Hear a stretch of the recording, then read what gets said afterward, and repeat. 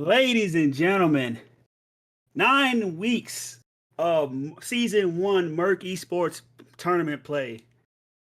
Then on to semifinals where only 4 teams were left standing. And now, on this day, we have the finals where we have SS Krakens versus Galaxy Gaming Cosmic. The final 2 teams standing, only one can claim that championship tonight. Ladies and gentlemen, my name is Ghost. And with me, casting this game, we have Professor Malice. And we're going to bring you to action as we go through this best of 5 where only one team may stand and only one will fall. Welcome to the finals for Merc Esports Season 1 Final Championship Game.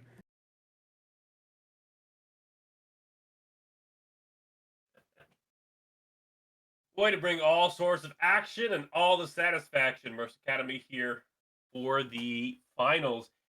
We have 2 teams, as stated by Ghost, is the SS Krakens and the GG Cosmics. It's been a bit of an interesting series leading up to here. Both teams were not favored to win in the semifinals, and yet they came out on top, and we're seeing them here again today. It's anybody's game, anybody's guess as to who will take the series, as GG Cosmic was favored by having beaten them in the past with a 2-0 record.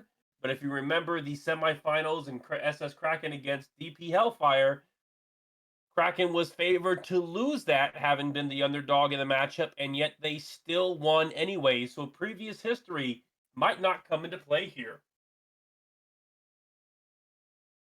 And ladies and gentlemen, while we're talking about previous history, let us introduce to you the players that are going to be hitting the rift tonight to try to battle to win Season 1 of Merc Esports Tournament play. For GG Cosmic, we have in the top lane, Ace. In the jungle, Jimmy McElroy. Mid, Gitano, AD Carry, Mr. Cheese, and support Simply Q. And for SS Kraken, oh boy. He's going to say it. Oh, I gotta say it today. You gotta say it. I do gotta say it. In the top, we have Gabe Zilla. In the jungle, you know the name. You love him. Is Gank Me Daddy.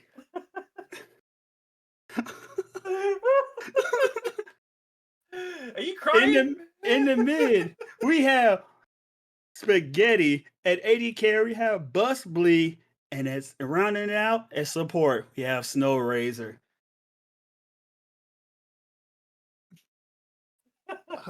I'm never going to get used to saying the name. I'm never will. It's a wonderful name. So SS Kraken is a team that tends to play very aggressively, and if they're a feast or famine team, they tend to be feasting. Their top laner is a cool and collected player who tends to keep the team grounded and is laser focused. The team has previously turned down to make comments towards the casting team in lieu of keeping their team focused, zero in, and locked into the aura zone. This is their first year together. There's been no roster changes with this roster, and they've come prepared with multiple different compositions, multiple different plans. There's a book called Mindset of a Winning Team, The Invisible Game, that outlines a concept called the ABC strategy. Your A composition is a composition you play the majority of the time. Your B composition is your backup composition, and your C composition is your pocket pick in case something gets banned or something is not available or not useful for the matchup that you have. By having a diversified pool and several options to play, you leave yourself prepared for anything that comes in your way. They're expecting certain champions to be taken away, such as the Nocturne, as their team prefers to play engage in high tempo, high energy, and easy to execute strategies, but I'm confident that's not all that we're going to see today. Moving over to GG Cosmic. They are also a relatively new team. They've had a massive overhaul, losing everybody but one player, and they have not lost a single game since. One of their players to support, Mr. Cheese, is somebody that I know very well. In fact, he used to be a player on one of my rosters. I conducted his interview and I found him to be quite a swell guy. He was dedicated, well liked by the team, but unfortunately he got very sick. It's fantastic to see that he's back in action today, and I will be cheering for him. Cheering he shall. But far as the final is concerned, I'm really looking forward to this because both of these teams, they both made it here last week off of pulling upsets as they were both lower seeds coming into the semifinals and beating their opponents and making it through them both for upsets. So I'm quite interested to see how this BO5 is gonna go tonight. I hope it goes all the way to into the fifth game. We'll probably get that silver scrapes and we actually have some explosive games coming out the gate for both of these teams. But I'm really looking forward to what's gonna go on in that mid lane. Because mid lane is gonna be interesting, especially with you have Gitano who can play the scale and he also can play champions that can abuse and can bully and abuse people in that lane. And then along with the mid laner from SS Kraken, he also being preferably to the Galio pick. So he'd probably be able to answer what Gitano probably and be able to have. So more than likely, I expect to see that champion particularly being banned against them a lot. But I'm looking forward to it, especially the 2v2 from the mid jungle. I think it's gonna be a good one tonight. What do you think, Malice? I think it's certainly going to be worth watching.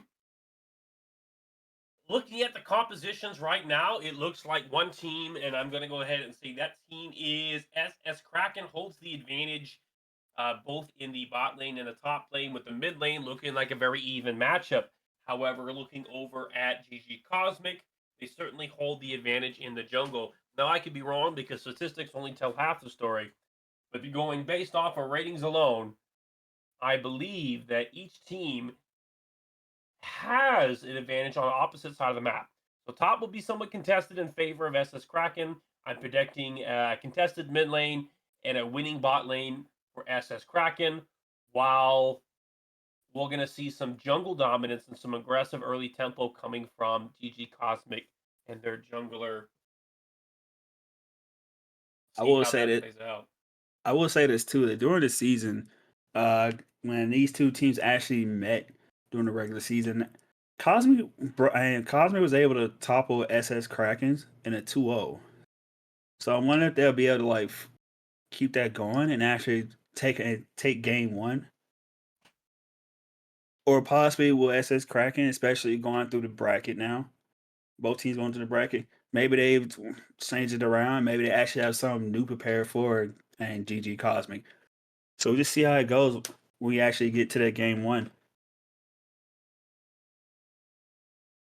So, but right now, ladies and gentlemen, just waiting to get draft going, and it should be very shortly. So, no worries there. All right. We're going to go ahead and go to intermission. We will join you when the action is live. Stay on the edge of your seats because we will be starting soon.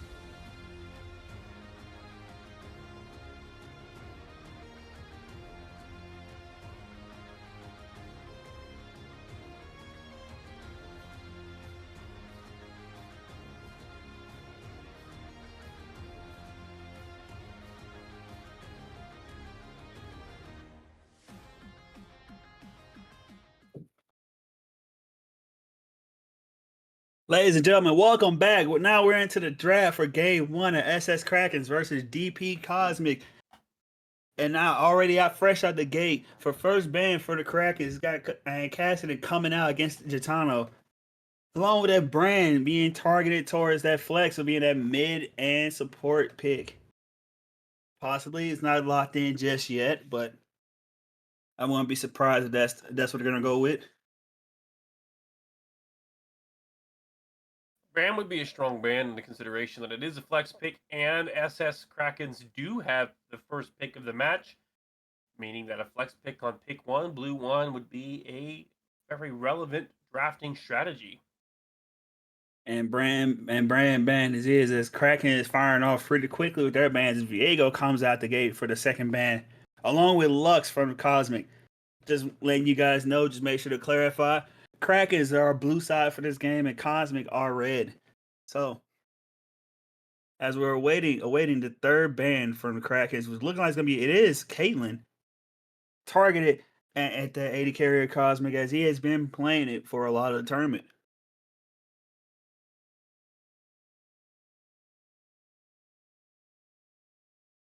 Coming in with the Kaisa ban on ban 3 for DP Cosmic. DP Cosmic. It's GG Cosmic. Yeah, I figured they're making the name change. Has not gone into effect just yet. They are GG for the rest. The Nocturne gets through. The proud pick on the Nocturne, that was one of the picks their award was going to get banned, but it has made its way through. I'm predicting an Oriana pick somewhere in those next two picks for SS Kraken. Yeah, that B1 pick for a Kraken being that Nocturne to see what good old Cosmic responds with. And looking like it might be that Aatrox in the top side. Already showing their top laner's pick, as he is a pretty strong member of the team for that squad. So I'm curious, they're gonna go strong side top and try to go scaling for the bottom and try to play for those void grubs. Interesting to take the Aatrox on red one of all picks without any coverage bans to help ensure that he doesn't get countered. Perhaps they anticipate that they don't have a response, so they're wanting to grab the Aatrox out before he gets banned in the later half of the draft. I will say though, when you take a look at the top laner for the Krakens, that he has played a good amount of Singed and also Mundo. So especially for Mundo, Aatrox is a really great matchup into that. So it's kind of like saying, "Hey, pick it. I dare you. Go ahead. I don't care." Like we already opened up the draft with no balls, pretty much. Ooh, So Ash is an interesting pick here for the blue side. Is that they did not counter the Aatrox pan or pick. They ended up priority picking the Ash so that it can get through the draft phase. We see Galio mid. which is surprising they let that through, especially with Gaetano. He's being a big mage player, especially scaling mages. So this is quite interesting. I wonder what they're going to pick from for the and coming through probably in the second half of this pick ban. But they're going to save that top side pick for the second round, which I don't think is a really good idea, if I'm being honest with you. But it's on them, so we see what they're cooking up right now. All right, Well, coaches. they're forced to pick the Galio here. They had to take Galio or Oriana at the risk of them being banned. The Ash pick was the interesting thing in my mind. When we see Nautilus support, we don't see a mid counter. Is R4 going to be the mid counter to the Galio? I will say this too: that the Ash for the Krakens has also been has been picked very frequently for them. So it was really only between Ash, Misfortune, and Lucian, but of course Ash being, like I just said, the most played for this 80 carry. So quite interesting to see like the second round of pick bans go out. The first ban coming out of Cosmic is gonna be the Alistar getting taken off the board real quick. At this point, with only support and top lane open, might And be there's seeing a another Leona ban here on ban 5. Yep, and there's another ban targeted at Simply Q with that Jin being taken off the board immediately. Oh, Darius. And you said Leona, but they thought otherwise. That Darius will be gone to eliminate and make an easier matchup for that Aatrox up in the top side. And as Smolder is being taken off the board too, as Smolder is rising in popularity in general across even pro leagues, mid and AD carry. and also Simply Q being a decent smolder player himself, also pulling out during the regular season. So that will be denied from him, which actually may be a really good. It's going to be a really good call for Kraken, especially when it looks like they're going to be playing a weak sided bot, probably allowing that Nautilus to roam. But instead, and I lied, there's some error coming out the gate. Very aggressive pick on the Samira, although it could work. Nautilus is a very interesting pick in the sense that as a champion, he is able to be blindsided, and even if he's in a losing matchup due to his kit, he offers a great deal of value. And so, as a tank, despite some of the hard counters that exist for Nautilus, he always has a way to play, and he sets up the Samira quite nicely. And it's looking like we may have a support Swain, which that's gonna be a fun thing for Samira to play into. We haven't figured out now I'm being extremely sarcastic, but as we're rounding out the rest of these picks, we should see the top lane coming out here. I doubt that Swain is going top. I don't think Gabe Zilla plays Swain at all. Yep. And it's going to be Renekton to round out the comp. So it's pretty short range aside from the Swain and the Ashe, but they do have some pick potential with both of the champions being picked for their bot lane. Of course, also with that Nocturne ultimate. So kind of curious to see how they're going to play the map or play out the map.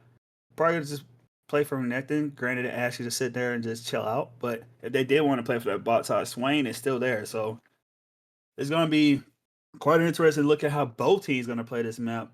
As we see the last pick coming in, and it's going to be that mid lane Syndra coming in against that Galio, and I'm not honestly a big fan of that pick. I like the Syndra pick. There's a lot of peel, there's a lot of control, there's an engage option and disengage option for Cosmic, and Syndra gives them a late game scaling potential, which their composition really needed.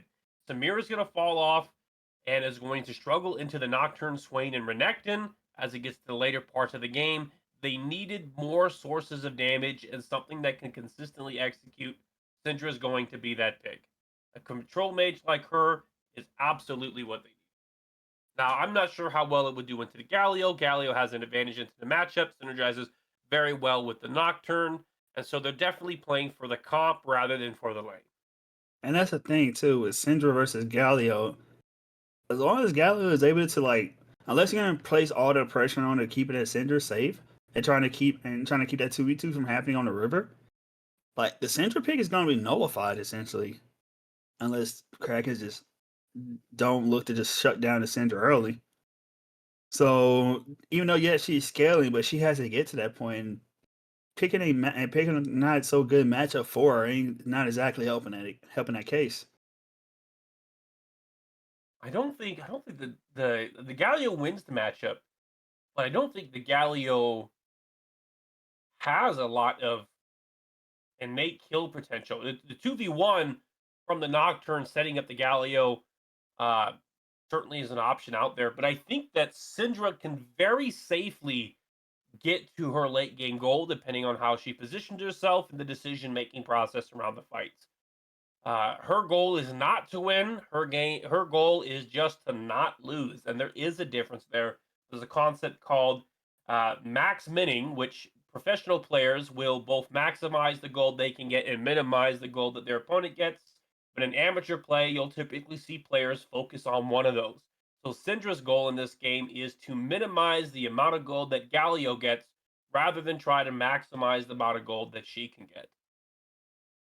Well, it's gonna be interesting to see how Cosmic plays this map out because with this duo they have in the mid jungle being Syndra, Sejuani, they're not gonna be able to play on that river and be able to get vision control early, or be able to get those scuttled because they can't necessarily 2v2. Whereas Galio Nocturne is gonna have a really strong 2v2. So it's gonna be interesting to see, especially when they have both an aggressive bot lanes and they have a top lane matchup that is very coin flipping, can go either way. We're waiting for the game to start. We're now in the spectators delay. We're going to go ahead and hit that intermission. We will resume once the game has started. We will see you guys soon.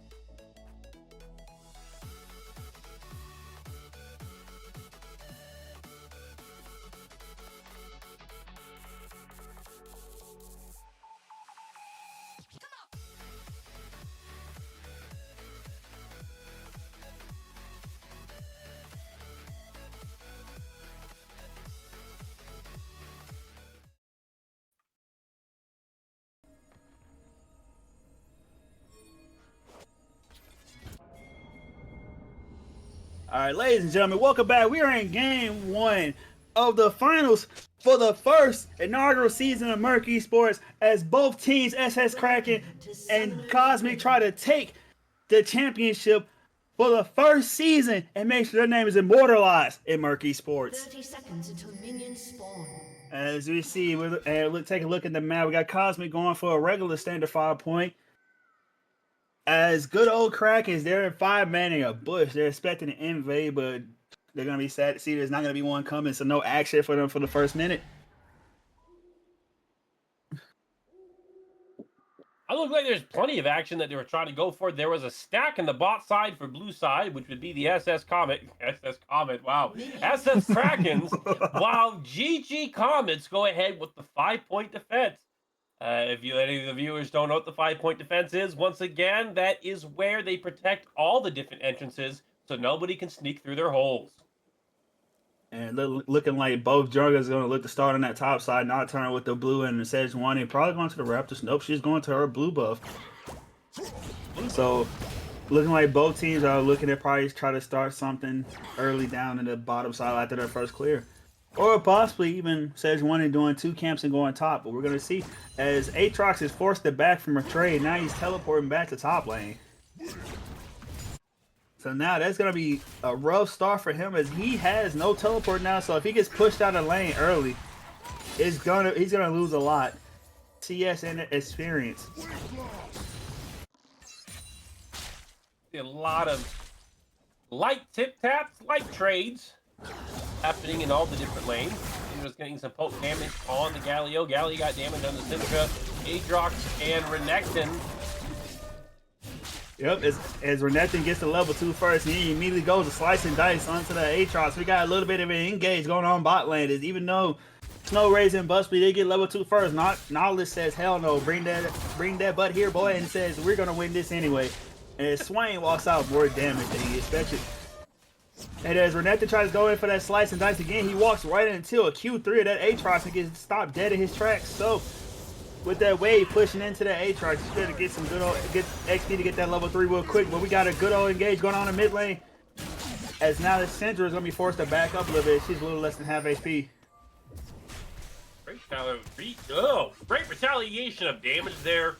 She backs off, repositions. We see the Nocturne continuing off clear on the red buff. Probably looking for a gate soon as he finishes his full clear. Sejuani is mirroring this now on the blue side of the map. Now on her blue buff, getting ready to either transition to a bot side gank or look to grab the Gromp. We see her moving towards the Gromp. Score is only 3 minutes in the game, and the goal differentials are looking the same at about 5K to 5K. And Sejuani is on that Grump. SS Kraken should be able to realize that Sejuani is on that bottom half of that map as Renekton went in for a deep ward onto that red buff. And we got a little bit of a trade going on top. And now the Sejuani is looking for that gank, and Nautilus is right behind her, but they may get that kill on Swain. We got flashes coming through. Samira's going to be able to finish it off. And they get the exhaust out on Nautilus, but he should be able to make it out alive. Ash looking to get more damage down to possibly get a return kill, but nothing's gonna happen. It's gonna be done from right here. Nautilus is forced to blow his flash. Renekton goes in for the slice and dice for the empower. Now he has rage, but he's gonna opt to slice and dice his way back out. As Nautilus is still sitting around, but so is Sejuani. And Nautilus lands the hook. And Nocturne is down for the count. 2 kills over to Galaxy Gaming Cosmic. She's making it look easy. Landing the hooks. Oh, almost gets a third.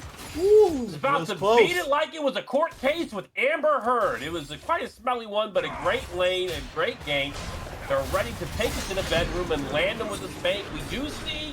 And as the exhaust goes down to Ash, they're looking to take down to Samira. Samira goes down. Ash had to dispense the flash. Nautilus. Can you make it out? Nope, you get brought back in to the Swain, and Aatrox is going to finish off the Croc and make him some new boots in top lane, baby. We have ourselves a crazy game, and we're not even at the 5-minute mark. Just now about to hit it. 2-3, 3 being for Cosmic. Gold lead by 500 for GG Cosmic. That's what I want to see. Good old action in the early game. We don't have a boring one today, ladies and gentlemen. We got a good one. We trade out a good one for a hood one. We'll probably see Alright, that. so see- I'm not gonna go there. Sorry, So go ahead. we- No, go ahead. Sorry. no, I was just thinking. Well, it was about to get really dark at level 6 with Gank Me Daddy. As soon as he gets his Nocturne ult coming in with the Paranoia. And, you know, I couldn't find a more fitting name. Yeah, well, I was thinking the same thing. It's like the irony of it all, Gank Me Daddy playing Nocturne. And the ultimate being called Paranoia. And looking like that Ashe might have a little bit. She get hit by that Nautilus hook. And she's forced to blow that barrier and walk away. Ooh, man, it seems like this action doesn't stop in this game. Red Lion looking sublime, going for that Ashe and grabbing her from behind.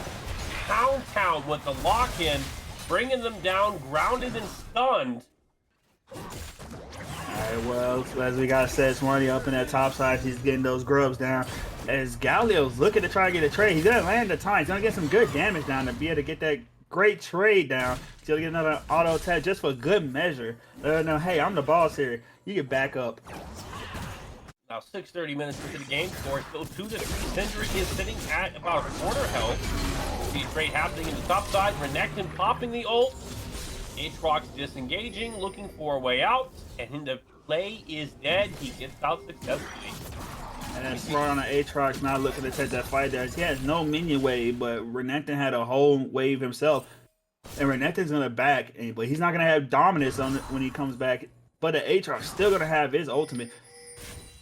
Oh, Renekton, he actually canceled, so he opts to stay.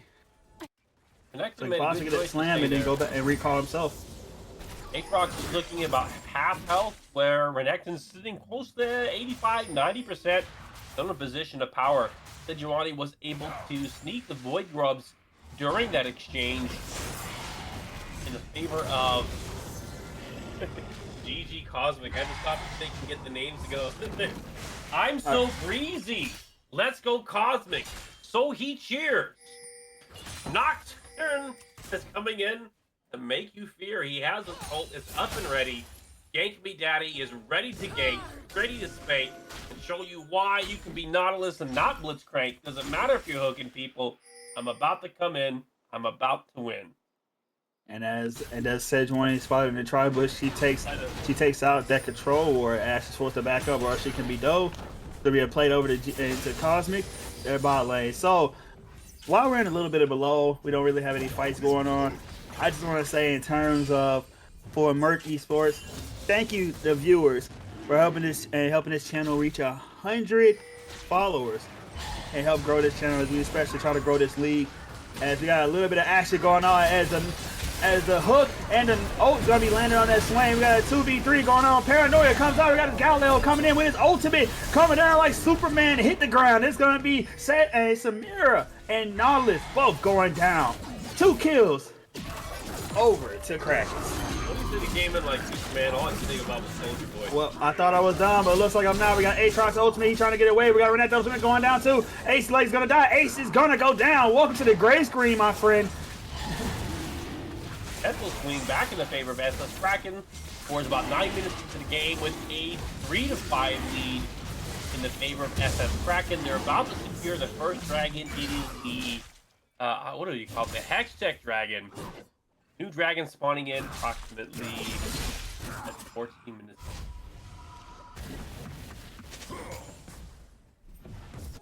Looks like we're seeing the lanes reset. Next, we're taking it back right now. Sejuani, Galio and Syndra both looking steadily healthy at least 90% HP, if not more. Bot lane is fully refreshed, looking for a new series of exchanges. I just want to point out that Galileo build. It's gonna be hard for Syndra to be able to kill Galileo. It's looking like he's opted for the Spectral Cow's first item. So she may be able to get stacks off him, but in terms of quality damage, it's gonna be chipping away very little by little, but not by a lot. But outside of that, we have about a 250 goal lead going on for the 80 carries over to Samira. So everything's still fairly close, fairly manageable, because even that kill in top lane for the Renekton, I just brought the goal lead him up by a little under 200. So as we saw, the Aatrox, he has now his Ninja Tabbies and Cladfield Warhammer. but Renekton opted to go more damage, so he also has the Claw Former. As Hook lands onto the Ash, Swain ults. Exhaust going to be used with Samira. And not only going to also use that ult on Ash, she's going to flash in. Both use Barrier. As you have just trade of some of the spells and some ultimates, but not really much outside of that. Fantastic. Great. Nautilus end up winning the trade here to be able to pop the Swain ult and break off that with no further commitment. Alright, we got the 2v2 in bot lane. We got Galio also TPing to the top. Syndra is not going to be able to respond. She doesn't have it herself. Sejuani might die. Is she going to make it? No, she won't make it out alive. Aatrox is forced to try to live. And he's almost trying to take a life. He's trying to go 1-for-1, but he almost gets Nocturne. But Nocturne's going to be able to make it out with his life. One life. And that's going to be a dive until the Aatrox bottom croc. He said, I won't forgive you for turning me into a boot, so it's time to turn you into a new sword. As we look at as Ash is going to die in the bot lane, Nautilus hits that nice hook to bring her to her demise. Level 30 into the game. Score is 7-4 in favor of SS Krakens with a gold lead of nearly 1,000, approximately 800. Looks like Renekton is leading the top lane with a gold lead of approximately that 800. We see Nocturne's leading currently by 200. Galio is leading by 400, and Samira is winning the bot lane by 900, offsetting the deficits from the prior lanes. Definitely looking to be a bot side angle for GG Cosmic. It is bit by bit, small trades being had, but as they said, bit by bit, the long march can be won. I don't think that's the way that quote goes. I actually really think I butchered that in the same way Renekton's been butchering this Aatrox. I say he's been good and pushing, but he's only up by 1 kill. Yeah, well, Ace had a strong start in the lane, but Gabe able to turn it around. As Nocturne looking to gank the Trox one more time, but he's going to help kill some visions. Renekton is going to go on to the Trox, get the stun, the slice and dice, going to walk off.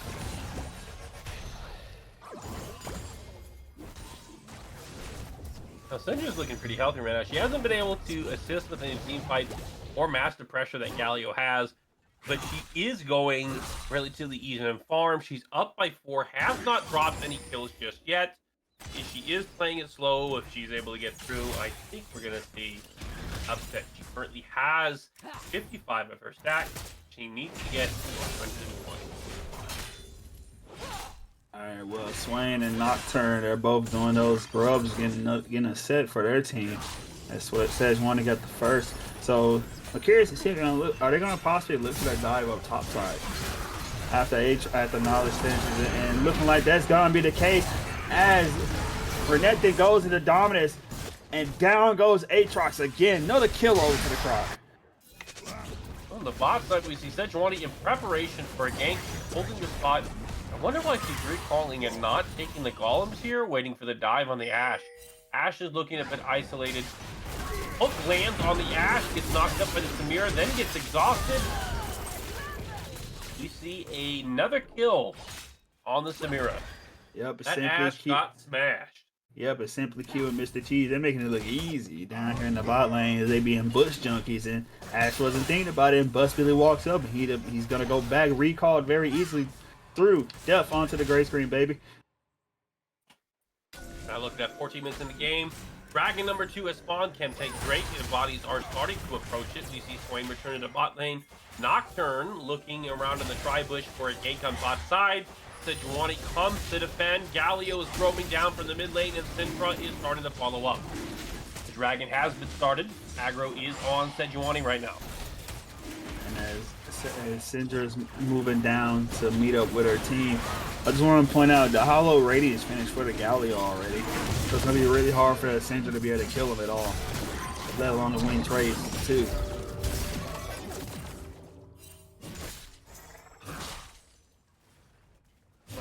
Drake put into the favor of Jesus Cosmic, using the priority they were able to attain. They were able to secure that first Drake.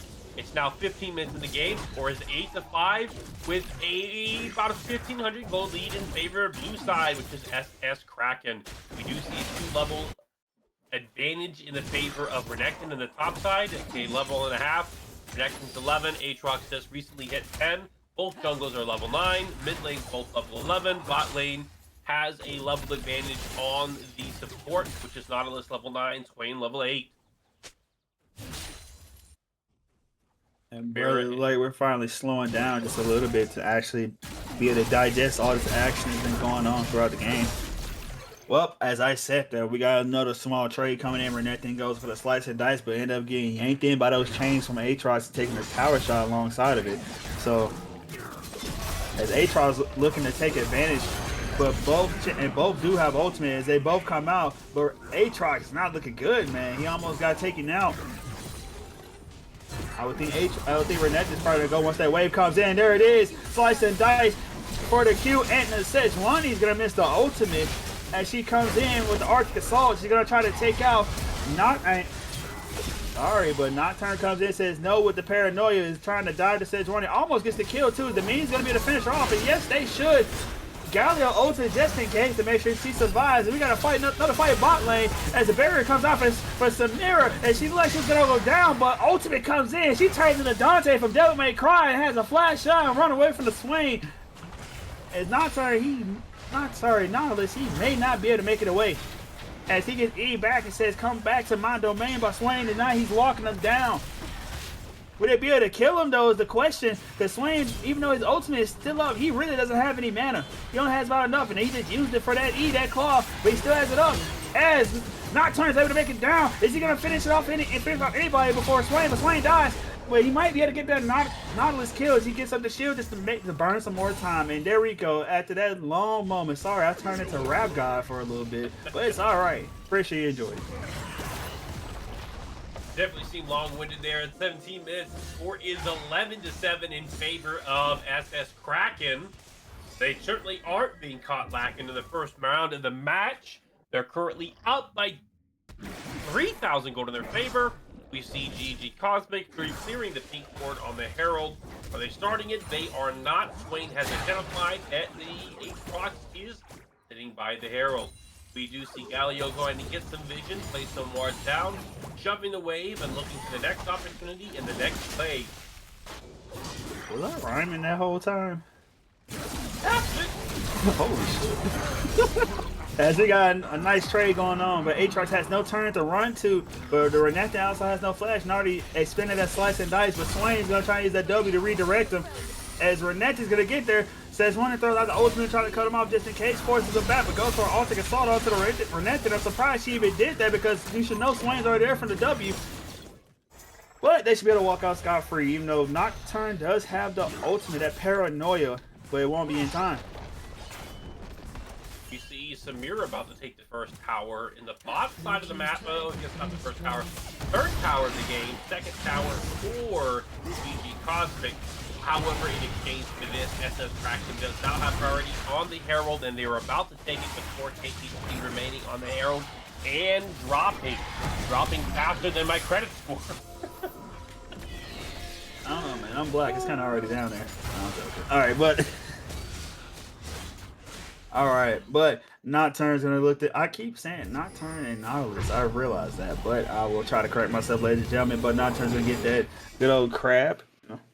Take him down for the extra vision as GG Cosmic looking to try to position along that river to try to get set up for that dragon that's coming up next. Relatively soon, it's looking like they may be able to pick up the Swains. Syndra lands the QE, and there is a hook. Swain spinning and busting the ult down to be able to try to convince the other team to walk away, and they do. They're looking to try to take that drag on spawn, but I think Krakens are gonna have something to say about it. Granted, Galio, if they were, Galio probably would GG by now, but the rest of the team of the Krakens are converging down as another QE comes down from Syndra onto that crocodile. And Galio TP does come through at the bot lane. We're both on that one. Yes, sir, we are. Alright. We do see GG Cosmic starting the Drake, the Infernal Drake, and the third dragon spawning in. Paranoia has just dropped in. Renekton dives in. Then we go see the Dr. Galio with the taunt. Now we got a front to back fight with a humongous Samira ultimate. She's looking to do something, but she's gonna go down instead, along with the rest of her teammates. 3 dead on Cosmic. Only 2 stand Syndra. And Aatrox had Swain running for his life. Central trying to come and cut him off too, possibly to help him out. But even if they kill Swain, they're gonna probably possibly be cleaned up by this Crocodile who has full stacks of rage. Make Slice of Dice being one of them. And Galio should be able to kill off this Syndra. There he is. And power auto attack. Ace. As down goes Cosmic as 2 stand for the Krakens. That's the kind of shit that makes you want to curve stomp a baby. God damn! 5-3 in the favor of SS Kraken. They ain't caught lacking. About to take the second Drake. They're now up 6 kills with the score being 37,000 gold to 33.5. We're now 20 minutes into the game. They are not going for the dragon. They're letting it go in favor of a reset. This is going to give priority to GG Cosmic. Although Cosmic lost the team fight, they will get the objective. Objectively, that was an interesting phrase to say. And it looks like the audience is saying not the baby Malice, but his name is Malice. So, you know, he comes with the violence a little bit too. As Paranoia comes down, because the Nocturne's coming too with it. As another crime has been exacted, as good old Samira goes down. And Renekton gets another double kill. Gabe is going crazy this game. His 3rd kill over to Galio and his Dragon Infernal over to the Krakens. That's got to be a hate crime. I don't know. It might be, man. They just mogged him. They went straight for the Samira, so this is Samira out of the game. Smart play for them to do so, by the way. The Samira is the win condition for GG Cosmic. They need the Samira to get back to be able to get back into this game. We see the Hound get dropped in the mid lane, and yeah, but they're getting another charge in the Herald on that inhibitor tower as they're knocking about halfway. As Aatrox is pushing the top side, trying to get into the top T1, but he almost gets it, but Galio tells him no. As he's forced back because now a couple members of the Krakens are responding. 15 minutes in the game, scores 19-10. 2 more towers just went down. 4 SS Kraken, they're now 4 towers to 2. And the question remains, what is it that they're going to do? We see Renekton is recalling while Galio's pushing the top side. They are maintaining the pressure, forcing GG Cosmic to think, what can we do? What is our option? What is our hope? And how do we... I can't. Nope. I thought of something that rhymed with hope. I think not. Like a toaster in the bathtub. Sounds like rope. But those are jokes that are a little too dark. Well, I got something to answer your question. Maybe a bigger gun to what Samara offers, because they need something for that Croc, because Gabe is going crazy this game. And I'll tell you, 9-1-4 for the Renekton in that top side. And being followed up with that Galio too, 5-0. Which I thought they were going to ban it, but they let it through, and now they're paying the price for it. I don't think they need a bigger gun. Simply Q has been getting it done. The damage she has been severe, to say the least. What she needs is some fuel and some protection, because we have Renekton coming in with a gigantic crop of red.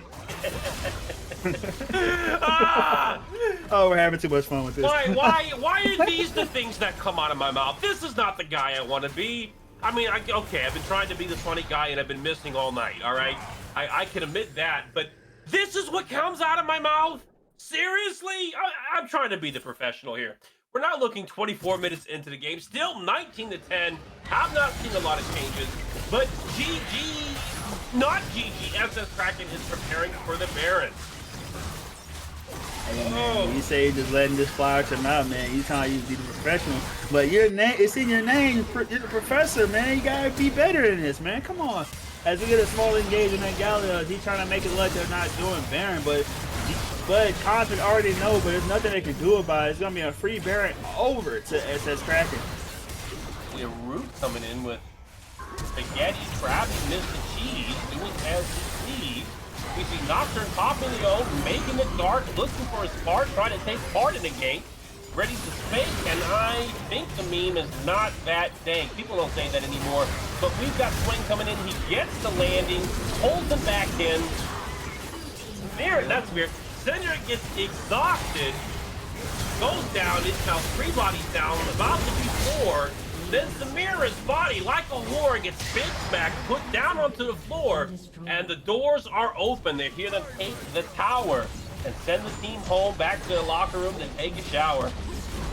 My friends, that's the end of game 1 in favor of SS Krakens.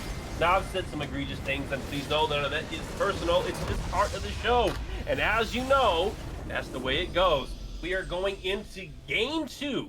What are your predictions based on the matches that we saw here? What changes do you think that they're going to make and make clear? Well, I hope to God is banning Galio and not letting Gabe get a hold to that Renekton like he did. Because holy hell, that was bad. That was they had pain in their life from that point. And that was crazy because Gabe has been mostly like playing Singed for a lot of the season. So the Renekton coming out and put on that type of performance gotta put the top laner of Cosmic on notice. So I did not mean to rhyme there. I'm just saying that now. I was not. No, None of you this is meant to planned. rhyme. You meant to rhyme. Own up to it. Ever since it started in the semifinals match, it has not stopped. It won't stop. You got to give it all you got. You got no deny. You got to believe in yourself. You keep just go, just own it. All right, man. Well, game 1 over to the Krakens. And this best of 5, we have a guaranteed 2 more games to go. We'll see if Cosmic they can rally and take this game 2 and make the series 1-1. Right now, advantage over to the Krakens. But taking a look at these stats, man. Oh my goodness. The Croc was going crazy. 25,000 damage, 11, 1, and 7. No one came close to this guy. Like, this guy was going nuts the entire game. He got that lead by himself after being behind, being solo killed by that Aatrox in the beginning. Like, let that like sink in for a little bit. Like, Gabe did not back down. He did not let his mental break, and he took back over that lane, man. Gabe was aggressive and assertive in the lane, absolutely for sure. But do not discount the offerings that Mr. GMD gave to that top lane. He had a presence like no other. You can see it in his kill participation, 2, 2, and 15. And I will say it's surprising to see a Nocturne only get 2 kills in a game of 24. But he was there. He was present. And he was quite the scare. He put the other team in despair. I'm expecting that Nocturne to be out in the next game. The Renekton was shown that he has been beatable with the Aatrox, so we might see a repeat of the matchup again. But that Nocturne has to go.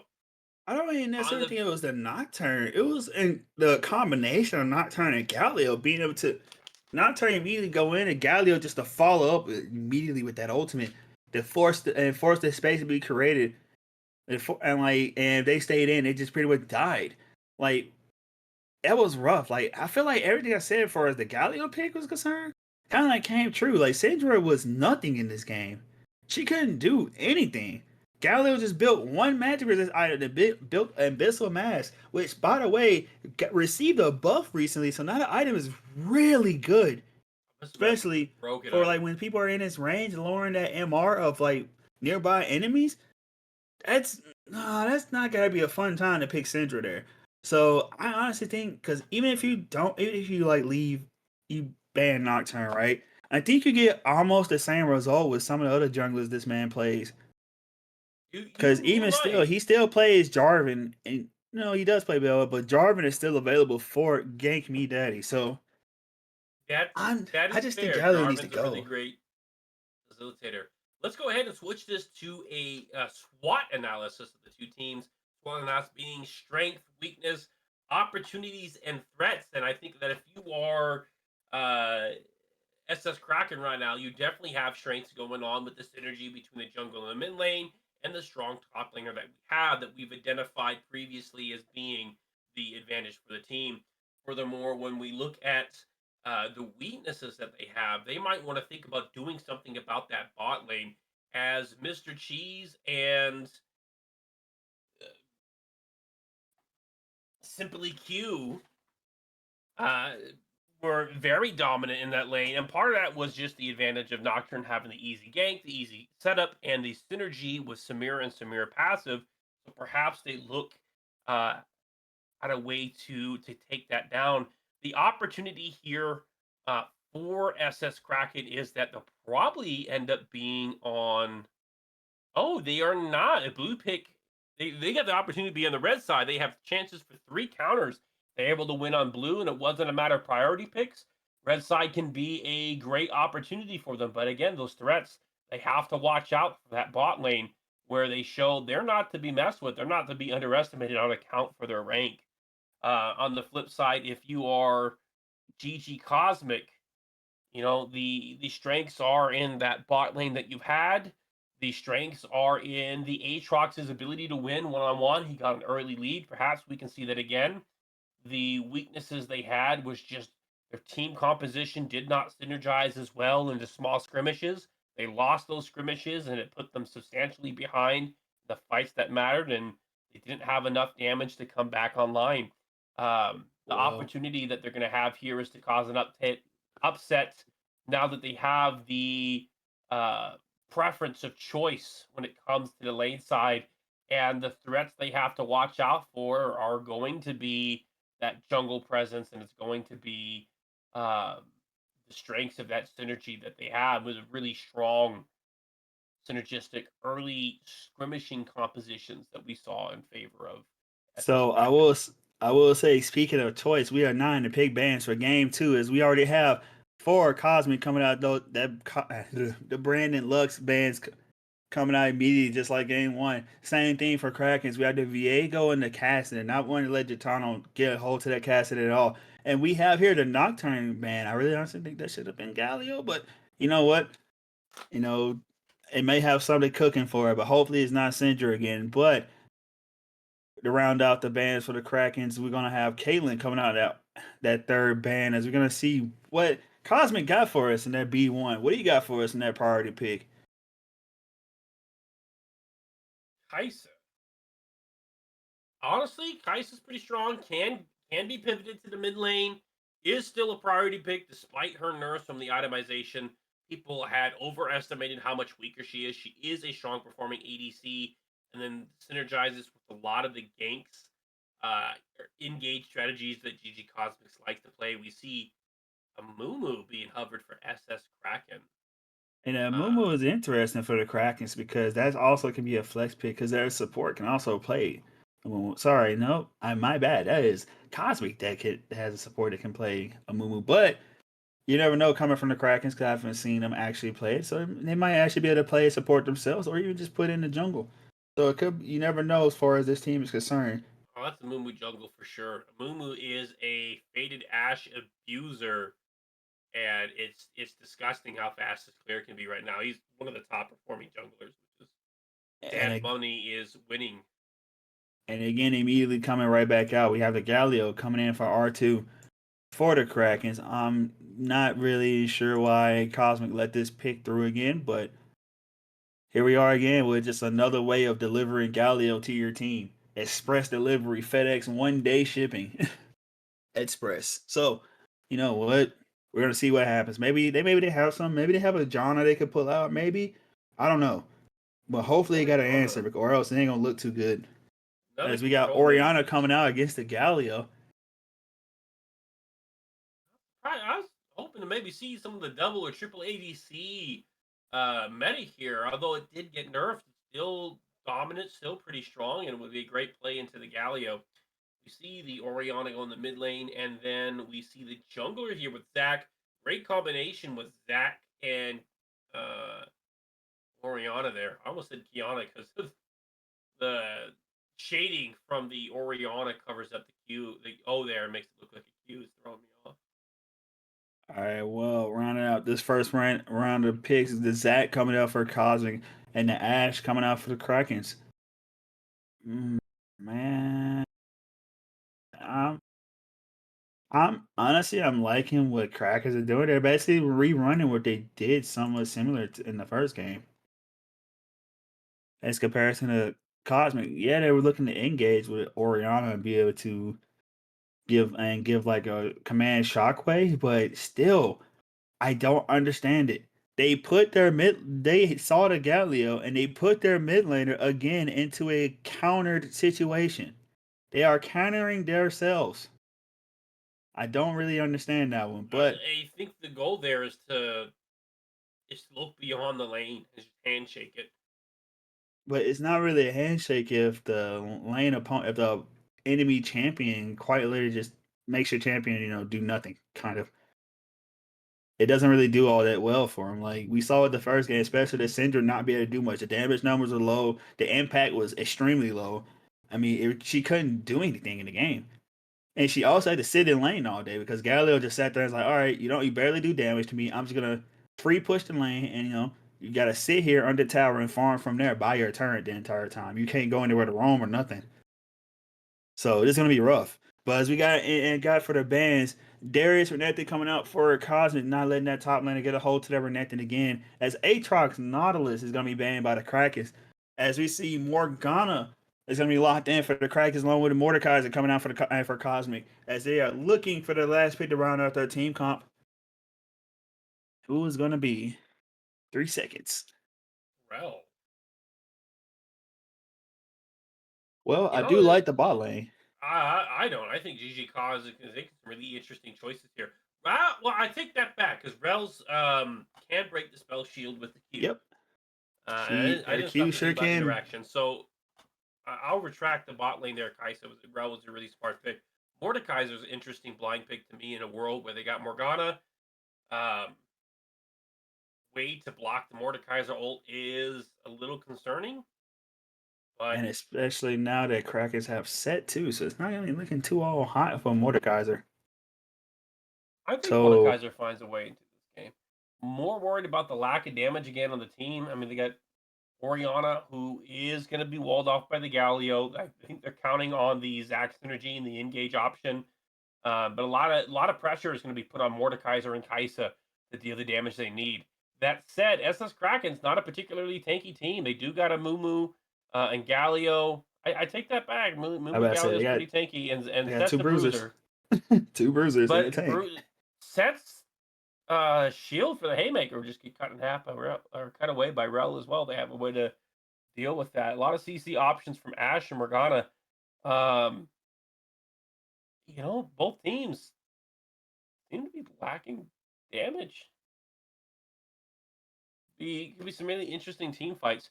I will say I like Kraken's composition a lot more here. I think it's easier to execute, a lot more flexible, especially in 2v2s, 3v3s, 4v4s, and of course the 5v5. And I would have to agree too. I actually had to give the Krakens too, especially in the early game. They're gonna have a way better 2v2 than Cosmic will. Granted, they do have the Oriana, but Galio and Amumu's gonna be annoying as hell, especially in Amumu. Probably is gonna build their Leandry's first item, so he's gonna be a little bit of a headache to deal with early game.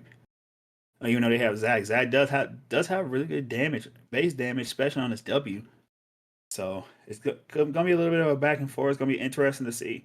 But as as we are looking to get into this game too, we're gonna toss it over to intermission and see you guys back in a moment. Make sure you get your snack, get your water, stay hydrated, and make sure you get back to your seat in time. Make sure you use your restroom because we got an explosive game too coming at you relatively soon.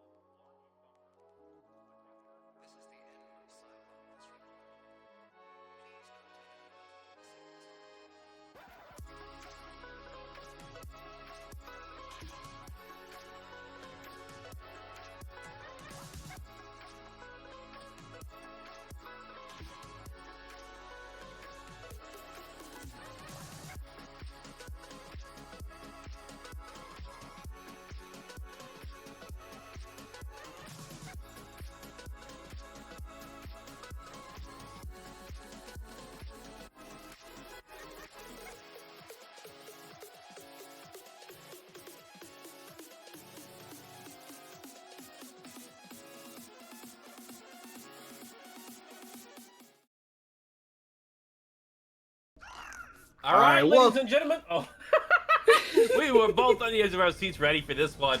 Welcome to game 2 of SS Kraken versus GG Cosmic. We have SS Kraken on the blue side and GG Cosmic on the red. Both sides look to be going with a 5-point defense, although 30 seconds until minions. we got a little correction there. Little correction. it's Cosmic's 4 on the blue, and Kraken's on the red. oh my. Oh boy. Don't worry, man. We all need a hug sometimes. No, I'm joking. I feel more confused than the average high schooler. Oh my. Well, it is 2024, so you got a point. All right. Well, look how we both had. We had 5-point starts for both sides of the map. So they're gonna be pretty standard. No aggressive movement so far. Maybe Gabe's probably gonna be looking to get a little bit of a trade early in the lane if he catches more coming up the lane, rather than take one up the river. Probably might try to actually get him off the first 3 minions, possibly, to try to get a lead, but we'll see.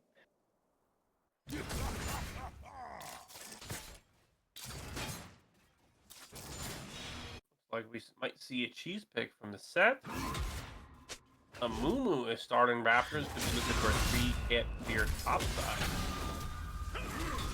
Now, starting Wolves is not a path that I've ever seen. That's pretty unusual. And Set looks for the trade, but he's gonna lose it against that Mordecai. He's gonna get his passive shield up, and Mord's gonna walk away happy. So both junk. Sorry. Oh, Yeah, no, both. you're good. Yeah, both junglers of both top side are opting for that blue side again for Zach and the red side for Amumu, which is surprising. His Set's gonna go in. Both have level 2, but Mordecai's against the shield. Set's gonna walk away. He doesn't want any more of that action. And we got a little bit of a trade going on in mid. Also, a little brouhaha. Galio went in as soon as he had level 2, but he ended up taking a tower shot, so he ended up losing that trade pretty bad. But Gitano misses the command. And the command ball for the hit the Galio in the face to be able to try to get more damage down, but it's okay. Alright, but as Mordecai is going to be looking to get ganked upon him, Amumu is going to miss the Q initial bandage toss, and Mordecai is going to be trying to get something back. As that comes in now, Amumu takes a little bit of damage, but he gets another bandage toss. He's going to flash the face breaker from Set. Both sides are low, and both sides are going to opt to discontinue this fight.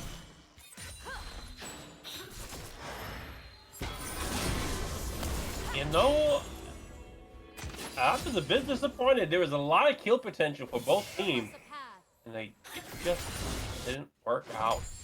No one wanted to risk it for the biscuit. You know, it's understandable. They are all pretty low. Mordecai is going to get the wave slammed into him. And then top side is Set's going to be looking to reset. Never mind, he's not going to. He's going to stop that recall and try to kill another wave to completely crash in that tower, maybe. Or he's going to wait for Mordecai to walk up. As Mord might think he may be gone. Ace, don't do it. Ace, don't do it. There you go, big fella.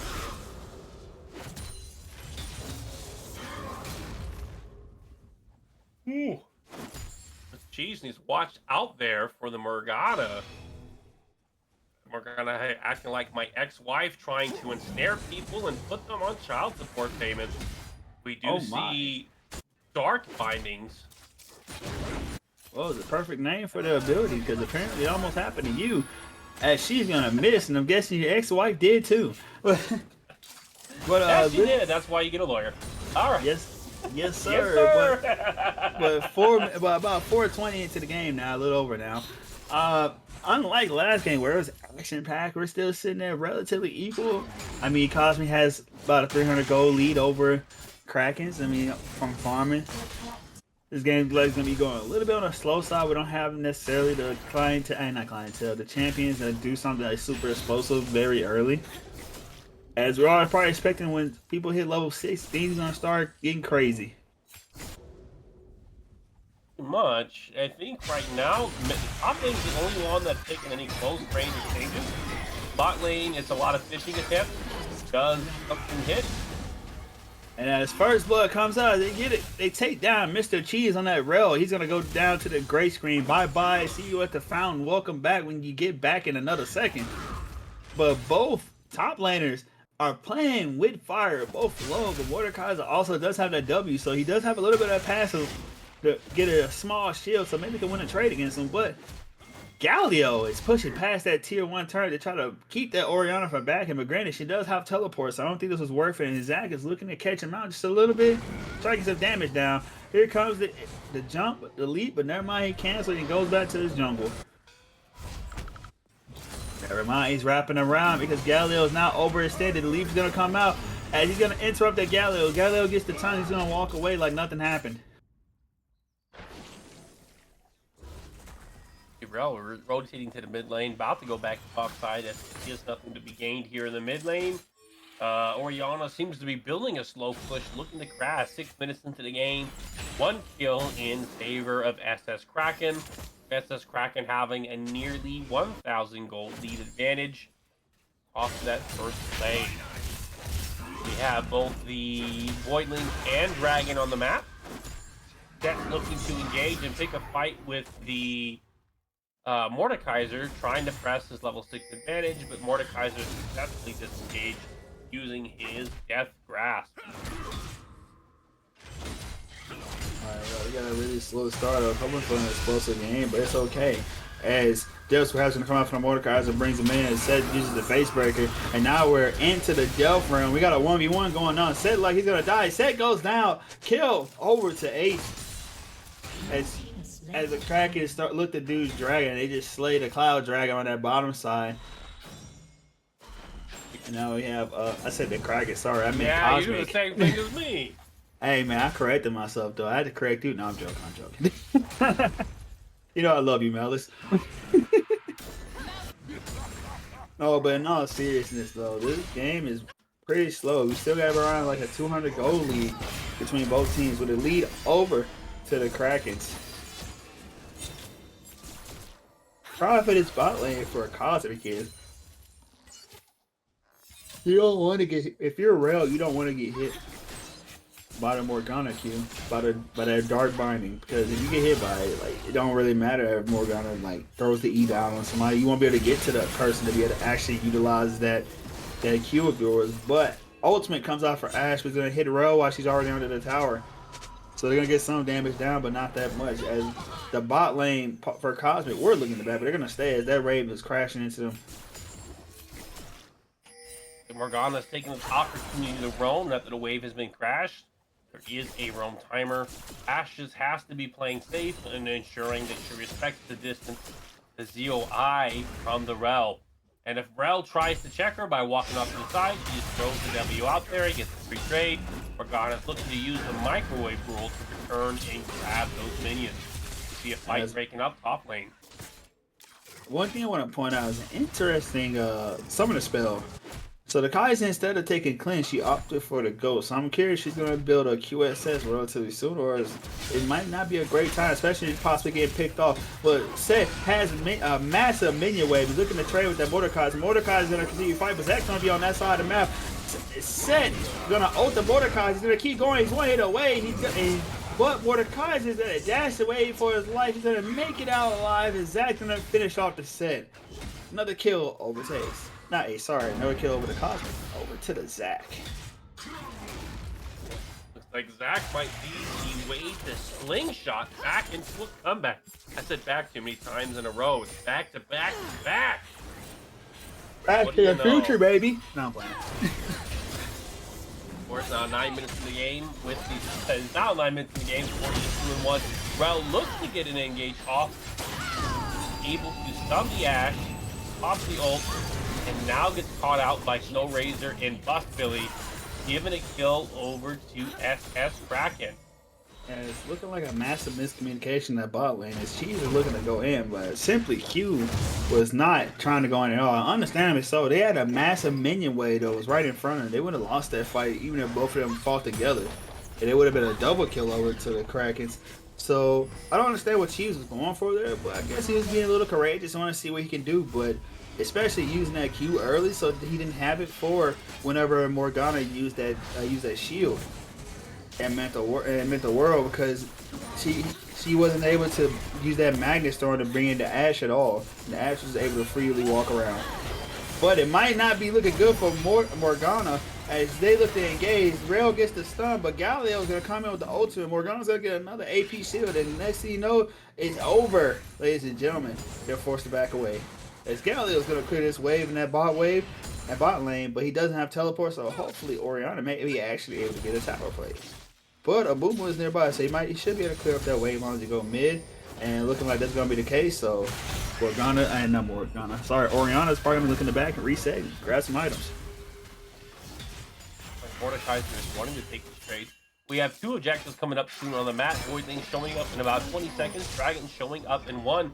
Moomba goes ahead and ganks the Orianna, landing the bandage cause, but Orianna gets out.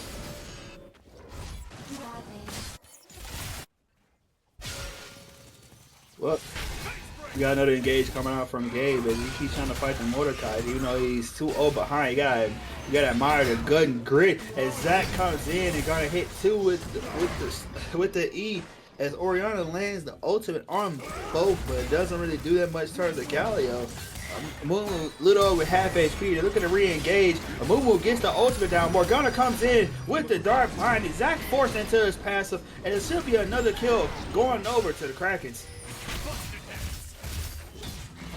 As Mordecai is looking to teleport, he's trying to do it in Set's face, and Set's going to re-engage. The face break comes out for Set, but he's not going to do that much. Here comes the ultimate death round for Mordecai. He's going to take another kill. Gabe goes down. It was a Gabe gap last game, but not in a good way, but now it's going to be a Gabe gap in a bad way this game. As Gabe himself is getting gapped. That Mordecai is showing him what's up and giving him the business, even though Gabe had counter picks for this game. As she teleport turns out for Orianna, but Orianna's going to die. She's looking to bite up a little bit way more than what she can chew, and she's going to go down. That's another play over to the Krakens. Zach looking to engage. They're going to have another time. Nope. Instead, Muba's going to go down. He's going to try to do the bandage toss with Zach, but he's going to go down to the gray screen. As we got to engage on Ash, she might have been left down there a little too long. They might try to dive her, but nope, they get a little bit of damage. She flashes away. She's going to make it out alive. Now spending 12 minutes into the game, score is 4-4, still in favor of SS Kraken. Both objectives are up on the map, the objectives being the Ocean Dragon and the Voidling. You see a TP happening in the bot side of the map with a gank for the bot lane looking for a 3v2. Galio goes and prepares for the engage, cutting them off, giving Morgana and Ash the opportunity to come in, land their CC. Start finding misses, but Ash won't land. Yeah, the Enchanted Crystal Arrow definitely did land, but Rel was already under that tower, so there's not much they can do about it. She was not low enough to continue that engagement. But I want to point out in this game, you may not be able to see it because Mordekaiser hasn't backed it, but he is almost 2K gold over this set. Once he backs, he has 2K gold in his pocket to spend, might I add. So when this Mordekaiser gets the reset, and when he comes back, this set is in for a world of pain.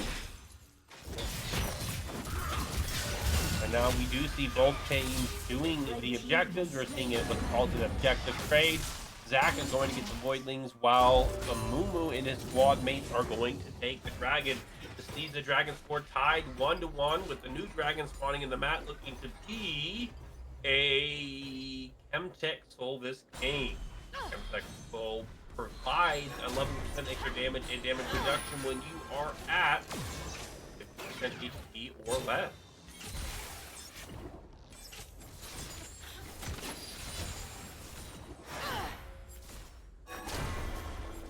Fight trades for the bot lane. 60 attempts for the Morgana, throws the Q misses, and they are able to walk out safely, and we go back to the lull that we have seen for the first half of this game, where things are going slower. And talking about like that goal lead. I couldn't think of a cutaway for that one. Nah, it's all good. Going back to that goal lead I was talking about, Mordekaiser finally was able to back. Now he comes back with a fully bought Rylai's Crystal Self along with Ninja Tabbies and another Am Tomb and a Ruby Crystal. So Set is not going to be having a good time in his lane matchup as he only has Vampiric Self, the Pickaxe, and Mertrez. And that Mordekaiser is going to be doing pretty good damage, especially if the Set decides to engage in that Mordekaiser. He's not going to be able to get away, to walk away as much as he did before, especially the Mordekaiser being slow and constant. And along with that passive is going, he should be constantly slow. So it's not going to be good. But Amumu is on that side of the map, as he did help kill a little bit of vision for the set. Now he's gonna be looking at mid lane, but there's gonna be nothing there for him to gank.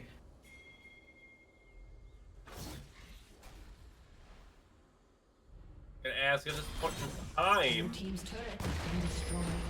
what do you think is going through the team's mind? It's a bit of a deadlock. They're coming fresh off of game one. A lot of things going through their mind at that point, and the tensions have probably died down as things have gotten defeated. Well, no worries about what's going through the mind, because apparently we knew they were looking to gank that Galileo, even though Cheese missed the cue, and the enchanted crisp arrow flies out of nowhere. We saw off on the screen in the background, but as we see both bot lanes coming to that mid lane, and now Orianna's getting that farm down bot. Top lane still rather the same. But man, this game has been pretty slow. Blue team's turret has been destroyed. Like, it went from explosive high octane action, and speaking of action, here we go. Galileo engaged onto the Orianna, trying to get some damage down, get some fights. He already has Hollow Radiance and Merc Treads, and there goes the Mumu to follow up, and the ultimate comes down. Orianna's gonna go down. Kill over to Galileo, 4-5 to the Krakens. As we look to engage on the Ashe.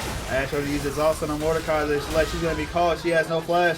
Bye-bye. Bring that Ashe here, because that's going to be a green screen for Buzzbly and maybe for Morgana. And she throws down the ultimate to land on the rail, and the Kai'Sa. Kai'Sa makes it out. TP comes in from set. They're looking to continue to fight, and it's going to be rail to go down too. Bye-bye, baby. The teenager is out of here. Back to school you go, because of the rift is not where you belong. Not yet, at least, because this will be child abuse. All right, well, ladies and gentlemen, make it 5-6 with a little over a 2K goal lead over to the Krakens. 17 minutes into the game, and as we talked about the lead, SS Krakens are looking to utilize the temple they just built from that last play. 8 the Herald away. Well, tempo. Well, once he did have, the set's gonna go down, and Mordecai is gonna show him what the Iron Revenant is all about. No ultimate had to be used there, but Set used his. And see, can he take the tower? Probably not, because there's gonna be two people on that side of the map. But Mordecai should be able to get out of there, as Morgana does not have an ultimate. But Amumu is coming in, but Zach's gonna be right behind him. Bandage toss missed by the Amumu. We'll see if Mordecai is off the ult that, yes he does, you know, ult of Morgana, and she almost kills her. She's running on the edge, she's trying to live for her life, but I don't think she's going to make it out tonight. Bye-bye Mord, and bye-bye Mord.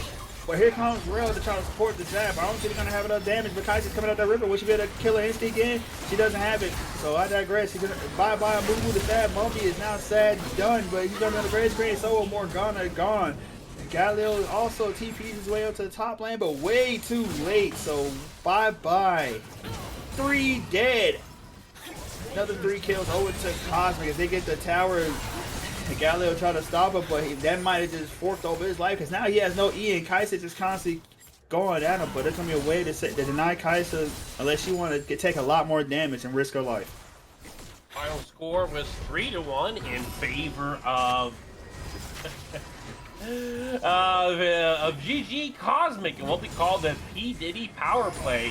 This is where they don't get this is where they don't get a say, and they get engaged on and forced to take a fight and tussle all night in a way that they weren't ready to go. Yes, they took it slow, but no.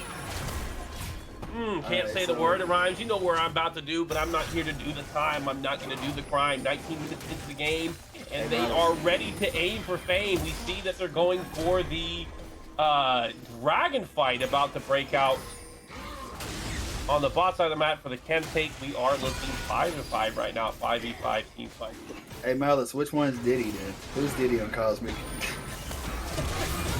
Who's Diddy?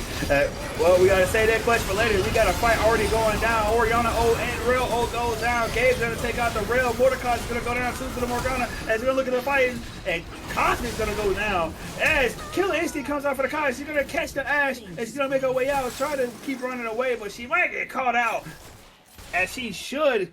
And should be a free dragon over to the Krakens, but they're continuing fighting. Flash out for Gallus. Look at them hunt down there. Bye-bye, Kai'Sa. Great screen. You go. Your dad is not here to save you this time. He was banned at the start. So, man. Now we're talking. Now we're talking. Gabe gets 2 kills. He's finally on the board aside from just having an assist. SS Kraken coming in, taking the Drake and taking it out and telling it loud with a shout saying that GG Cosmic is just not like us. We're here to win and we're ready to bust as we busted out that team fight, letting out our own. Well, just slay the Drake just like we did in the battle. I don't need to explain. Anyways, to answer your questions earlier, I really don't know who would be Diddy. I just say Diddy power play because it rhymes. It's perfect. It's like the Baron. It's like the Red Bull Baron. It's an endorsement. Perhaps if I try just a little bit harder, I'll be cool with the kids. Just a little bit skibbity and get that Sigma Riz. You know what I mean, fam? Oh my God, brain rot. Here we are. We're at that part of the game where we're trying to make something entertaining. Alrighty, well, as we look at the game now, it's gonna be about a 2K goal lead over to the Krakens.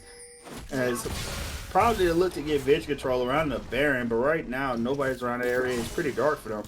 So hopefully within the next couple of minutes they start because that's the only major objective on the board. Let's get a group us 5 or try to pick somebody off. Very contested game. 21 minutes and 10 to 11, and there is like you said, a 2K gold differential, and I'm wondering where that come from. A lot of it had to be from the plays that were secured early in favor of SS Kraken. Yep. And I'm looking at the CS seems to be pretty cool. Well, it could be from the jungle CS difference, but it's also offset by the Kaisa CS difference. So, and now we got 2 fights going on. As we got the 1v1 down in bot lane between the Mordekaiser and the Galio. We also have Cosmic looking to try to fight as Set gets the ultimate on the Kaiser with a killer instinct to dodge the face breaker. That's going to be Set's life, and they're looking to take some more. As Morgana, she hits the Zion. Kaiser dodges, looking to drive it, and there goes a Moo kill over to the Orianna. And Zach looking to try to catch out the Morgana. But 3 down as Galio loses in 1v1 against the Mordekaiser down in bot lane. About to make it 4 as Orianna's looking to finish the job. I haven't seen somebody dodge a case that bad since watching The Simpsons. OJ glove did not fit. It was a miss, and we saw here that Kaisa was able to avoid the consequences. Dodged, got away, safely. I don't know. I was trying to go with that one. That one fell apart, much like the play that they were looking for in the top lane. They tried to bring the pain, but the play ended up being mildly tame and dissipating in favor of GG Cosmic.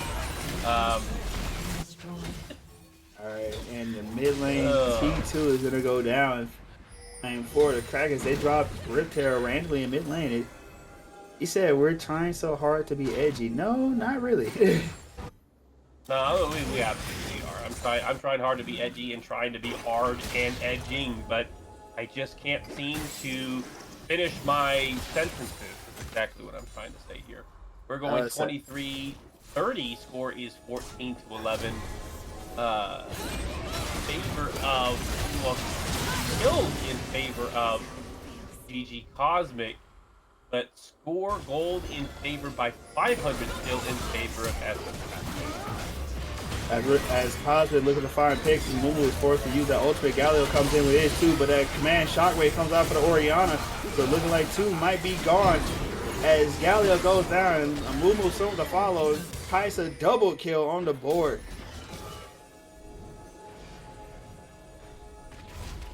Alright, well. Coming up. Can we try to take?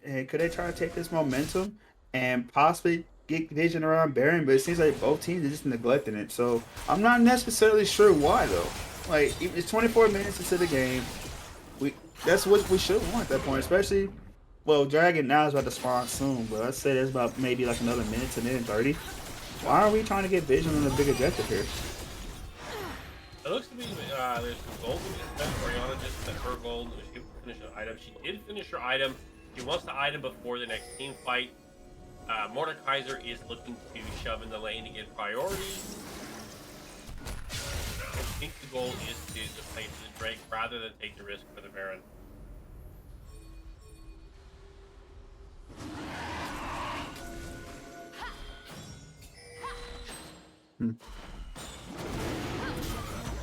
Alrighty, well, drag itself on the board and Zach goes in, but he's by himself. And Mordekaiser finally arrived as Zach's in his passer looking to finish it off as Amumu uses the ultimate, but is going to miss nothing but a blob. Now the jungler down for Cosmic. We think they're going to back off. Hopefully they do, because it's only third dragon for Kraken, so it's not something worth fighting for like that. So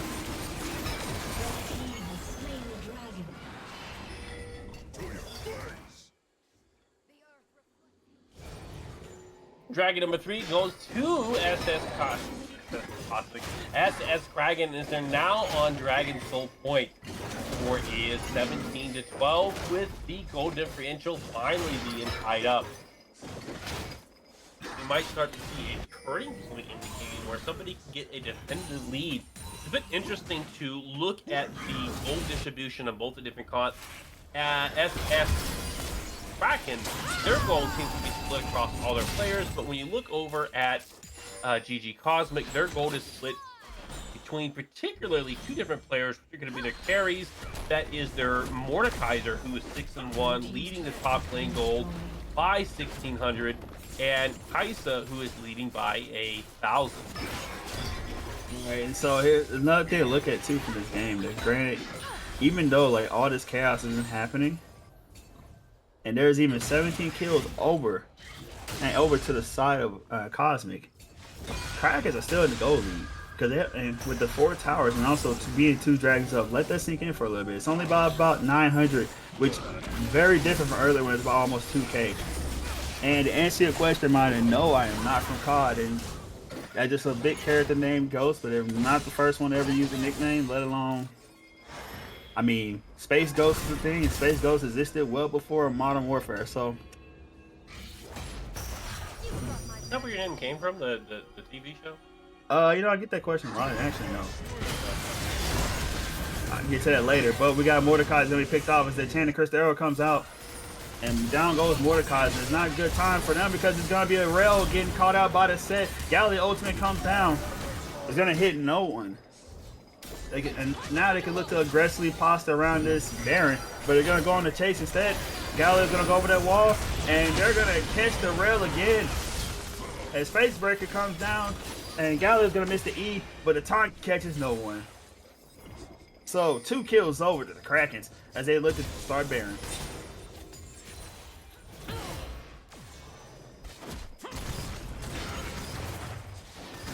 No offense to you, Minor Esports, but I don't consider talking crap to the casters the entire time really caring the chat. But that's just my 2 cents.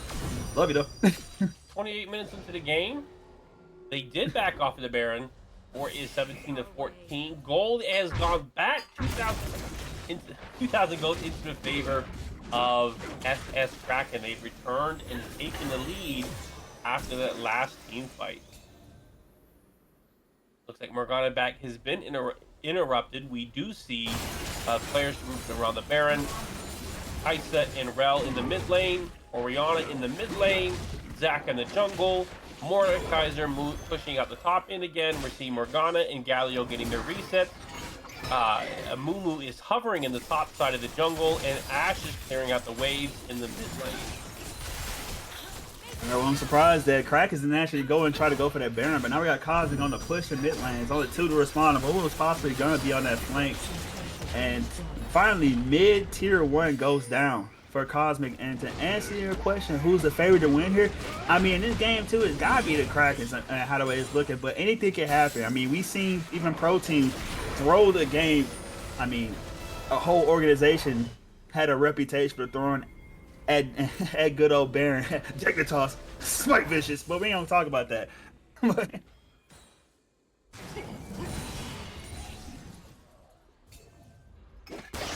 Alright, but we got question: who is favored to win? I'm going to actually disagree with my partner here and say that GG Cosmic can go ahead and take this one.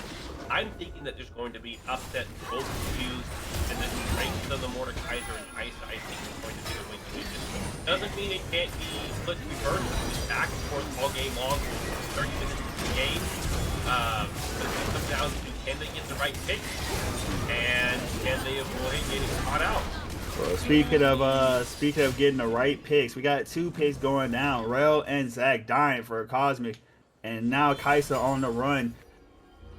Eventually, Krakens be able to get her. The slow comes out for Ash, and Ash is able to finish her off. And I wasn't meaning in terms of series. I mean in terms of the game. Sorry, I should have clarified that. Oh no! I'm arguing this game. I think Cosmic's gonna take this game. But if they get the soul, I might have to flip that here. And it looks like they're going to get the soul with 3 people dead. Rel's back up. He's got to travel here. Zach is off the map. And soul will go to SS Kraken. I think SS Kraken is going to take this game now with the soul. It's going to be very difficult for GG Cosmic to take it. And, you know, that might be the way that the series goes too. They're going to be in the hot seat if they're not able to make the update. Being 2 games down in a best of 5 series, a reverse sweep is possible, but that's a lot of pressure to have on your shoulders. And I know going into game 3, if they are behind, they're going to be feeling the pressure. And you know, you got a choice to make when you feel that pressure. You can choose to live in fear, or you can choose to live in faith. There's the fear of other people's expectations, fear of not being good enough, fear of being due for a setback, fear of failure being permanent. What the other 2 fears are, but there are a lot of things that are going to be on their mind, haunting them as they go through this, and they're going to have to overcome that fear and choose to have faith in their abilities, faith in the practice, faith in their coach, and faith in their teammates. We'll see as that game will go. And speaking of faith, as Mordecai had a lot of faith in him being safe, but he's going to get caught out. There's going to be a face break coming out of him, but it's not going to be enough to shield. He's going to die as Mumu ultimate is spended to make sure that Mordecai goes down. And now Krak is aggressively posturing around that Baron. As Cosby is trying to find their way in, they're possibly trying to stop him. But it should be free as Cosby opting to back off. Baron free going over to the Krakens. And while we're at this spot, we know nothing's going to happen for at least the next 20 seconds. I just want to take time to say every game that me and Malice have casted, both last and both series we cast, we both interacted with the chat. Don't feel like we were forcing ourselves to feel like we have to address some type of mean comments on. We do it just, you know, to have a little fun with you guys, because granted there are low spots in these games and like sometimes there's nothing happening. So, you know, just keep you guys engaged, keep it going, make sure you're enjoying yourselves, because overall this is an experience not only just the production for this league to get it exposure, but at the same time we want to build it up. We want to build up not only a base, but I can see it on later on. We got a fight going on in the top lane. Galio comes down, and now Facebreaker going down. Rel ultimate madness storm, but not enough to keep them locked down. They're gonna die. And Rel's gonna die, but Muba's gonna go down in the trade. As we looking at the Krakens and looking to fall apart for the set, trying to run for his life, but Kaiser's gonna land that W. Bye. 3 members of Krakens. Baron gone from a power play to to the very opposite. Now I don't have 2 members being that bot lane. They were both in the bot side. And Cosmo looking to converge.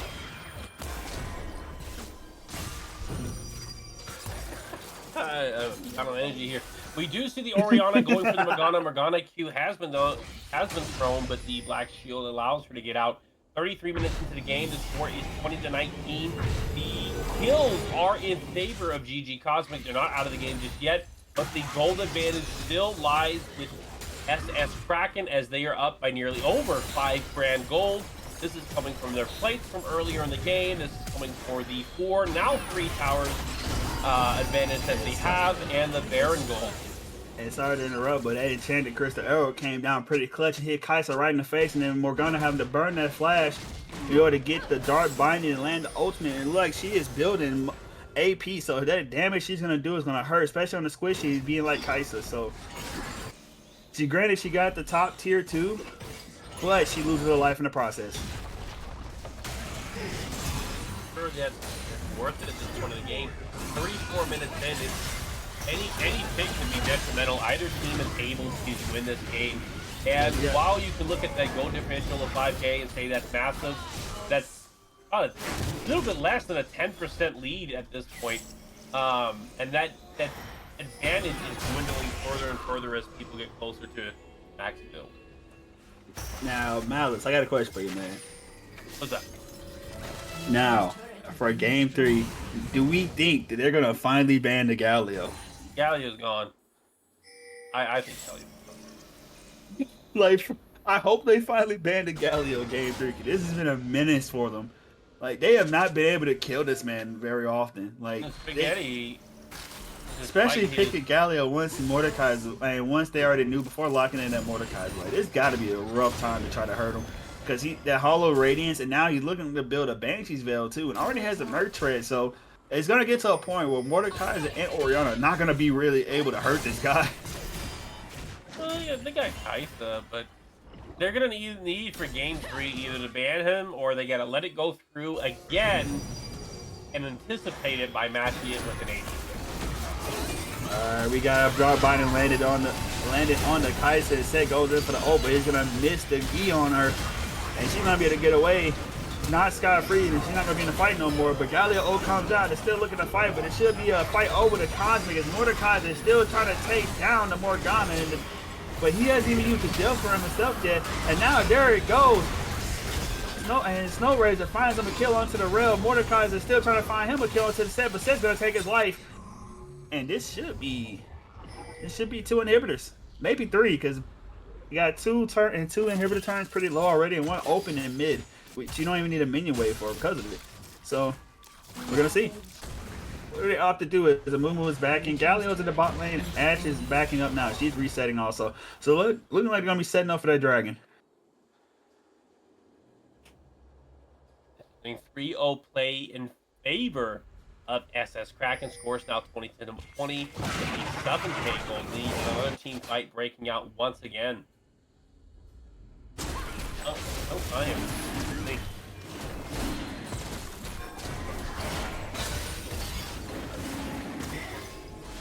Alright, well, Kraken's starting on the Elder Drake. He's got it halfway down, but Cosmic is not gonna be able to respond. They're trying to clear up their base.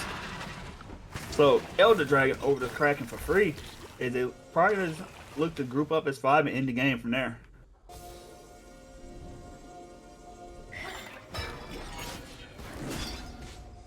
Alright, I have caught back in. Score is 20 to 23 at almost 30 minutes into the game with a 10,000 gold advantage in favor of SS Kraken.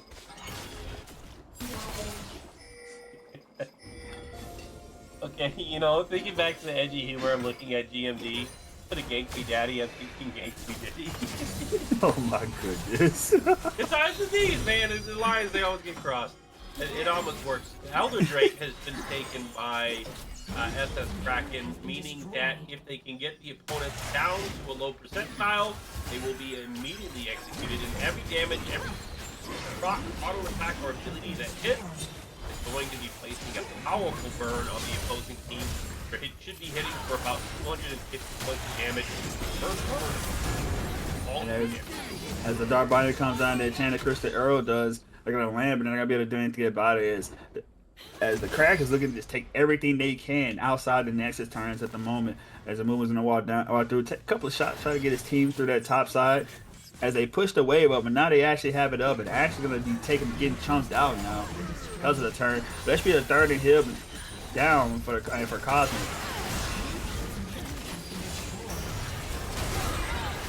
Alright, well, we got a fight going on here. Rail goes in, Storm and Zach follows up, but Rail's gonna go down. And so it's looking like the Oriana possibly now the Giants goes down now. But they're gonna keep killing everybody, and everybody dies, baby. And some just probably need a little help like this Zach right here. But Morgana's gonna finish the job anyway for her. As Kaisa was looking to be the final hope. The last dash is something they say, but she is dead, and so is the rest of Cosmic. Game 2 goes over to the Krakens. Looking at a game 3, GT Cosmic needs to find a way to head it together and come up with a strategy, identifying those threats and weaknesses that have shown up in the first 2 games, and try to come up with a strategy for a reverse sweep. They know the Nocturne was a threat. They know the Galio was a threat. It looks like they're worried about some of the other picks too, which has been the Brand as a possible flex and the Lux in the mid lane too. They're going to have to pick their poison because something's going to have to get through. Ladies and gentlemen, that is the conclusion of Game 2. We're going to go ahead and hit that intermission, and we will join when the draft is ready to start. We'll see you soon.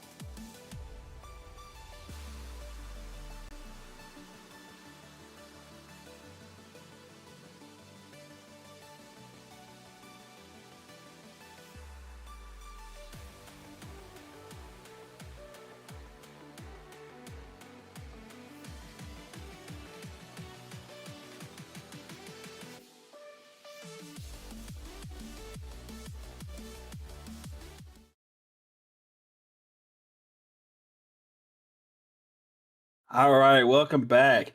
Welcome back. We having a little technical issue, so while we wait for the draft to start, we're gonna talk about a little bit of this previous game. As the stats don't lie, man. Even though Gabe was having a rough time this go round in game two in that top lane, especially that Mordekaiser killing him quite a bit. Gabe with that 34,000 damage being almost the most in the game, off by literally one to that Galio Spaghetti piling that champion once again in that game two and making it look really good against Cosmic, man. They really need to ban that champion, bro. But we'll see in the game three. But Mordekaiser being the one to bring the pain along with Kaiser, both in that 30k and 30k area. But their team not be able to follow up as Oriana was a little bit not can't really say disappointing because not really much can really be done when you're facing a Galio who built quite a bit of MR along with the Zac when you don't really expect him to do a lot of damage. I mean, he does have that Abyssal map. You do a little bit of something, but I'm man, game three draft, man. Something had to change. I really firmly believe Nocturne was not the problem. It was Galileo. What do you think, Malice? I think long term was still a problem. He had a great presence. Galio was able to piggyback off of that. In this game, while Galio was definitely strong, Galio didn't stop Oriana. Oriana did get a 4.0 KDA, 2, 3, and 10, despite being in a neutralized lane. I think the bigger problem was the Morgana and not being able to compensate for that pick going in. Like, Rel can break the spell shield, but Morgana just needs to keep the distance. There's a lot of CC they got built into their composition, and then Morgana's Black Shield allows their carries to set up the way they want. So in this case, Set, who I wouldn't necessarily categorize as a carry with the Black Shield, can safely throw somebody into the opposing team and get his favorable setup, which was quite decimating in the later half of the game. Morgana's Black Shield prevents the Mordekaiser's ult and is a playable champ against the Rel. And we can see that with Morgana's performance at 6, 3, and 20. They were able to find a presence despite the Kaisa popping up. In this next game, I'll be interested to see what bans get picked as GG Cosmic is finding certain things that are starting to stick. If they can get a good counter pick on the top side, or get a favorable matchup in the top side, they're able to win there. Their ADC and bot lane has consistently been pretty strong. Maybe the Rel was not the greatest choice they had available, but they certainly had a lot of success with the Nautilus. If Nautilus is not banned, they could look for a Kaisa Nautilus pick. The mid lane is a bit of an elusive pick for them because even though they're not innately losing to the Galio, they're not beating it. And Galio is providing a lot more team synergy than the picks that Cosmic has had. And Spaghetti has not let that opportunity pass him by. And we can see that in his performance in game one and game two, Galio has absolutely been a team player with a phenomenal damage output despite being this bruiser tank, AP bruiser tank, and having a lot of kill participation. But I will point out too, Galio does also have the most damage in that entire game. And granted, even though he does have the most damage, he also has been responsible for a lot of the CC coming out, aside from the Mubu using ultimate. The taunt from Galio to keep the rest of Cosmic locked down there or close up. It's been rough. Like I honestly even though he's been using different avenues to get in, of course, not getting in by himself, but like game one with Nocturne, game two with the Mumu.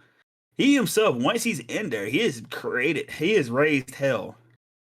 Oh yeah, sorry, my bad. Morgana does have the most damage in the game, not by that much, but even in still looking at the game, Galio has been a massive problem for game one and game two. Even when he's not doing the most damage or doing super high numbers, he's still been causing a lot of mayhem and disruption along from that team. So I don't know, man. I feel like Galio has the go. Cause if you take away Galio, a lot of the game plan for those two champions they want to do anyway. Well, not necessarily Mumu, but how the way they're running this team, they have to. It forces Krakens to have to change up the strategy in draft. But at the I same won't time, Cosmic not doing themselves any favors either. I won't disagree that banning Galio would be pretty smart here in the sense it does force them to change, and it doesn't seem that Cosmic has had any prepared picks for the Galio because they either need to ban it or have a pick into it. But the Galio, I think, is something that they can beat. It's not something that they are losing to. It's just something that's facilitating the other problems that already exist. In coaching, we often say that you don't want to use results based coaching because the results can often be misleading. And Patrick Lencioni writes a book called The Five Dysfunctions of a Team. The fifth dysfunction, the very top of the pyramid, is inattention to results or misinterpreting the results. Just because something looks strong doesn't mean it necessarily is. When we look at the damage from Galio here at the 34,000, we have to consider that he does have a lot of AoE damage. So if he has an ability that just 200, but he hits 5 people with it, it technically did 1,000. And if you consider that with the Elder Dragon buff at the very end there, that damage could be somewhat inflated, like we see with Morgana. Morgana's got the highest damage in that game too, at 34,236. And I think a lot of that comes from how easily she can proc that Elder buff onto multiple different targets. And that's not to say that she wasn't doing lots of burst damage with her Q or the execution damage from W or getting damage from the multiple targets on her ult.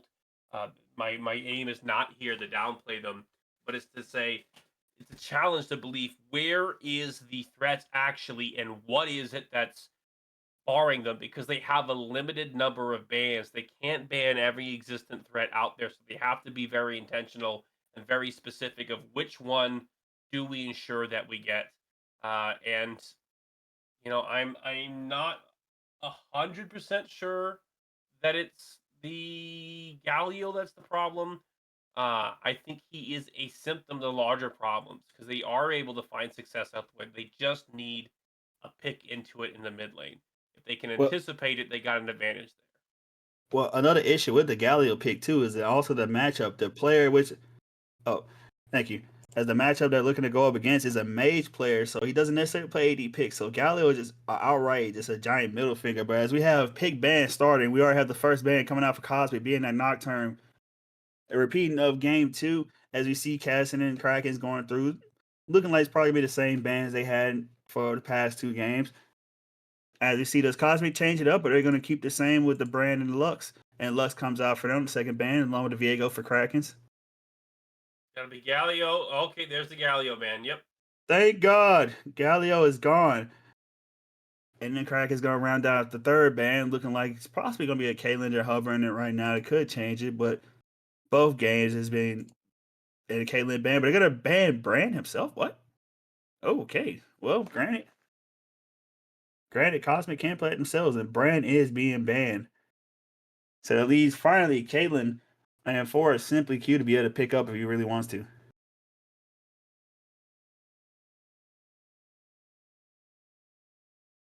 All All right. right. GG did choose blue side again. This is by choice, so they have a plan for this trial pick, this B1. What do they have cooking? This could be the game of the series. If they want to succeed, they need to have a plan. Caitlyn, very interesting priority pick. Feels like it was supposed to be a safe pick. They gave up the Kaisa. Kaisa now going to SS Kraken, and is going to be a lot of synergy for the engage heavy champions that Kraken likes to play. Well, I'm not surprised that Caitlin's picked B1 as Simply Q is very, very comfortable in that Caitlyn pick. So I expect to be able to pilot that lane very well long as we pair him up with something like probably a Nautilus, maybe as the Mumu comes out alongside the Kaiser for the Krakens. I mean, I'm not so sure about the Caitlyn pick, even though the lane phase hasn't been their problem. They've won in the lane phase almost every single game. The problem is going to be that mid and late game. And blind Morgana, if they're looking to flex the Morgana, is that Morgana jungle, Morgana support? Um, we'll find out. I think that's probably Morgana jungle as a counter pick to Yamumu. But now they Nah, have to it's blind the top or the mid if they do. the junglers I've seen doesn't have not seen him ever play Morgana. Looking more towards the support as Cheese does actually play Morgana. They're going to the jungle pick coming out to confirm it. As the Sedge one is going to be brought out mid lane. We possibly have an Oriana coming out from mid for the Krakens for Spaghetti. as they're hovering there. We're going to see in the last 17 seconds if they're going to confirm it or not. Sandra. Vladimir. Ooh, Vladimir. Going back to the Oriana. I think the Oriana's probably a good one because Oriana's a pick that could end up being banned. And now with Galio gone, to avoid getting doubled down and picked again, they need to get their mid laner out here. The next pick will probably be a support on our. And after the Krakens are playing with our heart of possibly hovering other champions to make things a little bit spicier, back to another round of bans. It's Cosmic. They ban away the Renekton, and the Croc is gone off the board. But for the Krakens, the Aatrox is going to be banned. We're going to see what they round out the 5th ban with.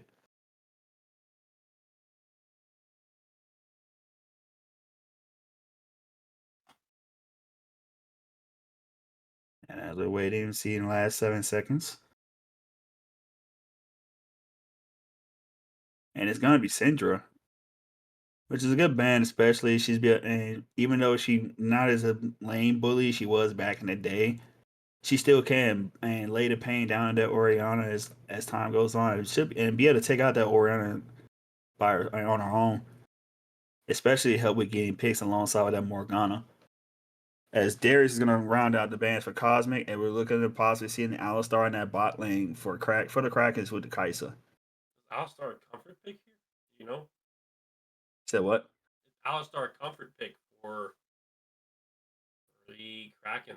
Actually, yes. So the support for the Kraken Snow Razor does actually play Alistar a good bit, and he has brought it out during the regular season. So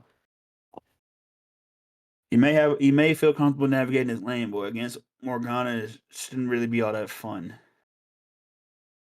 It's unplayable. Like Morgana misses a Q and then he's safe.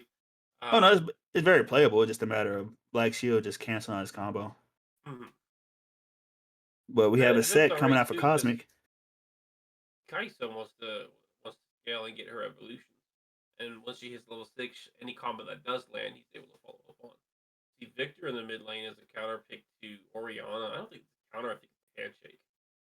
Both of them are control mage, have a great deal of space to play with. It's about a skill matchup, but it's gonna be good though because they both gonna scale. And oh boy, oh, I thought we was about to get the good old Warmongs abuser in the top lane.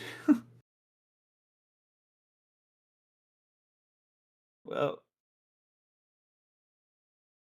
Gabe is messing with us right now. Damage. Sure is. But it's gonna be the Kennen. So Krakens are opting for a really big team fight comp here, with Cosmic opting for the scaling the mid, but very fighty top side possibly. But he shouldn't be able to really make it to the Kennen very well, especially with Kennen having that E. But their bot lane should be able to get a lead early over that Alistar Kai'Sa. We'll see how this goes. But as we wait to get into the start for Game 3, where Cosmic is looking to finally take some momentum over to their side and possibly take us to Game 4, or Kraken's closing the deal line, winning the championship for the end out Season 1 of Murky Sports. Find out as we go to an intermission, get your snacks, go to the restroom, do your thing. And we'll see you back here momentarily.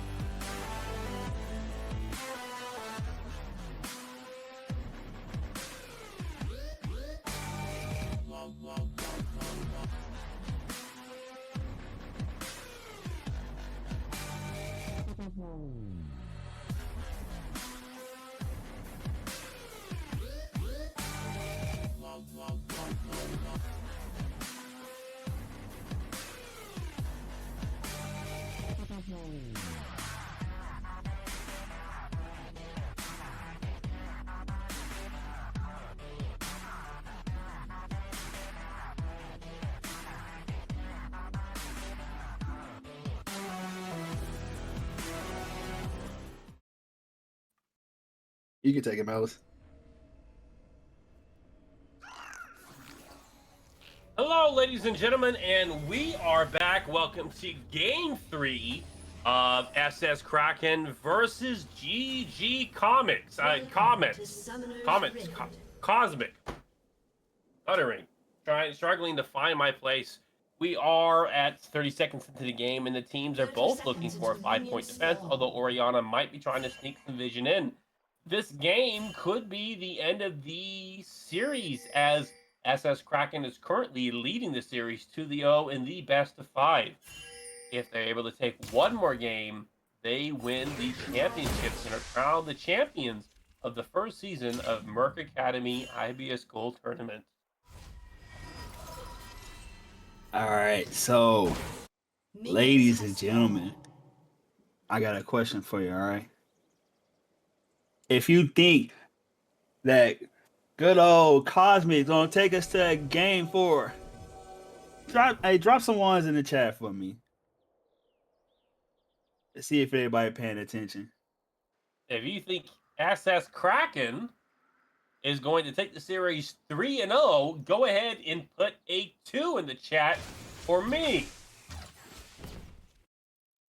Oh yeah, look, I'm winning this one, buddy. Ain't no 2s yet, yes sir.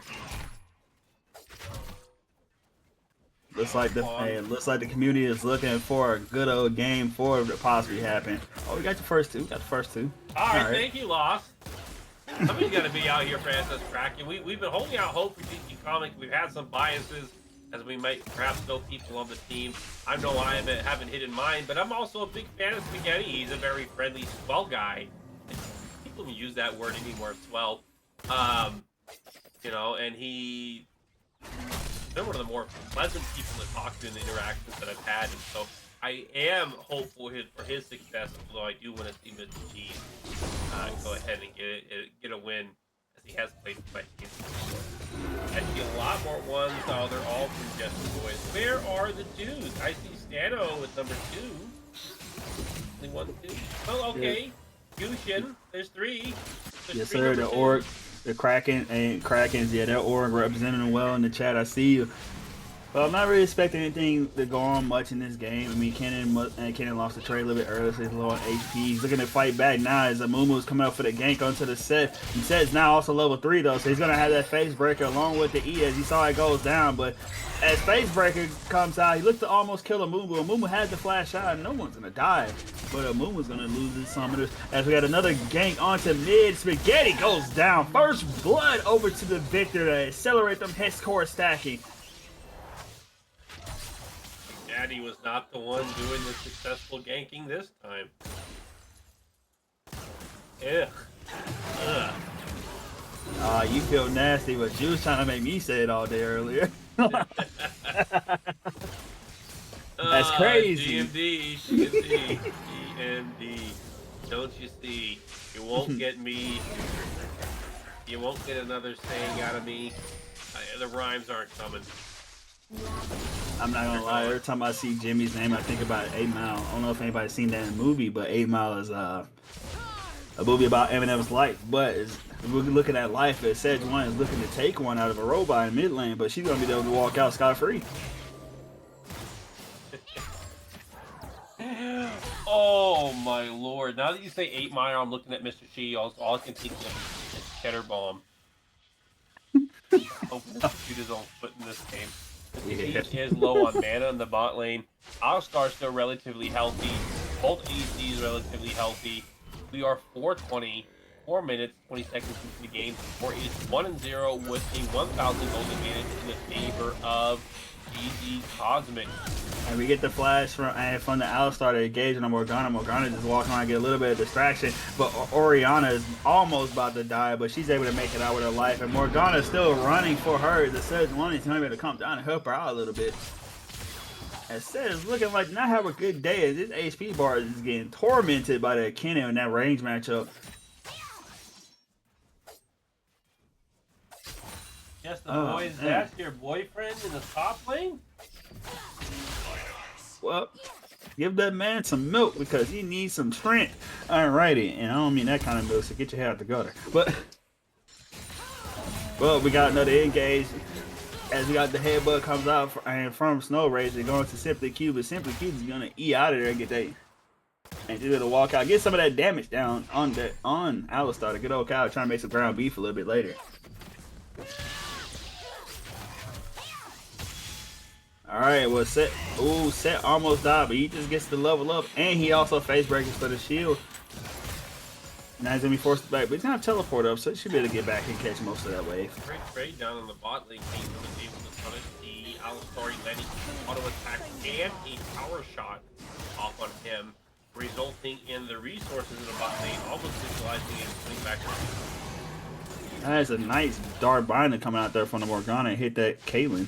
Not Caitlyn, sorry, hit the Kaisa. And like said, he didn't get a chance to back because Kennen was able to stop it trying to throw their Q at him. The good old Shuriken. And looking like they're going to be posturing for a dive on the top side. Which I don't know if that's a good idea anymore because now Set has that level 6. So he should be able to get out of there or at least take somebody with him. So I'm not sure. But Kennen does also have Slice and Maelstrom. And Set's going to go down. But Kennen almost goes down with him. Those instances, it comes down to burst potential. Can you lock him down and layer the CC long enough to stop him from having a response? And the answer there was yes, they could, and yes, they did. I think the big problem there was Set didn't splash and look to try to kill somebody and take him with him because he definitely could have killed. He definitely could have ulted the Kennen to take him with him and get a 1-for-1. But instead, he tried to flash away. But Slice and Maelstrom has a big radius, so I don't know why he went for that instead. But Set looking like he wants payback. He's going to catch the sad mummy on the river as he misses the bandage toss. But Orianna's going to give a speed, but Set's one is there too. Orianna goes for the shockwave, and there goes the powerbomb. Make it 2 dead for Victor as he drops the hammer as the ultimate comes down. Now, 7 minutes into the game, the score is 3-1 in favor of GG Cosmic. Are up by 1,500 gold and are about to take the remaining 2 Void Leads. They interrupted Amumu as he was taking one of them, leading to a pretty large advantage for GG Cosmic. As far as early games go, they are now up in the Voidlings. They have taken 2. If they can get the last 3, they'll be able to get the passive off. They're up in kills, they're up in the Dragons. And we see some very powerful harassment coming from the Morgana Caitlyn in the bot lane here. Well, speaking of money, Victor was able to get a tower plate off in the mid lane from all the shenanigans and brawling that was going on in the jungle on the river. And now he's going to get to come back. He's going to be looking really good. As you take a look at his items as he's walking back the lane, he already has the Fatal Ashes, and he's and the Haunting guys. He's looking to build a good old Leandre's. His bot lane gets a kill onto Kaisa. As Morgana hits the Fatal Wave, guard binding to catch Kaisa behind the tower, and Caitlyn, though having the flash to finish the job, they do secure the kill. You might be seeing a second win coming out for I'm sorry to interrupt, but there's an ultimate come out for Sejuani looking to kill the Orianna, but Orianna's going to be able to make it out. She's under a tower, but she almost pays the price. If she was only a little bit further, she would have died. And there's another plate over to the bot lane. As Alistar flashes again and looking to kill the outlane, killing the Morgana. She drops... Never mind, she's gone. Amumu dropped the ultimate to make sure she doesn't escape. And Kaisi also killing instincts. So bye-bye, my friend. I'll see you at the gray screen. I'll see you in Valhalla. Now Stop. we see GG Cosmic take control of most of the lane, having an advantage. Well, I guess top lane's still fairly contested, but bot lane is up 20 CS, both hiding kills, and mid lane is up by 30 CS and 3 kills, leading to gold advantage being almost 2,000 despite the kill differential between the two teammates. Cannon, oh, that might be a dead cow. Oh, he lives. He has to spend the ultimate, though. Sorry to interrupt. We got ourselves in a moment. Don't need to apologize. Those moments happen. We want to give them the action while I'm here just yapping along. We're now 10 minutes in the game. We're 4-2. Again, 2,000 gold lead in favor of GG Cosmic. They're getting their gold from a lot of other revenue sources outside of just kills. Oh no! Guard binding landed for Morgana onto the Kaisa. Kaisa then gets hit with the Yordle snap track, gets killed off of the Caitlyn ultimate to snipe her down and make sure she doesn't get away at all. Another kill over to the bot lane of Galaxy Gaming Cosmic. I had some doubts about the Caitlyn pick, but it seems to be working out swimming with both of them right now. Caitlyn is up 30, almost again 30 CS and a kill advantage. We gotta remember though, like for Q, and Caitlyn is extremely comforting for him. Like it's a big comfort pick for him. As Alistar is trying to get Morgana caught up under that tower, but it's not gonna work. It's the Black Shield's gonna keep her alive, but the Cows does not have his ultimate this time, and they make ground beef. And now we got a 2v2 going on in the top lane with Orianna TPing up the top side too. And Mumu goes down. Sed's gonna try to walk away with his life as the command shockwave comes down from Orianna. So look, you might have boar for dinner. And Kennen finishes off after the flash from Sejuani. You know, the maps and the objectives here. Dragons spawning up in 30 seconds. 20 seconds for the Voidlings. We can expect more action to come along soon after the next wave of resets. Morgana and Caitlyn are back on the map and are looking to reposition. And we see Sejuani respawning, Mumu moving towards the Voidlings, and Orianna moving back towards mid lane. Sejuani responding. I like how that sounded. It flows right off the tongue.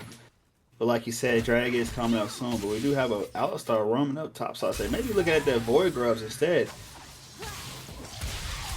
And Set, he's probably gonna die here, but he's gonna get the shield from Faceburger, so he's gonna be able to go under his tower. But Alistar is right there to get the headbutt pulverized combo, and now Gabe is on a killing spree. As now we have a pause. ADC D-Seed looks to be for GG Cosmic, having some connectivity issues, but they have reconnected. Does not seem to have interfered with either of the fights. Good on Cosmic for waiting for the action to stop before implementing the pause, as that could have disrupted a play being made by SS Kraken. SS Kraken had a pretty phenomenal approach to that. They send Alistar in first to gather the aggro from the tower, knowing that he can tank it, leaving Kennen free to get the kills. Now we see Amumu, he's taking the Voidlings in exchange. The Sejuani is starting the second dragon. I wonder if that is the best trade that they can make available here. Perhaps it is because the top side is their strong side in this game. But all right, we got a little bit of pause as a result from the pause earlier. Sorry about that. Just make sure to point that out for the and so no, your stream hasn't frozen to the community. Sorry about that. Just had to tell them that, make sure they didn't think their computer was acting up on them. We have a flash ultimate from Morgana, and it's gonna, in conjunction with the Caitlyn headshot damage, gonna take down Orianna. She's not having a good game herself, as she is behind almost 1,500 gold. Actually, not even almost. She is down 1,500 gold as they're diving the Kai'Sa. As Kai'Sa is gonna go down to the Caitlyn. Now Caitlyn 5-0, alongside of Victor being 3-0-1. And I just want to point out not only just the goal lead, but look at the items for as the laners, man. Victor already has a Leandros completed, and keep in mind his empowered E is already there. He already has it upgraded. As you see him teleport back down to mid lane and be able to catch that wave, that cannon minion wave there. But gosh, man, Cosmic is building themselves a lead already, almost 4K, and we're not even 14 minutes into the game yet. For it is 9-4 in favor of GG Cosmic. They are up the tower. They are down to the Voidling. They're able to deny two of them. Up the Dragon. And now big for Krakens. They get the shutdown onto the Kai'Sa. And now the Kai'Sa and Kennen are going to be going crazy. As now Sejuani goes down, almost taken out. And the Morgana, but Caitlyn's gonna get the Kennen, but Kai'Sa's gonna get another shutdown off the Caitlyn. So two shutdowns going to Kai'Sa. And granted, even though she got both of those shutdowns off of Victor and Caitlyn, she is still down over 1,000 gold to the Caitlyn. Because all those kills from earlier. They're about to take another tower off that, and they can probably pivot that to the Herald. It's a pretty substantial play for SS Kraken as they're able to get a 2-kill lead off that and the tower. And now Sed's gonna find himself in a terrible position. And now he's getting 3-man. He's going to ult the cow. And now he's gonna get stunned. But he's forced to flash over the wall. Is he gonna make it out? Yes, he does. He's gonna use the Hexgate to get back to his team side of the map.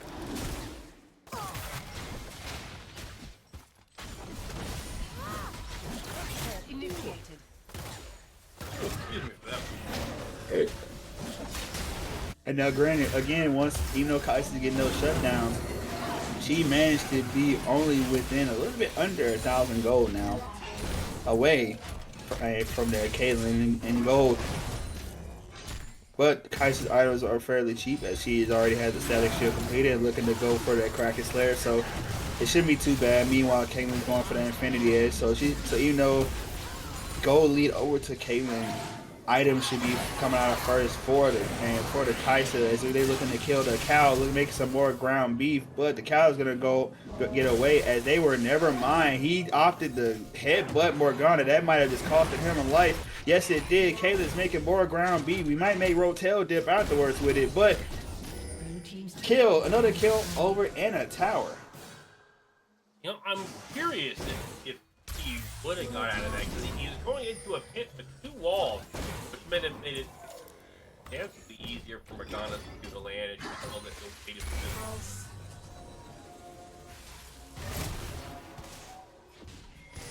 power dive up top side and funny change cover, but there is vision blocking her access to Orianna. Oh, and Caitlyn with a nice play, and they was pulling 3 to try to kill her, and she takes down Kai'Sa along with her. I swear, guys, I'm not intentionally trying to rhyme, but it is what it is. It just kind of happened. So, alrighty, but 12-8 over to Cosmic. They're looking to start up the good old Rift Herald, baby.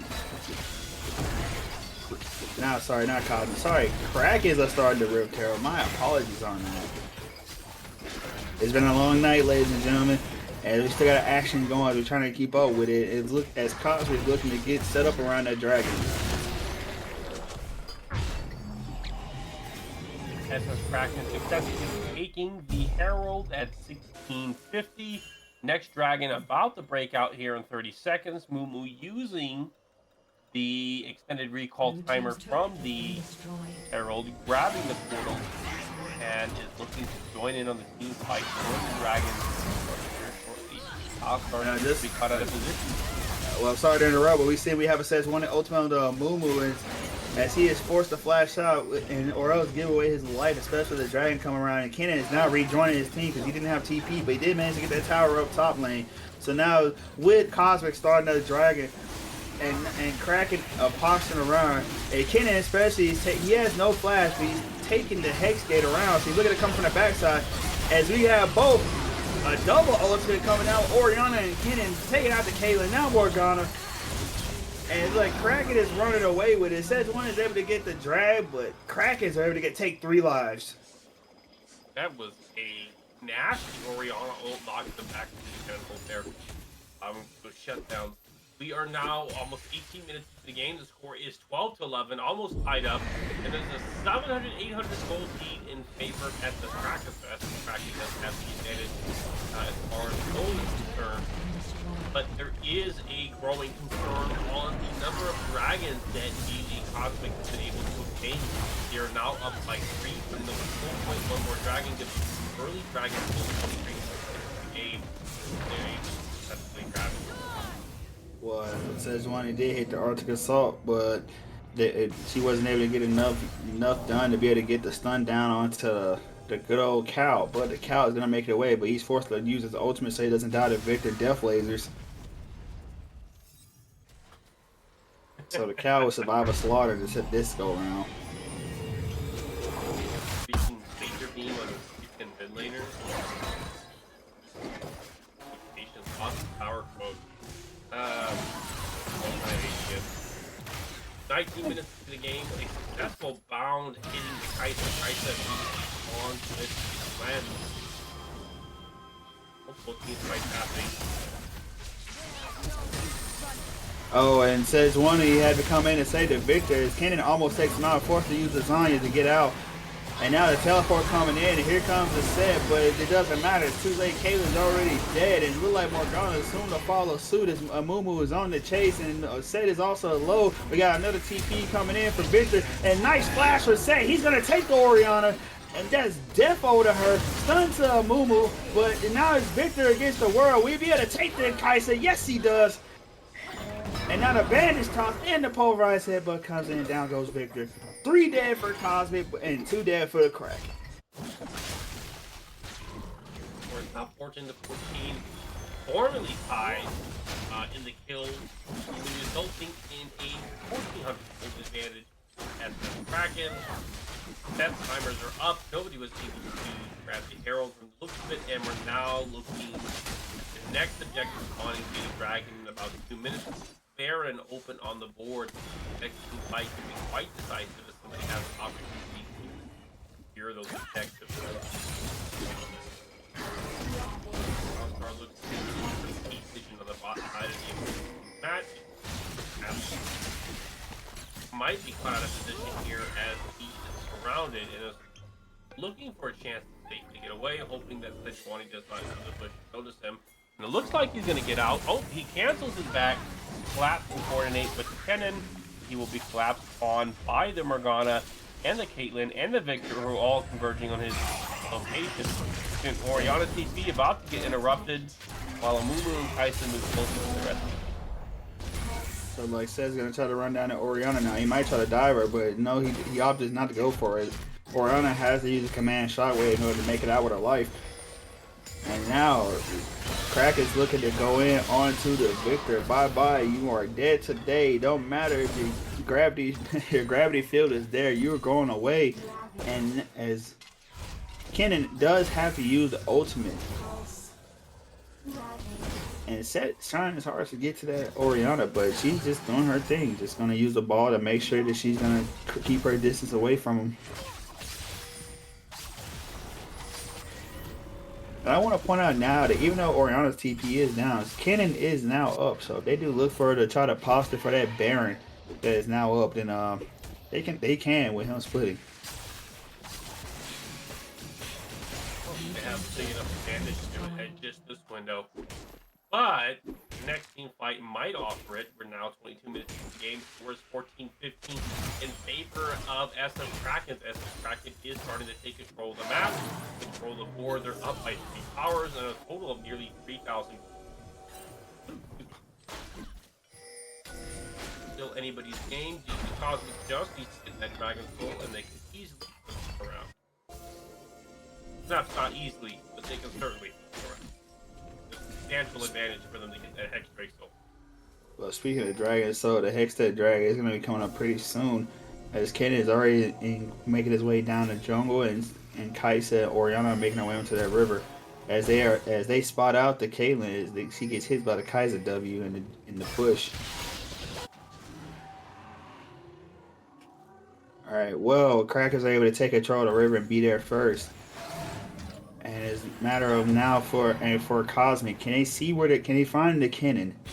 They keep from what happened last Dragon Fight happening again, as far as their 2 carries getting double ulted, and Kennen's doing the same thing, so they should be able to see him out this go around. As Victor is trying to poke out, but he's by himself on that top side. He gets flash shot by Mumu, make a command shockwave come out for Oriana. Now flash from Kennen, it's gonna be flash ultimate, getting 4 men for stunning 3, and now it's gonna be chaos for Cosmic as everything is just breaking down, and now 4 dead for Cosmic. Says 1 is able to make it out, and now it's a free Drake over to the Krakens. I just made Drake might end up being a fair shooter depending on how quickly they can. Also played there, the Alistar went straight for the Caitlyn and dropped the exhaust on her, mitigating the amount of damage that she can input as recognizing her as the most substantial player on the opponent's team right now, 8-5. With a total goal of 10,000, 2,000 more gold than anybody else on their team. Well, my issue is, like, the play could have been made, but why is Victor by himself, far away from the team? Like, that completely screwed over with, like, any hope for them fighting there at that drag. And he just get picked off, and it just leads to a domino effect, and they just get wiped out. Certainly should have been with the rest of the team, but the rest of the team did have an advantageous position over the Dragon that they conceded to Dorian. So I would probably chalk that up to just miscommunication on part of BG Cosmic. Not too uncommon at this level of play. Well, that is Baron now over to the Krakens as they look to push out lanes. Oriana in the top and Kennen in the bot right now at 1-3-1. And they do have, and Oriana TP is coming up. Kennen's TP is already up, and all ultimates are ready to go for both sides. So this could look, and they could look to fight if they want to.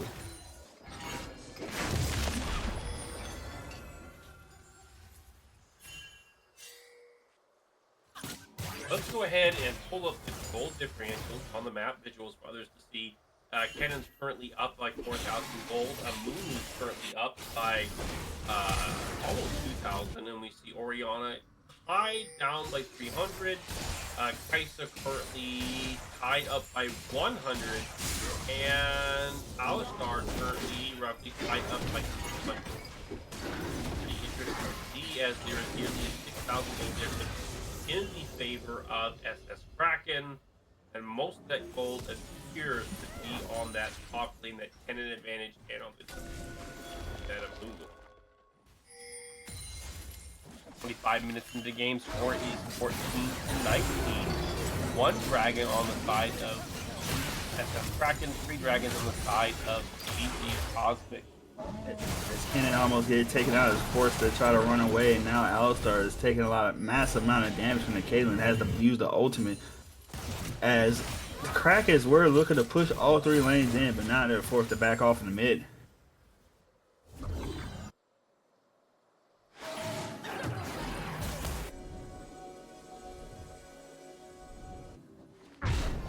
Got some banter going off in the stream chat right now, interestingly enough.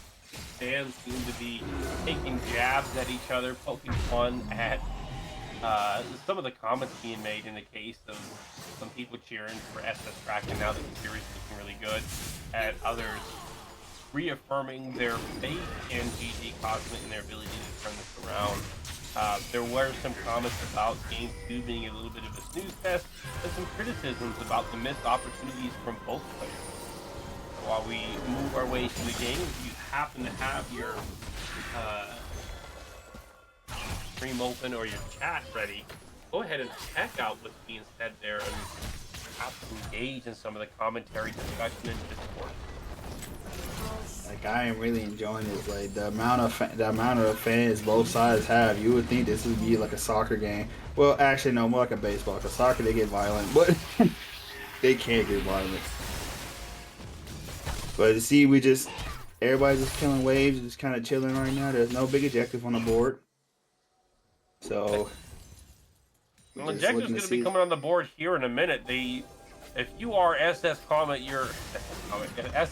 your goal is to get priority and get vision in that bot side quadrant and secure that dragon, preventing GG Comet from getting that dragon soul. And if you are GG Comet, you are considering the option of just conceding it, second straight, GG Comet, or you are looking to contest that vision and get that soul, because that soul will be a changing point for your team.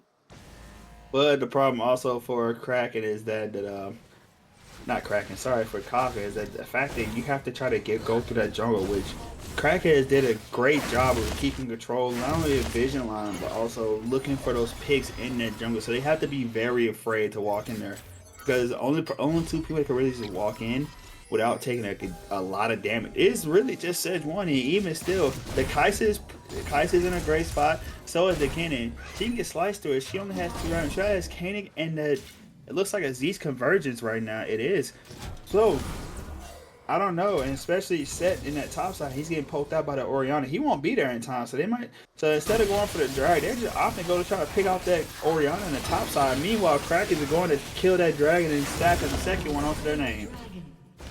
And as Sejuani is going around the long flank, there's Caitlyn pop it up now. Looking like the Arctic Assault is going to come out. And Caitlyn gets another kill as a shutdown for Orianna. Probably the best play they could have made there is Dragon. A second Dragon for SS Kraken is not necessarily the win condition for them at this stage in the game, although it could evolve into one. They're trying to shore up that goal disadvantage by picking up the Orianna. And focusing on what they can do rather than trying to overcommit to what they think they can't. We are 29 minutes into the game. The score is 15-19 with a roughly 7,000 goal advantage in favor of SS Kraken. As the game has gone, the advantage has continued to grow for them. And that trend is expected to continue. As Kais is now at a point where she can test the Caitlyn, nullifying the biggest advantage GG Cosmic was able to gain. Picture is still relatively compared with the Orianna. Caitlyn and Kai'Sa are on par as far as. Alright, so I gotta say I love chat sometimes, because this was hilarious. But before I can get to it now, we gotta engage onto the Alpha, onto that Morgana as Amumu flash ulti. And now we got a big fight on our hands. Morgana ulti is gonna catch 2. It's gonna get locked down, but Kennen ultimates too. He's trying to get to Caitlyn, and he hasn't been able to kill her yet. She's still able to walk away. And now we have more fighting along here. Is Victor almost able to take down the Amumu, but he walks away. And Kai'Sa looking to try to finish, and now we got support on support combat, but it doesn't matter because Set is able to come in and finish the job. So that's gonna be 1-for-1, 80 carry for support. Try to be messy right there. Hey, I'm just gonna. I don't even know how to start breaking that one down. I mean, I don't know either, man. I'll be honest with you, but I will say this though, chat. I love you guys. You guys say some things that it gives me a really good laugh. I want to preface this with I am very unbiased, and I have in the history in the past, even if I was part of the organization, I have roasted those players too. But what Greasy with Orianna was looking for the One Piece comment made me laugh. It genuinely made me giggle. So because of that, and in good spirit, I just want to ask again: can we get a 1 if you, for the fans out there? Can we get a 1 if you think Cosmic is gonna win this game and take it to a game 4? Or give me a 2 if you think Kraken is gonna take the series and win the finals. As we got to engage onto the set, and we got a double ultimate coming down, making a Moo and Kennen is gonna be a shutdown over to the Kennen. Not shutdown, sorry, he goes unstoppable. 31 on the 32 minutes, score 16-21. SS Kraken has managed to maintain the 5-kill advantage and to be about 6,000 gold ahead. This is 1,000 down from where they were last round of the game. Alright, well, we saw Sejuani miss the Arctic Assault and her ultimate. And oh boy, Orianna tried to get the trade with the flash command shockwave on the Victor, but Victor doesn't. He only half his HP. He's able to get the shield from the Q, and they're able to finish the job with Caitlyn getting the kill. But because it's them allocating so many members of Cosmic up to that top side to take out the Orianna, they lose the inhibitor tower mid, and now they have an open inhibitor on the map. When you split the map, you utilize the pressure and capitalize on the opportunity. If you know where somebody is, you know where they're not. They knew they were top, so they were not bought. They were there to see the power in the smoke and golden shower. And what I mean by that is that the gold showered on top of them, they were able to obtain money. We do see a movement getting taken off here and an opportunity that's not funny, but for GT Cosmic, almost GT Cosmic, to turn this around and secure a Baron place for themselves. In exchange, and it is a pressure play on. And that just might be what Cosmic need is. They pick off 2 and they can look to go to Dragon. Now Zamumu is still dead, but Dragon's gonna be coming up soon. And they're able to close the light of the gap. Granted, Gold Lee's still up to Krakens, but it's not 6K anymore. Now Krakens gets soul off the back of this and be able to get control of that river, which they should actually be using that time now as they're pushing out that mid wave. It sets going down to the bot side. TP is up for the Kennen. Keep that in mind. Amumu is back up in 7. They need to go and get control of it now, as Orianna is on the other side of the map with no teleport. But just looking to pick somebody up, but he's not. I don't think he realizes there's gonna be 3 people coming. As they start dragging, it should be soul over to Cosmic, and it might have been a throw for Amumu getting killed on that top side to give away that Baron like that. Because now it's a little less than 4K gold lead over to the Krakens. The gold lead is getting shorter and shorter, but it does not mean that they're out of the game just yet. The Hextech rate is a pretty decent soul, but not the most devastating one. The Kraken does have an opportunity to flip this game and maintain their control here. And the series is up like 4 towers, and they have their opponent with an exposed Nexus. They just need to defend against the Baron push, and the Temple will be there. Alrighty, well, like Cosmic's pushing those, walking those Baron and Power Minions up to the mid. They're going to take that mid T2. They're going to add some more gold to their team. And granted, it's still 3 towers down, but make it almost 3K exactly and go in the gold lead between Cosmic and the Krakens. As Cosmic looking to keep shorting it, but we might have a fight down up in the jungle. But Sejuani is going to Arctic Assault herself over the wall, make sure she gets out of there scot-free safely. Oh, we got another engage, and now we're in a choke point as the movement lands the bandage toss finally to Sejuani again. Seems like the board is a magnet to all the chaos, but granted, she's doing her job, creating a space for her team. Oh, and here comes the command shockwave over to the Caitlyn. Amumu tries to go for a bandage toss, but Caitlyn is able to E-flash out of there. So now everybody's just resetting to make sure we're just back to the basics. Going back to basics. Spend your gold and get back on the map. Favorable play there for SS Kraken. They traded ult, getting rid of the Victor ult in exchange for Orianna, and they were able to get the Caitlyn flash. Mini should be more vulnerable to future ganking or not ganking up and lockdown opportunities from the Alistar and the Amumu both. Also have a harder time getting away. Kennen, the Kennen's able to grab them with another successful point. 35 minutes into the game, the score is 18-21. The gold advantage is only 3,000 in the favor of SS Kraken. This has been a 4,000 gold recovery on the behalf of GT Cosmic. GT Cosmic making up some of the stats of that lost 4,000 through the acquisition of the Extract Dragon Soul. Game will likely be decided on whoever is able to take Elder Drake spawning in the next 3 minutes. we're about to see epic team fight. You scumbag. And looking at the items, especially in that mid lane now, with we already know Victor, he has the Sonic. He also has the Banshee there to try to keep himself safe and from a Mumu bandage tossing him. But he's also building a last lost chapter right now. So I wonder what items he's going for. It could be possibly the Blackfire. Not last whisper. Sorry, I said lost chapter. But leave me alone, man. I love you too. No, I'm joking. But I do love you. I'm joking about the beta That's part. like Granddad's belt right there. Wow. Wow, dude. He named his belt the Ass Whipper? Jesus Christ. He probably should have. Wow, All man. sorts of ass with that thing. Hey, man. Like Red Foreman off of That 70 Show. I feel old. All right, continuing on, though.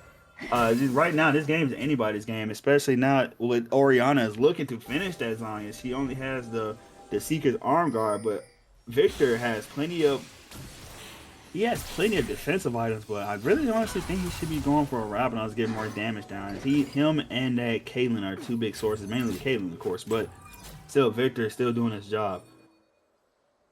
But I want to say Kai'Sa now being at that full build along with Caitlyn, those two are gonna be the key people in these fights if they can stay alive and able to get that damage down or not. Because whoever dies first, basically the other side wins the fight. In my opinion, if I'm being honest.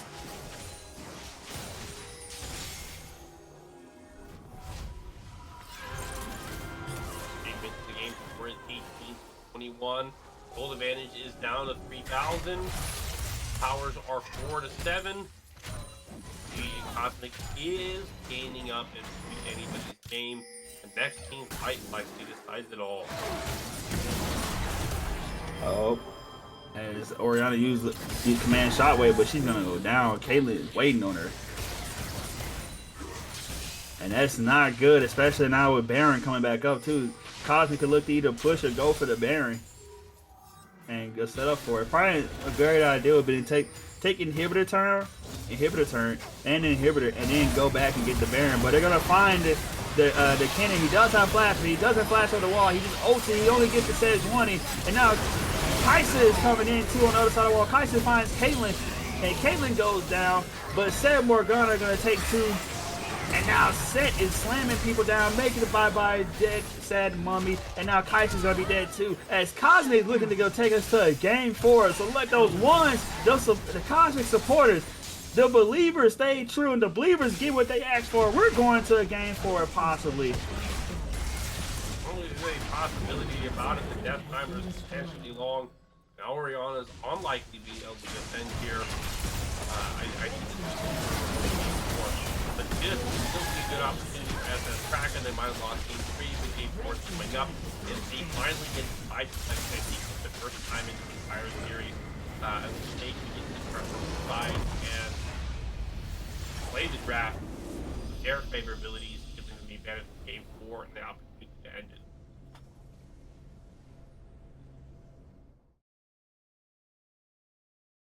Well done on behalf of GG Cosmic. They were able to perform well under pressure, find some strengths, and come up with a composition that allowed them to cause the upset in Game 3 and prevent it from being done in the 3-0 sweep that we're starting to predict. We're going to be going into Game 4 right after this, waiting for the next lobby to be set up. Don't go anywhere. See you soon. See you soon, peeps.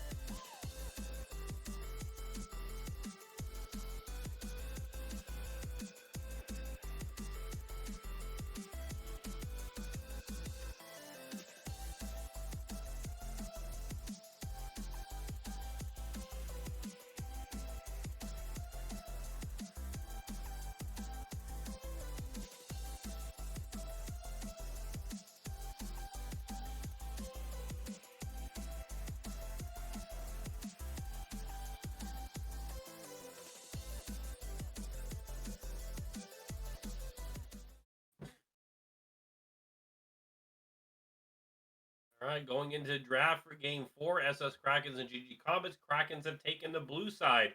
We see the same two bands with the Viego and the Cassidon, and we also see the Nocturne and the Galio being removed from GG Comic.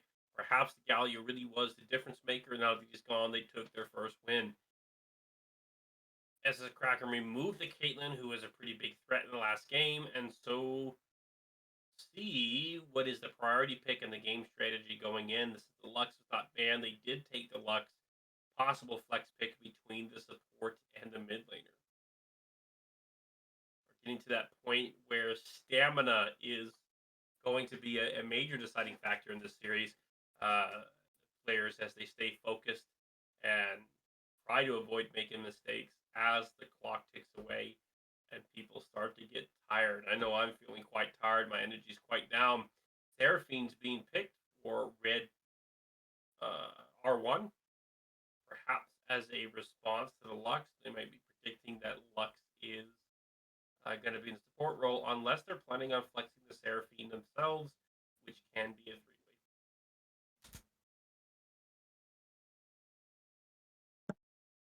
All right. Oh, they already drafted. Ashe Seraphine combination. Great level of synergy there in the bot lane. A lot of CC options.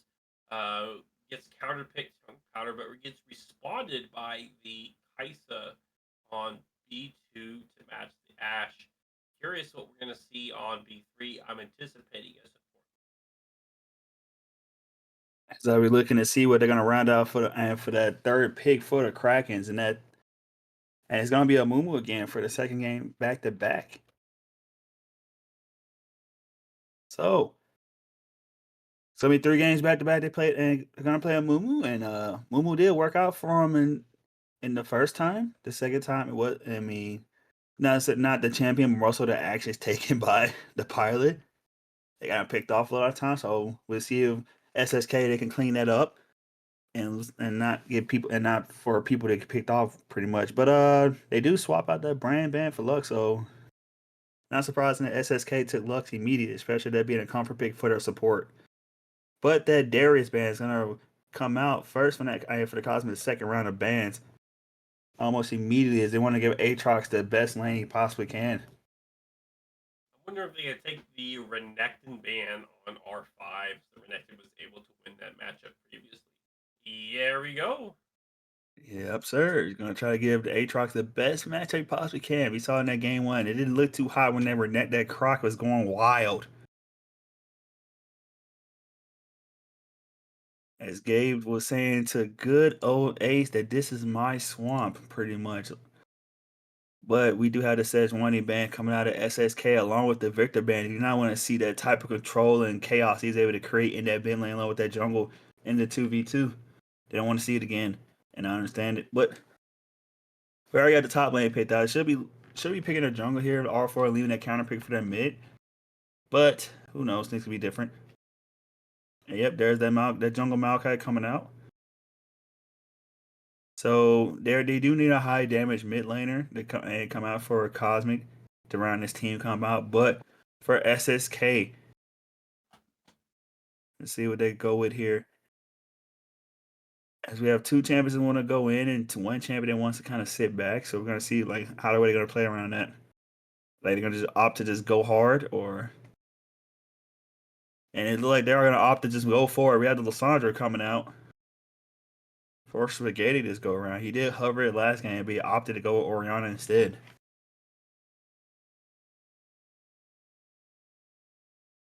I'm thinking that they have the Lux flex all the way until the end. We're going to see if it goes mid or support. I'm anticipating Lux to go mid. With Lissandra? No. I guess that is Lissandra mid. And then Lux support, Cassante top. Oh, and that's Cassante. We got the old yuck in the top lane, baby. Let's go. Oh God, I've seen this matchup way too many times in pro. Well, it's gonna be interesting to see how the way it's gonna be piloted. This is an IBS G League, so I'm kind of interested to see how this one plays out. But we're gonna go with the Twisted Fate mid lane. Look at the Roamla, get those side lanes ahead. But I don't. I think they need a little bit more damage, as they do have Ash, they have Aatrox, but the bulk of it is like sending in the Aatrox and let the Ash gets ridiculously fed. I think they need a little bit more utility as far as disengage and repositioning. I mean, but they also have Ash, Seraphine and Maokai though. Maokai's their only front line. They got to try to get by the Mumu, Lissandra, and Cassante that are going to be going past them. Seraphine synergizes very well with the Ash and Maokai. Um, I think Aatrox going to have a hard time finding a place in this game, and TF doesn't really offer enough for the team fight that they're going to be finding themselves in. Yeah, like I was about to say enough utility. They have 3 utility champions on that team. I don't know what more do you need. Like their main damage source is quite literally the Aatrox. I don't really know how much they can.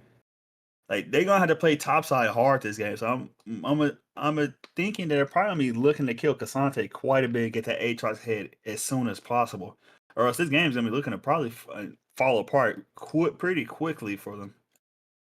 Looking at the draft, I am in favor of SS Kraken here. I just feel they don't have a way to stop SS Kraken's win condition, which is going to be Lux fishing with the snare or a Mumu, Lissandra, Cassante engaging and setting up Kaisa. It's very much a dive heavy comp with some long range trading potential from the Lux so that they don't get harassed. All right, well, as we wait for this game to kick off, we're gonna toss it over to our intermission, and we'll get back to you guys once we get hit in the rift for game number 4.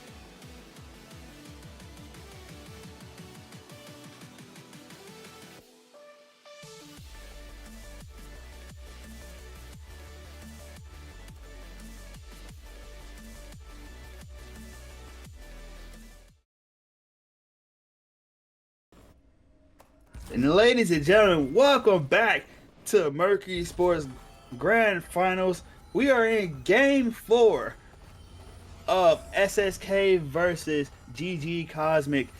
And this game's probably going to be a lot more action-packed earlier than the previous one expected to be for side lanes are concerned. I mean, Gabe Zilla and Ace have been going back and forth this entire series, but I'm expecting more out of that bot lane now, especially we have the Kaiser, have the Lux, and we got an invade coming out from SSK, and they're gonna take out that Ashe and send her to the gray screen early as possible. There from Snow Razor lands on the Ashe, and GMD Gank Me Buddy is able to. Say it right. Say it right. Gank Me Diddy is able to lock down that Ashe. You made me say it right. You gonna say it right. Giving first blood to FUG Spaghetti. They're now only a minute into the game, and there is a 500 gold advantage in favor of the blue team, which is SS Kraken. Hey, you guys hear this, right? Say what? He makes me say "Gank me, daddy," but he ain't gonna say it. That's crazy. No, That's crazy you're work. a great caster, Ghost. You're a phenomenal caster. And what phenomenal casters do is they say the full name. I'm not a phenomenal caster. I'm a fantastic caster. Yo, that's PH wild. on it. So I can't say the name. Wow, that's wild. Well, you heard it here first, ladies and gentlemen. Well, for the jungle stars, we have a Mumu opted to start on their red side for this game, along with the Maokai start on his perspective red side. So they're going to be across from each other, as Kraken is going to be looking to attack that top lane more than likely, along with Maokai looking to probably go bot, but who knows? He's on those crugs at the moment, so he might go up for a level 3 game. As we got a fight going on up top, as Cassante is just walking on Ace, and Ace is not having a good time, but he's closer to the turn, so he doesn't have to spend that flash. One of Ace miscalculated the advantage, or perhaps he just fell behind contesting a wave. Cassante got that level 2, anticipated the level 2 advantage, and he rested, benefiting a lot in the resources of the top lane as far as HP and mana. Almost 3 minutes into the game. The score is still 1-0. That 500 gold lead consistently staying over with SS Kraken, meaning the CS differential has not been matched between the ADCs are tied in CS. Asante is currently leading, but he's going to lose that lead as he goes for what looks to be a cheater recall, and mid lane is currently fairly contested as well, but behind by him. Well, outside of the invade, we're gonna have a quiet, somewhat quiet early game. There's gonna have just a little bit of trading coming out from the lanes, but not so much until probably level 6, especially when Lysandre's able to get that in tune going for our ultimate. Oh, as Gabe is looking for the fan favorite, Gabe is looking for an engage. He gets the Q3, and now he's onto the Aatrox. Aatrox is probably gonna have to be forced to flash here. If Gabe can hit the Q3, Aatrox is going to be forced, and he misses it. Unfortunately, Aatrox gets out of range.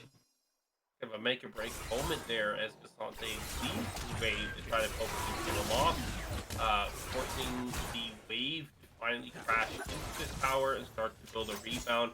Aatrox is not going to be punished heavily for that because the waves are not going to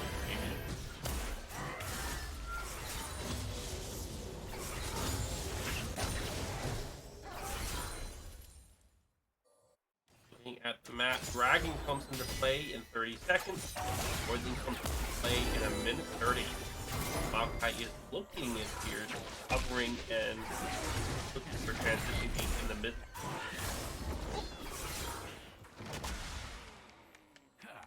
Maokai's not going to opt to go and root down to Lysandre. Granted, he would have been in turn range if he did. As you're going to see the snare from Lux land onto that Seraphine, she's going to shield the damage away. Both ball lane supports are low on mana, so the Prime is looking to reset as just the Ashe and Seraphine looking to back right now. Lux is getting a little bit of vision. We got another trade going on the top side, but Aatrox actually taking the win on it this go around. And now we have a teleport coming in mid. as Lysandra off the reset, and she comes back to lane and with her lost chapter, benefiting from the kill. And now we have a gank going on. TF is gonna die by 2 kills over now on the Lysandra. And now we got a fight going on by as Exhaust is now coming down onto the Lux to make sure that Seraphine be able to walk out of there with her life, but Ashe is over there fighting back. Now Lux also using her Exhaust to slow down that Ashe. Double snare there.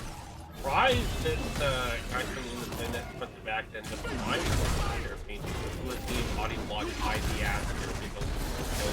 Sante is trying to press the level to his advantage, unable to kill on Aatrox. And Cassante takes Aatrox on the journey, but he doesn't know that he's gonna have company over that wall. As Maokai comes over to help save the life of the Aatrox, he's gonna make it out alive.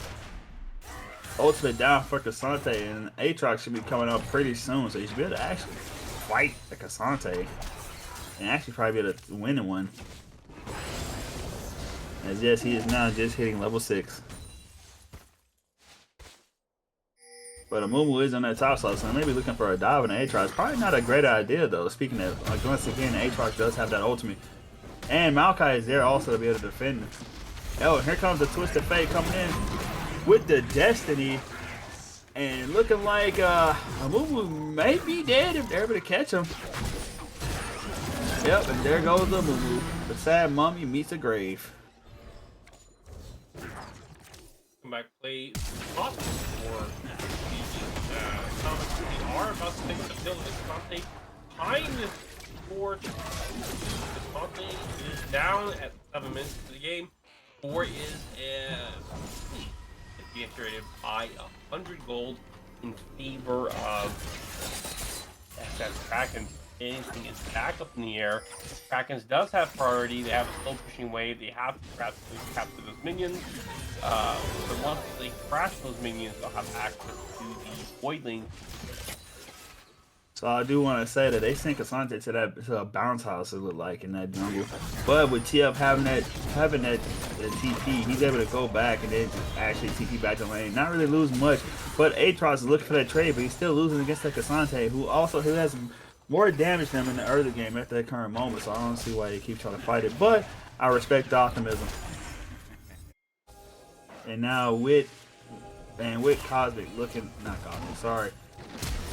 The Lux looking to try to get vision around the jungle, but Ashe missing the enchanted crystal arrow. Not Lux, Lysandra going in for the ultimate movement, coming in with it too to chain down on it. And now we got 2 dead. Maokai Seraphine onto the gray screen, and now the Krakens are looking to push the lead that they and push the lead in this fight that they have, and they're actually able to force the Twisted Fate and the Ashe back, and it should be a dragon over to the Krakens. Beautiful game of tug of war there. Lux was about to be caught off. The Ashe ult missed her, and then Maokai went on top of her, but she was able to get the double snare, setting up the play for Lysandra to come in, snare multiple with a W before Mumu gets in and launches the ult. Due to the GC change, they're able to pick apart the parries and carry this fight. Force now 4-2 in favor of SS Kraken. You're almost 9 minutes into the game, and there is a 2,000 gold advantage in the favor of SS Kraken. Right now, it's not looking good for Cosmic. It's cracking there and building this up a nice little gold, almost 1.1k gold lead. Aatrox winning the trade up top because it seemed like it's been swinging back and forth between both top laners. But right now, and Cosmic looking for picks as they do have that Twisted Fate and able to catch that Mumu. And speaking of Mumu, he's now on that top side looking to come up, and Cassante hits the ultimate, and now does Aatrox too. Is Maokai gonna come up, but before Mumu do it, it's not gonna be anywhere near close. The Bandit Toss comes in, it should be a death onto the Trox, but Trox is living pretty long, and Cassante is forced to back up. Here comes Twisted Fate, and also Maokai with the Twisted Advance along with the ultimate. Now he's gonna go down, and Mumu's gonna go down for trying to chase down the Aatrox, and Cassante's gonna bag 1 kill over to the Cosmic. Fortunate play there for SS Kraken. As this first high performance, again, they still have a near 1,000 gold advantage, but that can be offset by the Voidlings that are still on the map. Maokai Maokai, and the rest of the red team has priority on it right now. If you capitalize on it.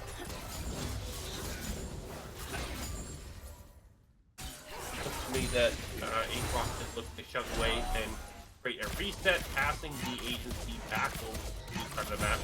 Poison is passing for it soon after he clears the upside jungle. So Maokai has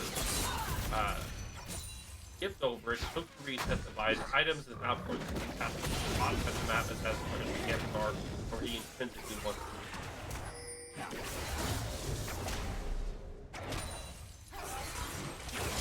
Well, we are back, and we're back to what seemed like a neutral state in this game.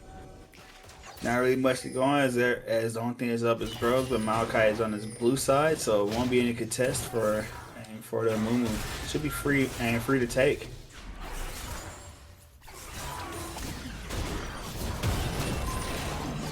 Free indeed. There's nothing else on the map he's giving up for it. His camps are in dead time. Top is crashed and relatively healthy. Midlane's got priority. No dragon on the map. This is going to go ahead and put them at 3 voidlings. No new voidlings will enter the map. It looks like Herald is going to be the next objective on the top side at 2:30. Or within 2 minutes and 30 seconds. Conte looking for a trade against Aatrox, pressing his level advantage, setting up the Amumu we find to take. Seems like the only action so far has been really in that top side. It's been trading, sort of almost like a wet noodle fight, kind of. And with a move there, looking to gank too. Aatrox backs up and he sees it coming and makes sure that he's gonna keep himself safe from that potential dive. Outside of Kasante Aatrox, most of their lanes are waiting for the jungle to be there. They're the primary initiator. Luck has to land it there, so she may be fixing out the attempt. So speaking of Lux, it's like she's gonna die right here. And now Kaiser's coming in. We have a teleport coming in for Lissandra to come in. She's gonna, but Twisted Fate also is gonna come in too. It's gonna force the ultimate out of Lissandra. She does lay it down, but she doesn't have an E enchant. Crystal Arrow hits Lissandra in the face, and watch as she dies to the ass. Bye bye. Good night. And now Kaiser is on the run, but the Twisted Advance is gonna catch her. But the Killer Instinct is gonna get her out of there. Amumu jumps in. He hits the ultimate. Twisted Fate unfortunately has a blue card. Seraphine dies. Oh no. But we also got a fight in the top lanes. Both ultimates are extended, but Aatrox is going to lose the end of this fight as he has the flash away. Kasante does have Q3. He is still looking to keep fighting as it eventually goes away. But unfortunately, Aatrox is out of his ultimate, but Kasante is not. His Tumfos are still not completely back yet. Nope, there are the Tumfos, the regular Tumfos, and Kasante misses the Q3. Aatrox is in a bad spot though, as he's looking to escape. As there is a shove coming out from the Kasante, but we're looking at it now with the Lust coming to the top side, but nobody else is coming to support. Oh no, it almost ended up being a kill, but and it looks like the Aatrox is probably gonna go down if the TF doesn't make it in time, but he does not have Destiny. But he will make it as they did not press on the attack. So both top laners are gonna walk out.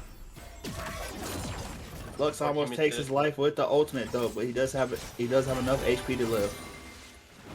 14 minutes into the game, the score is 5-5 with a favor 1,000 gold lead for as the Kraken is about to take a break. You both teams that have actually one break in the game stage. Hey Drake, I agree with you, man. Let him box, because that got a little spicy for a minute. And now we have SSK there starting on that Rift Herald, as Kasante is still pushing in that top side. Oh my, and now it's not looking good as Kaisa is picked off by the Seraphine Ultimate and the Enchanted Crystal Arrow. That encore makes you sit down and sing, and now you're going to be singing all the way to the graveyard, baby. So is Seraphine Snare, then Seraphine Ult pulled up by Ash. A lot of resources went into securing that kill. They are able to trade Ash's life on the bottom side of the map, which that takes off in exchange for the arrow. And like TF is getting ganked and he's gonna go down. Oh my! But Lissandra almost gets caught in the crossfire. Now we have 3 mid and Mumu both and Lux, but Lissandra no. Oh, Mumu did have to utilize Flash in the mid lane, but now we have a big time fight. We got a boxing match, a brouhaha in the top lane. We got a slugger, baby. Keep it going. I want to see some more fighting. Oh no, but Aatrox decided to E away. Come on. So something We want to see some action. Give the people what they want. Ooh, they don't want to take the action there. They want to win the game, and they should be fighting. Gabe has a level and a half advantage, and if he's ever walking up like this, you're indicating to Ace that Oh, so we have the Aatrox come out with the ultimate, so does Gabe. And now we gotta fight Gabe trying to make his way out, but Aatrox says he wants blood. He smells it, he wants it, he needs it. But unfortunately for him, there's an Amumu behind him, and the Mummy saying that no, but he makes the bandage toss, but he does have ultimate. So the question is, will he make it out? Because Lissandra's coming out. Nope, it seems like there's gonna be a hell no for him because he's the only one on that side of the map for his team. Certain player GMD has been able to secure the kill.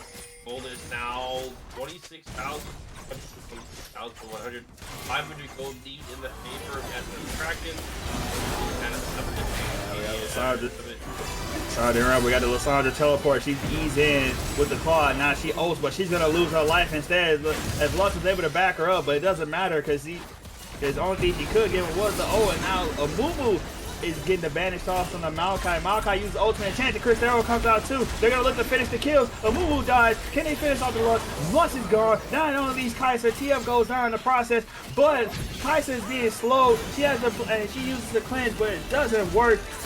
Because in the end, she's going down, baby. 4 kills over to GG Cosmic. We're down 8 to 10 with the 1,200 gold lead in favor of the Cosmic. Holy smokes. They have managed to take over the game and take over the advantage.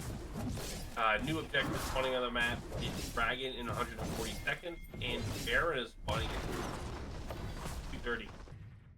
230? 230 seconds. Professor Malice is turning into Professor Oldman. He is falling to speed, unfortunately.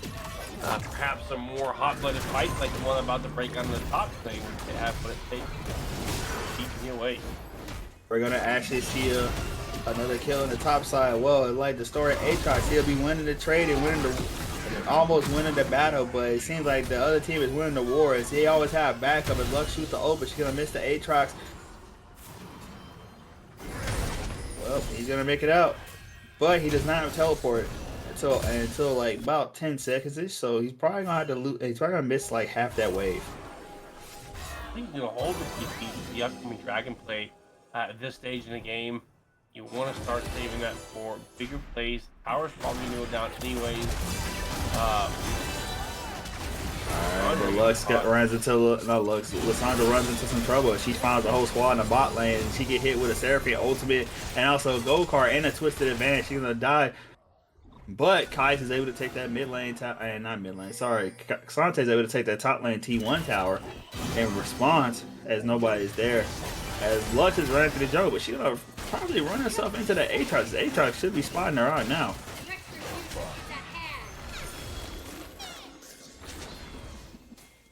Alright, with Infernal Drake up now, they're gonna be looking at and start dragging stack of that for that Infernal Soul. And this should be a free Drake over to GG Cosmic.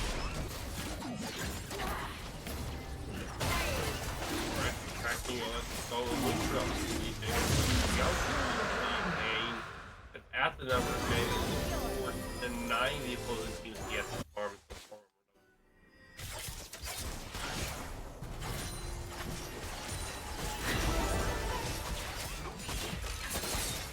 Alright, well now we have both bot lanes in the mid at the moment. But granted, there is no tower and for that mid, for the side of Krakens. As we look see how the rest of the map is allocated. As Aatrox is in that top side, and Krakens is looking to send Lissandra to answer and match him.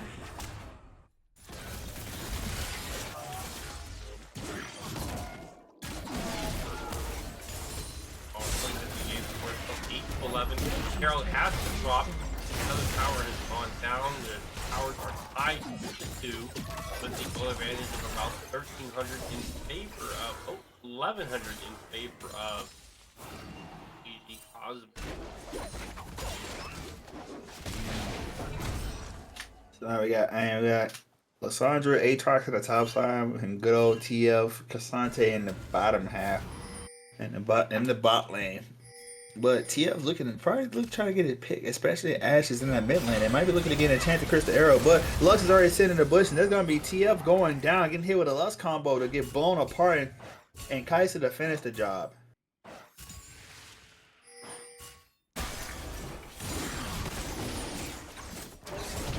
Chat, if you stick around, I'm going to ask you guys, which team do you think is going to be favored at this point? We're now at the halfway mark, entering towards the beginning of the late game at 21 minutes. Baron spawns in.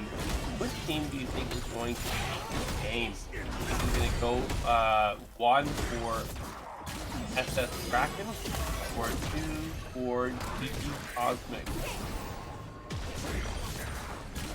I do think it's anyways game, but I do believe that SS Kraken is going to go ahead and take me. So we got the first thing up was a 2 for the Krakens, but we're gonna get an 81 for the Cosmic to see if the fans still believing. That's backwards this time. It's two Oh, Krakens is one. no, oh, I'm 2. sorry. Yeah, I Kraken's apologize. 1. Blue I side's apologize. 1, red side's 2. I apologize for my outburst. I'll proceed to go fuck myself in the corner. All right. Jokes aside, but as we're approaching this mid game, it's interesting to see as the goal lead is not much apart. Even though like the kills are over to Cosmic, the goal lead is over to Kraken, and they're like equal in towers too, making it better. But it's barely by little. It's about like 100 gold. But as it seems, they were looking to do the same thing here. We're back in the same song, same dance. As they're looking to kill. Oh, Cassante makes the Lux miss her ultimate. That's not good for her. But TF comes in, but it doesn't matter at all. We have another TP coming into that bot side from the Lysandra. They're looking to kill the TF, but TF should be able to make it away with his life.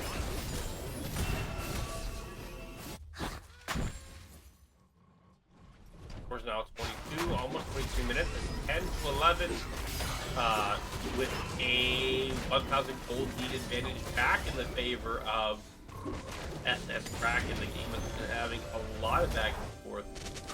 Perhaps we'll see a change.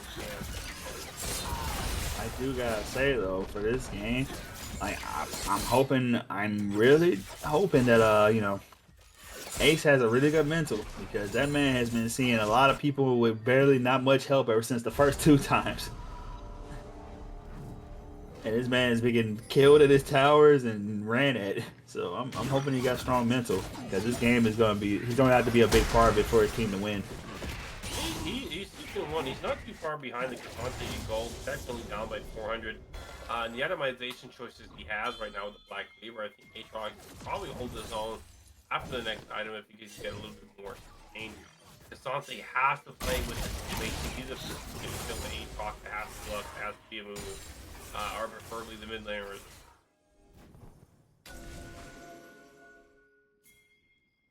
Dragon spawns in 30 seconds. We're going to see another contested fight. Likely leading with a Lux there or a Mumu ult.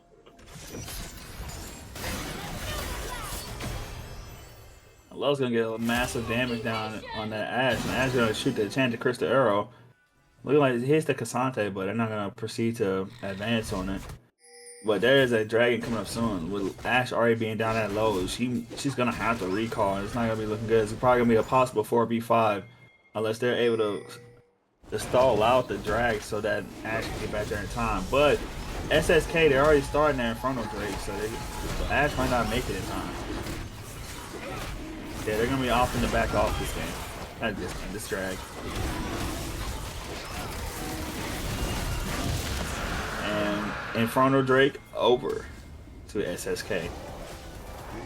Dragons are now tied. Both teams have 2 dragons.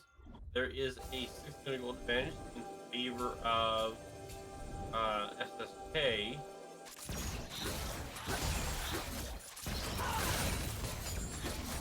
we're struggling here. We are almost 25 minutes into the game, and it is 10-11.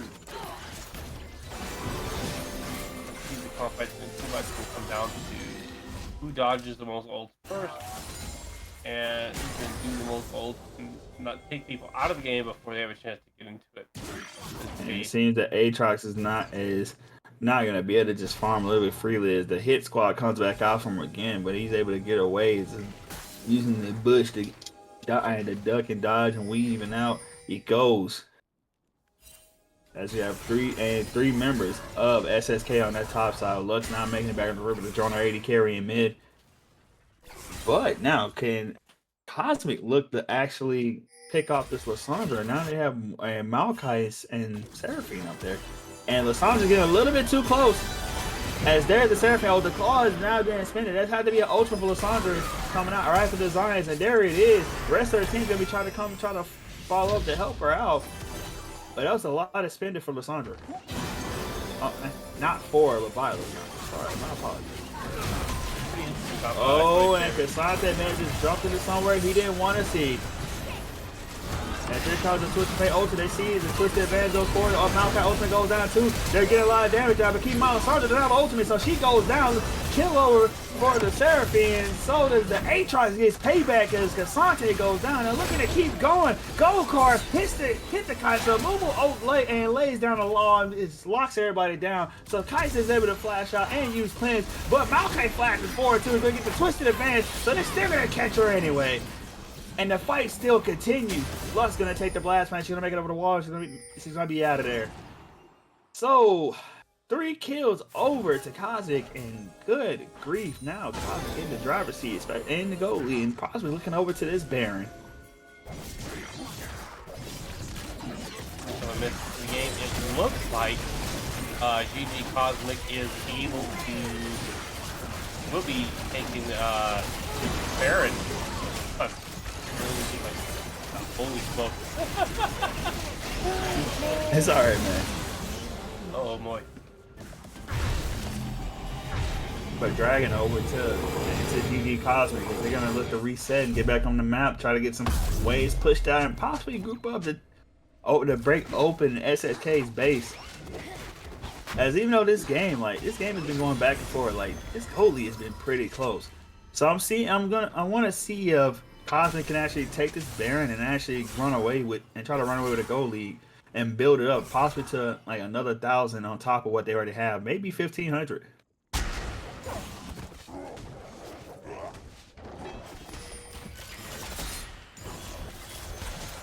All right, well, the option is to go into like more of a 1-3-1 and send an Aatrox in the bottom, TF in the top. Keep in mind, Twisted Fate does not, and I repeat, does not have teleport. So, but he's gonna be the one to answer Cassante, but Cassante doesn't have one either.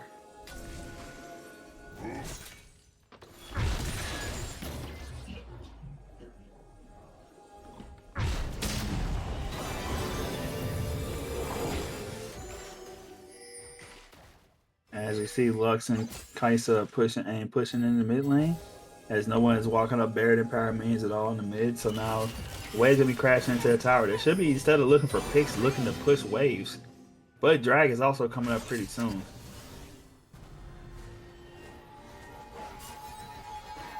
We are 20 minutes into the match. Score is 10-14. Drake fight. They're getting priority for the Drake. That's coming up soon, as you mentioned, in about 40 seconds. At the same time, SS Kraken appears to be wanting to wait out the Baron and look for any picks they can get, such as possibly on the TF. They're escorting each other out and fighting through the use of threat for a variety of different positions. Alright, but the Maokai is pretty pushed up forward to see if SSK is gonna try to engage, and they opt not to. They're gonna take the long way around, the scenic route, they say. And now Drag is about to be on the board. They're probably gonna be looking to start as soon as it spawns. Yep, there it is, the spawn. And now SSK is spawned out by the Maokai saplings. But TF is also farming at bottom side. But granted, his ultimate is up, so there still is a 5v5 as he's in range.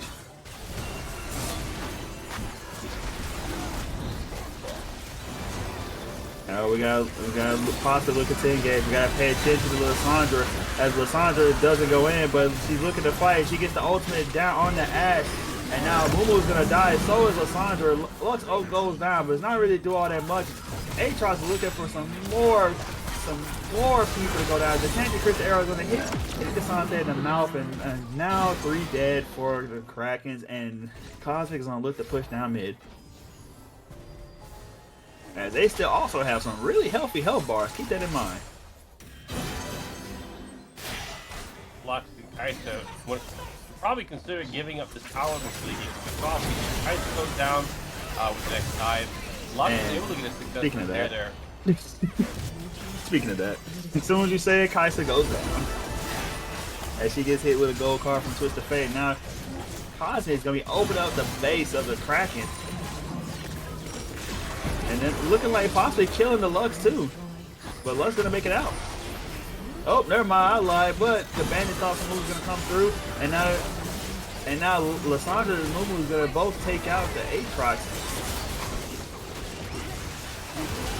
But this is going in one by one, and now Mumu's gonna go down. Granted, he saw blood, he saw a low health bar, but it doesn't matter. It's like it's gonna be another death and another kill over to Cosmic. The scoreline goes 11-21 with almost a 10k goal lead, make it about 9. Oh, my bad, make it about 7.5. And now Cassante, he goes ultimate, and he tried to kill this Maokai, but TF is gonna come in. So is Seraphine. 2 ultimates, make it 3. Is Ashe with the enchanted crystal arrow hits him too.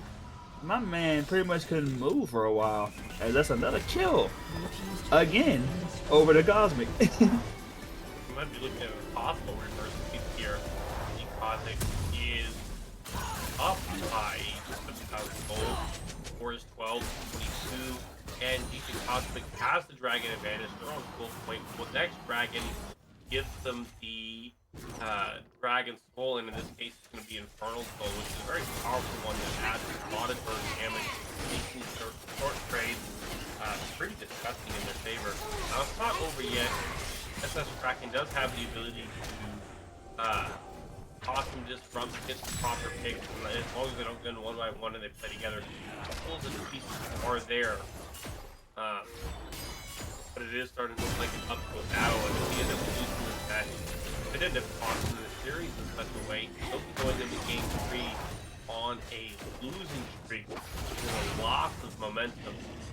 There's a concept, a therapist called, psychiatrist, not a therapist, Jordan Peters, that he has this thing he talks about lobsters share a lot of biologies with the lobsters, especially the dopamine and serotonin receptors in the brain. And what we find in people is that the more you lose, the more likely you are to lose again, and the more you win, the more likely you are to win. The fact that SS Comics or DG Comics was able to cause an upset in the last game made them more likely to win here. And if they can win this one, they will be, at least psychologically speaking, the team with the greatest advantage for winning games. Now, I will say though, just because Cosmic is in the lead does not mean this game is over. They start bearing. We watched in that game 3, and the Krakens were in the driver's seat, but they threw hard later into the game. So hopefully Cosmic they don't do the same. If Lux looks to steal the Baron, but it doesn't matter because the Maokai smites it down. Baron over to Cosmic. And I just want to point out something like nice and fun, right? All the attention, and I mean all the attention that was put on the Aatrox, and he still has over a 1,000 gold lead over the Cassante. Still. So all that attention didn't really work that much, apparently. But I also want to point out the Ashe is 4K over the Kaisa. So that Ashe is eating pretty good. I'm not gonna lie to you in this game.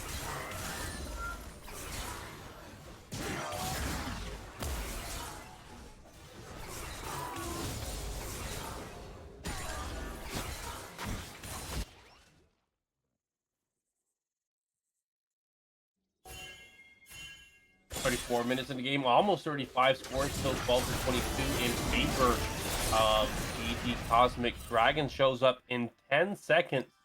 They're able to secure this, in which they have priority. They will get the Dragon Soul. giving them a substantial advantage in all future trades. Alright, and now Cosmic starts to drag it up on spawn. SSK is not in position to answer back, and now Inferno Soul over to Cosmic. As the Cassante is trying to respond by getting the top tier 2.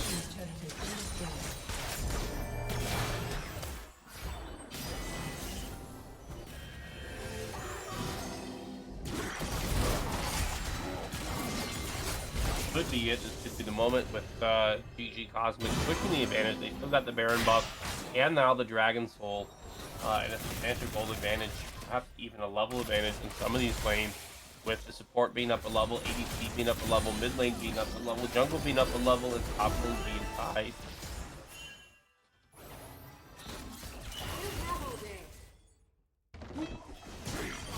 Well, I don't think they should keep trying to push up the mid because they already have Superman. It's probably send the 4 up to the top side, and that should try to grab more towers. But then again, it still can split up split up SSK this way as well for Twisted Fate to get some more push onto that bottom inhibitor tower as the Enchanted Crystal Arrow comes out and forces Lux to flash. But oh no, the gold card goes away at the last second. But Lux is still gonna die because he tried to Q a TF with a fancy fail. And this fight is going crazy. Lissandra is dead. Mumu Blast and Blast comes over the wall, and Ultimate goes down. And now Cassante is trying to kill the TF, but he goes gold, and Cassante goes down. Ladies and gentlemen, Predator Silver scrapes because the believers are now getting what they asked for. We're going to game 5, as it seems it looks like, as this should be game over for the Krakens in game 4.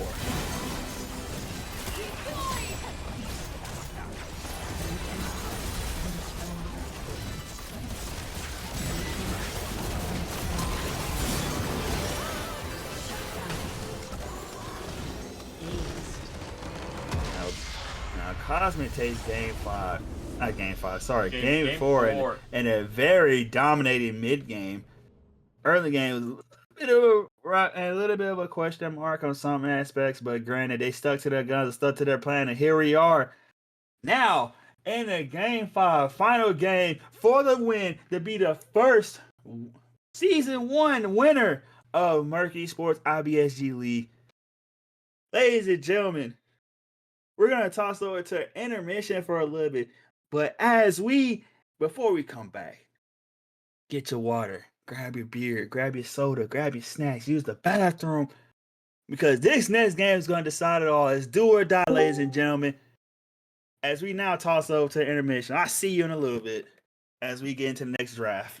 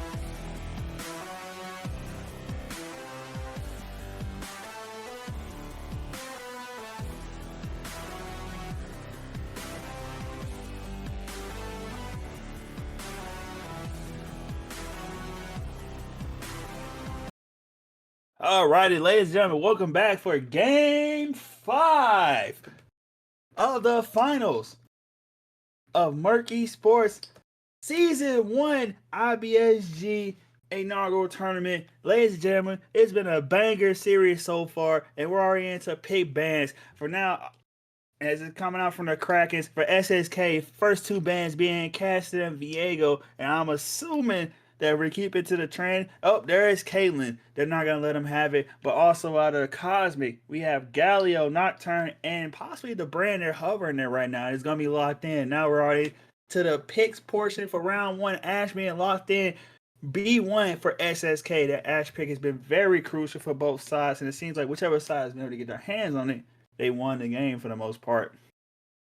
But while we're going through this pick advance, I just want to go through and I want to introduce, because unfortunately our friend Professor Malice, he's not here right now. But in for him, we have the owner of the league himself, Blood Merc. Welcome aboard, man. Welcome on to the cast.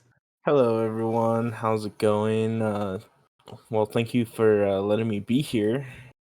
I mean, I get fired if I stopped you. I know, I'm just kidding. But yeah, no, this is gonna be a really fun match. I can't believe we made it to a game 5. I mean, you couldn't ask for a better series. I mean, come on. First season, game 5, final match. I mean, can't get better than that. So I'm pretty hyped for this. Well, speaking of K getting better, they realize they got a formula to win with, and they're going to stick with it. Cosmic locks in for the first two for Seraphine and Maokai. Granted, I want to also put this out, even though it's all the way up on the screen, just make sure, just for the people that are listening audio only, SSK are on the blue side for this game, and Cosmic are taking that red side, same as before. And now we're bringing in the Says Wanted for SSK. We're looking at that good old Freljord themed team so far. Are we going to see a Lysandra come out? Nope, we're going to see a Crocker, angry crocodile. Make sure he doesn't get banned in that second rotation like he has been for the past 2-3 games. That's actually kind of crazy that they let that through. I mean, I hope GG has something up their sleeves for that. Or they're just confident with that 2-game win streak going on. I mean, granted, the Croc was a counter pick to the Aatrox, and oh no, and we're looking to run it back and stuff. He's gonna pick it into it himself this go around. The round out the first round of picks. Oh Lord, hopefully we don't have deja vu, because Renekton took off on first game against that Aatrox, and Gabe was able to take over the game. But as looking at it, go ahead, sorry. No, I think this is going to be a confidence thing. I think GG thinks that they have it this game. All right, but now we're into bands, and now Lux banned by Cosmic, and we're going to see what Kraken comes out with. And it's going to be that Jin. I'm honestly surprised. Okay, but Jin it is. I do like the Seraphine and Maokai from GG. I feel like there's a lot of lockdown. But on the same side, Kraken does have Aston Sejuani too. So there's going to be a lot of lockdown for that Renekton. So. And now we saw Smolder ban game 1. Yeah, we did. But it's gonna be a triple 80 carry ban here as SSK opted to double ban the 80 carry the second round. Meanwhile, Cosmic is out with the Lux ban and the Swain ban. And now we're gonna see. I'm sure they're gonna give counterpick over to the mid lane. Yes, they are, as they're looking to possibly hover Zaya, and she is locked in now. I mean, I can see Zaya working in this composition because, granted, they don't. Cause Malachi can play both going moving forward, but also letting people play into him. And Zaya, she wants the enemy team to play into her, and especially with the Sejuani and Renekton there. That definitely plays into into her play style. And then we have Morgana coming out for the support for SSK, and we're looking to see who's going to round out that team comp for the mid lane. And I'm it's going. curious to see. Oh, Are they joking again? They hovered it last go around, but they didn't lock it in. They locked in Ori instead. Are they joking? Or are they going to do it? No balls, Vladimir. I'm going to say it. No balls, SSK. no. They're not And gonna no, do it's it. Lissandra again. Ah,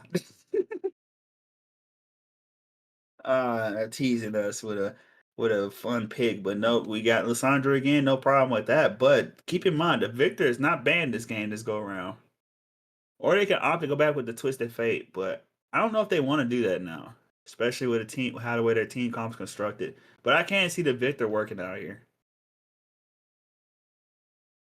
Twisted Fate. Okay. And that is the Interesting. Twisted Fate coming out. So for the most part, G and Cosmic has mostly the same team comp. Only difference is the AD carry this go around. It's not Ash, but it's just Zaya. Now, I really think they would have did better if they, instead of drafting Zaya, if they able to get a champion that works in the function of Varus, somebody that can still get that lockdown and pick off people like how Ash can. Granted, Ash is a full map, but I don't think Simply Q plays it. I haven't seen him pick it up in this league, so I'm not gonna say and say it. But as we are done with the draft, we're gonna toss it over to another brief intermission as we wait to load into the rift. As when we get back, we're gonna be entering the rift for the start of Game 5 to see who's gonna win the first ever championship for Murky Sports inaugural tournament league. Ladies and gentlemen, it is do or Yeah. die. Let's go. I can't wait. It's gonna be exciting. All right, we'll see you momentarily.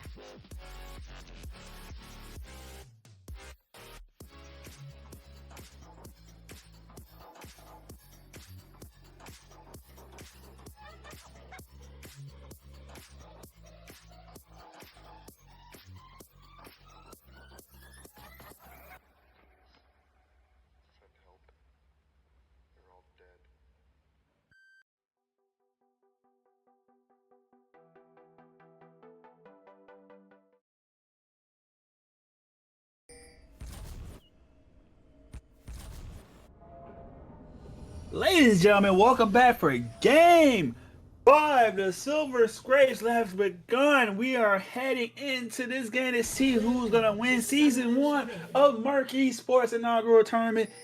And whoo, we got a game for you. As we're looking to basically rerun 90% of the comp, not 90%, sorry, that's bad math. 80% of the comp that GG Cosmic ran in Game 4. Meanwhile, with SSK, they managed to take away the Ash this go around, and they're looking to invade again, do the same cheeky stuff they did in Game 4. But it seems that GG Cosmic, they're gonna make sure they don't get picked off this go around. As they look for a mostly 5-point, makeshift 4-point, as they're not covering one of the jungle entrances, just to make sure they can cover their behinds that are possibly expecting another invade.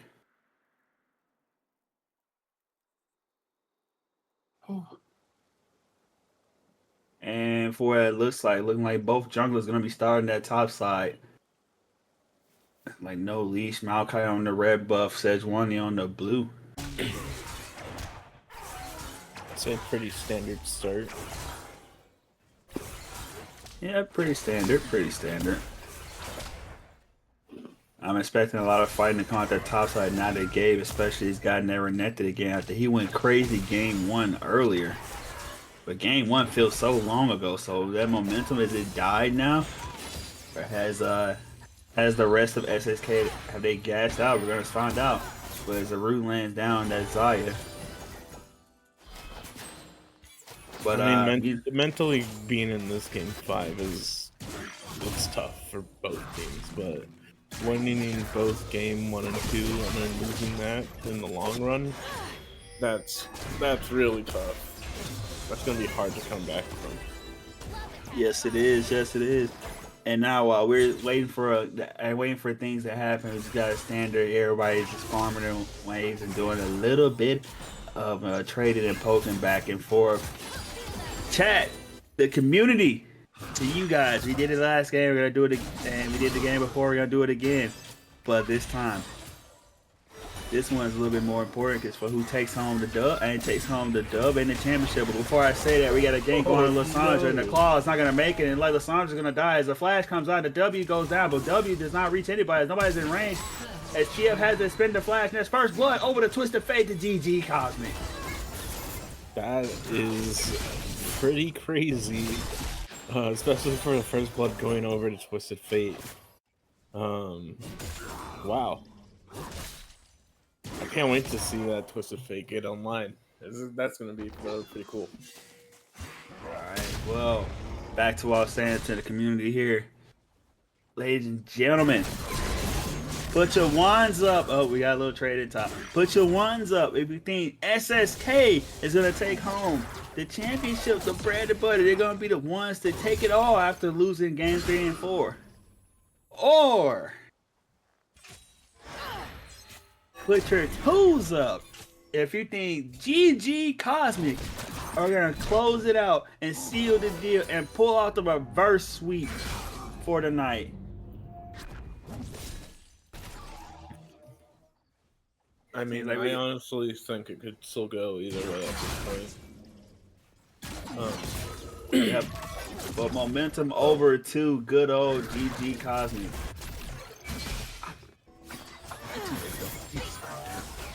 Sorry, I have a dog. And she really wants some attention because I've been casting for about 5 hours now. Let's go. Hell yeah. But yeah. Let's see, we got our 2, we got some 1, we got reverse sweep incoming. So we got believers in the chat, and they stayed true as they believed for Game 1 and Game 2. And Game 3 they got their wish, and Game 4 momentum is on their side.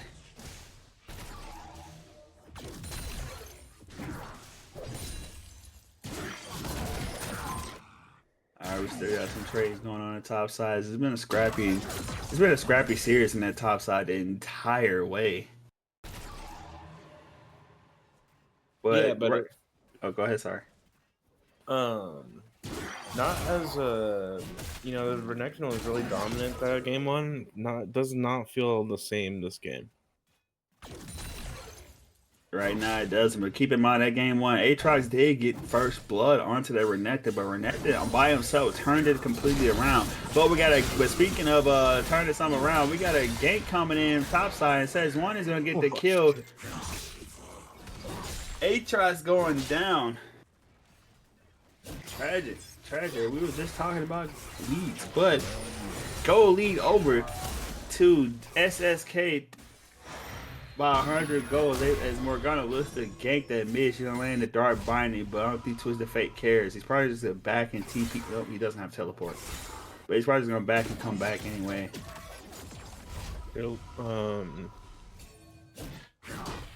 Never mind, they looked at the new drag, and Aatrox is still trying to make up some new boots and a belt out of the croc up top side.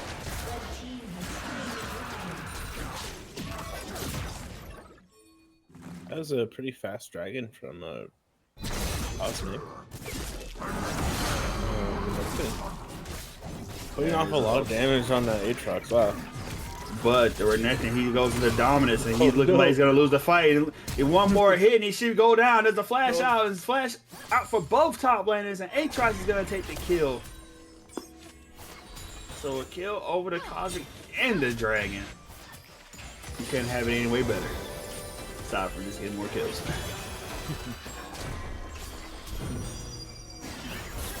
If we're looking at gold right now, both teams are, I mean, just neck to neck. It's almost dead even right now.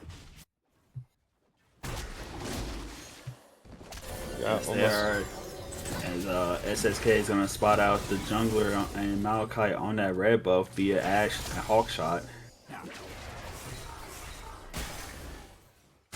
So looking at this side, it might be trying to look towards Void Growth potentially. Sedge 1 is going up there to do her blue buff.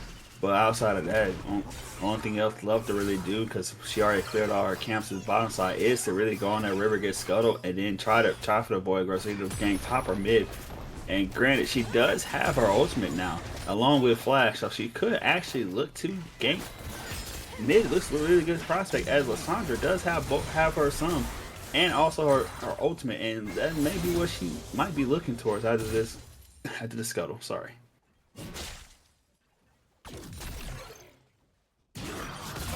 I mean, with Maokai backing here. Oh, no, Maokai stays. Okay. Aatrox going to be able to get out of it. The problem is, though, Maokai does not have 6, so it's not really going to be that much of help. As the Sejuani ultimate comes down, and Renekton this time gets the kill.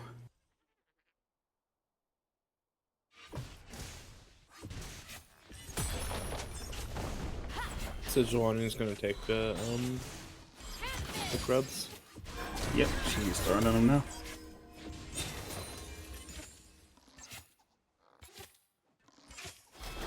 But Aatrox not having teleport means Renekton's gonna be able to get a plate or two off this top turn.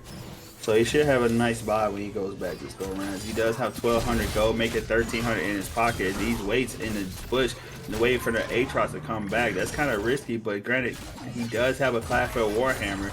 The Aatrox too long, so but Aatrox does have a Ninja Tabby. But now we're looking bot as the Seraphine ultimate comes down, forces Ashe to flash away, and also forces Morgana to flash away now. This Renekton is starting to look more and more scary. Yeah, I don't get why they picked themselves into this matchup again. They saw how it went game 1, where Gabe is very comfortable. Now we gotta dive onto the Aatrox via the Sejuani. Oh, nice E, but I don't think it's gonna matter that much because now dominance comes out for the Croc. They're taking bad turn shots, but oh my goodness, it is a nice turn. And Aatrox might get a double kill off of this, off of what was a story that was looking oh so bad, is now looking oh so good. Oh my and Aatrox does finish the job, and 2 kills over to the Trox. Holy crap, Ace! He pulled a rabbit out your ass this go round. There's the confidence. I think there it is.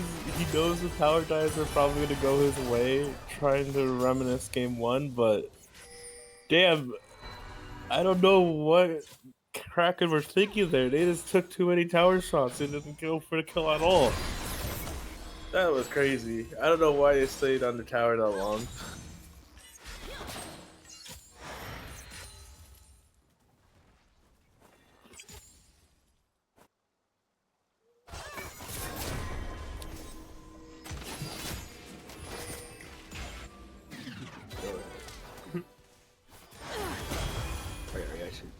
want to join in for. No, are you serious? No, you know if you actually dead serious. Alright, well, ladies and gentlemen, I know this is mid-match, but we also now have a third addition onto the caster disc. As we bring on our producer here, as he's gonna add on some more insight over to this game. Welcome aboard Super Feast. Everybody give him a little bit of round of applause, because it's gonna be his first time with the boys on this casted desk as we go through this game 5. Oh, so important. Welcome aboard. Hello. Glad to be here. In this amazingly interesting game 5 that we're having here. Oh, we got a 3v3 going on. Bot lane. Sejuani comes down set, and now Zaya's gonna come down with it. TF's here too. Is she gonna retract? Yes, she does. She's gonna get the Morgana kill, but Ash is gonna kill her too, and now Sejuani's gonna die. Lissandra enters the fray. Maokai is trying to get some down, flashes away. He may not be able to get away, but the blast cone might be able to save his life, but he doesn't take it, and he's gonna be a gold card for TF, and now Sejuani's gonna die, and Lissandra might go down alongside of her. The Shirley's TF. Oh wow. And Okay. Twisted Fate. I think the 3 Shirley's kills. actually saved him there. The move speed that they got from him popping it, like, I think really did help them win that fight, get away from the Lissandra before she could do any meaningful damage to the low Maokai. Alright, and now Renekton looked to engage on the Aatrox, forcing the flash to come out as he uses dominance. Now, not exactly a waste, but you won't be able to see any damage from him. But keep in mind, Aatrox does have TP. He does have his ultimate up, so you could just go back, recall, and TP back and buy some items, as he does have about 775 gold in his pocket. But granted, it may not be enough to buy his item. But Renekton is definitely looking to back, but never mind, he canceled it, looking to fight. As Aatrox walking way too far up here. That he definitely is. It's gonna force Aatrox to back. He might need to use teleport in order to not lose this mini wave. No, he's gonna have to. Yep, there it is. And now as we got Maokai back on his bottom side, Twisted Fate, look at the TP, he catches the Ash, but Ash does have cleanse. Now Seraphine ulting the Morgana, but Morgana doesn't have black shit, but TF does come back with another gold card, but is he gonna die from the tower shots? And yes, he will. Bye-bye, man. Good night. Morgana gets a kill with that fade away dart binding. As Lissandra's gonna take some more place in the mid lane. Make it 4th place over to Lissandra. Now TF, even though he's been getting wrong, Lissandra been getting those plays, he is still ahead of Lissandra by about 400 gold. So keep that in mind. And now we got another fight up top side. Keep in mind, Aatrox still does have ultimate, as their Krog does not have dominance, and Lissandra is gonna actually get first blood. But Maokai and the rest of the cops, they're gonna get the Ocean Drake.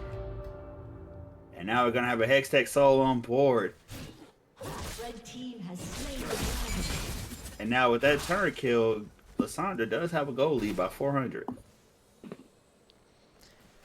Which team do you think benefits more from having the Hex Gates? I would definitely probably say SSK. Yeah.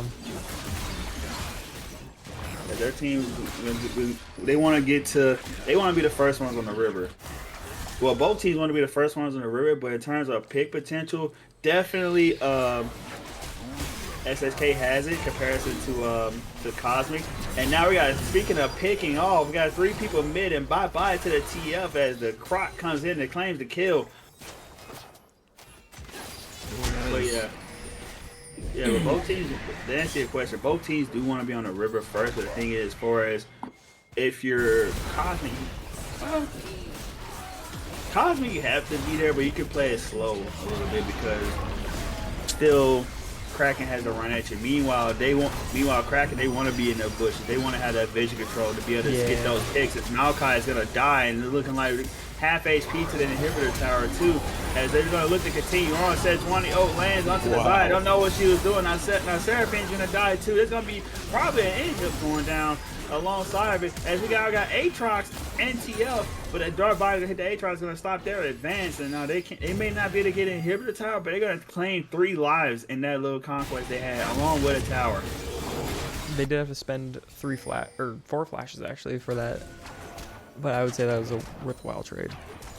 Yes, it was. 1 tower and 3 lives. That sounds really good.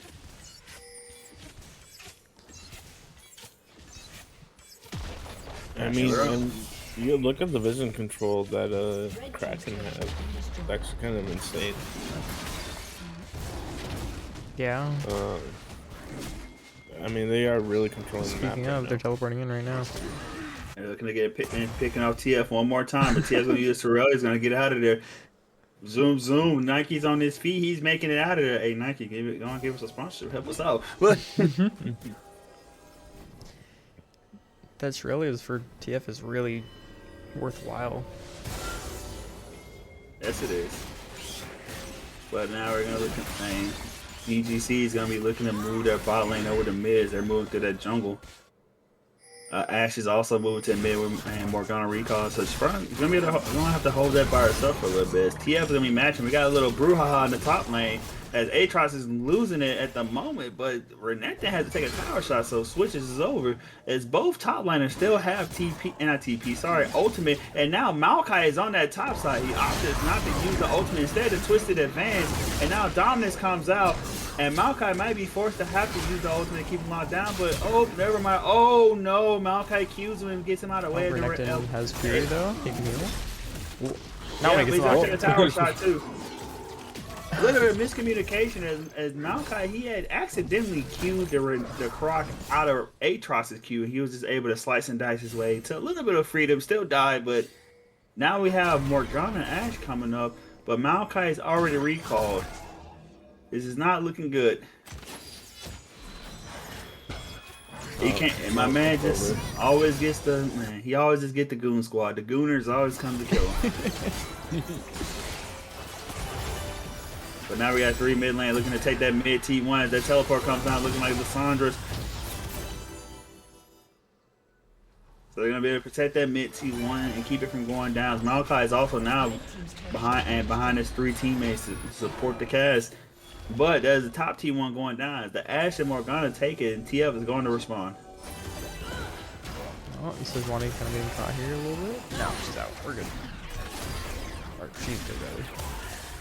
Oh, but Lissandra is engaging onto that Seraphine. Ultimate goes down. Seraphine looking to die, and she will in a moment.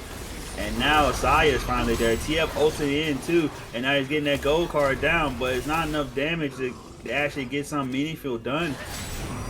And now Aatrox is now entering the fray. Black Shield on the Sejuani as they're fighting in this choke point. Morgana is going to be pulled back in. Twisted advance into the Morgana. Lissandra gets the Maokai kill, and it's not looking good.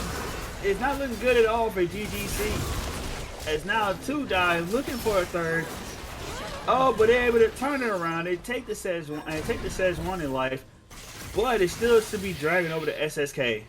They just don't have any damage. I mean, Ashe wasn't even there that whole fight, and Zaya was just constantly hitting people, but it just wasn't enough. I mean, yeah, that was kind of pitiful from GGC. Yeah, Zaya. I think Zaya needs to finish her next item, which, if I'm not mistaken, is Quick Blades, and that will help her out a lot. Being able to spam her abilities more, get a little bit more damage. Because at the moment, it does not seem like she's able to get out enough to solo win off of damage. Yeah, she is building a quick blade right now, and she doesn't currently have the gold to finish it off, so she needs to get more of that farming in. But we have Twisted Fate, and they send Twisted Fate in the bot side to go and get solo farm up. He's gonna be answered by Lissandra. They're gonna be matching each other for the time being, while Renekton is still on the top side. But let me point you to the Baron. It is coming up pretty soon. And with SSK, they've been accelerating the game so much. I wouldn't be surprised in the next 2 minutes if they're able to get another pick like they did earlier. They'll be looking to go kill that Baron to secure it for themselves. Yeah, I'm gonna say. I mean, even looking at the Zyra right now, I mean, is it gonna be is she gonna be able to farm fast enough to catch up? I mean, I think that would be one of the main concerns for Cosmic right now. And same with the Twisted Fate. Because that's really their damage.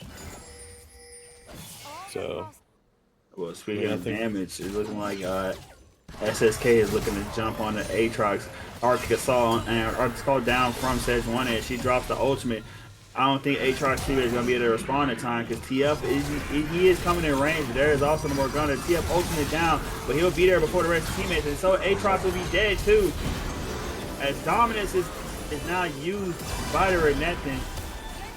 As Seraphine ultimate goes wide, she flashes, but that might be her life because she get hit with an Enchanted Crystal Arrow and Arctic Assault by Sejuani. So two dead, and now as SSK they look over to that Baron.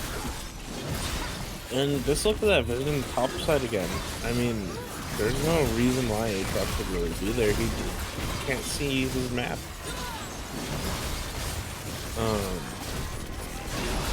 It's just too risky with the Baron up, and as you can see, it's going over to Kraken now. Yep, and GGC, they are falling apart in this game. What looked like a competitive series now, it seems that SSK is able to turn it around and actually find themselves back in the game, looking to contention to win this series. But man.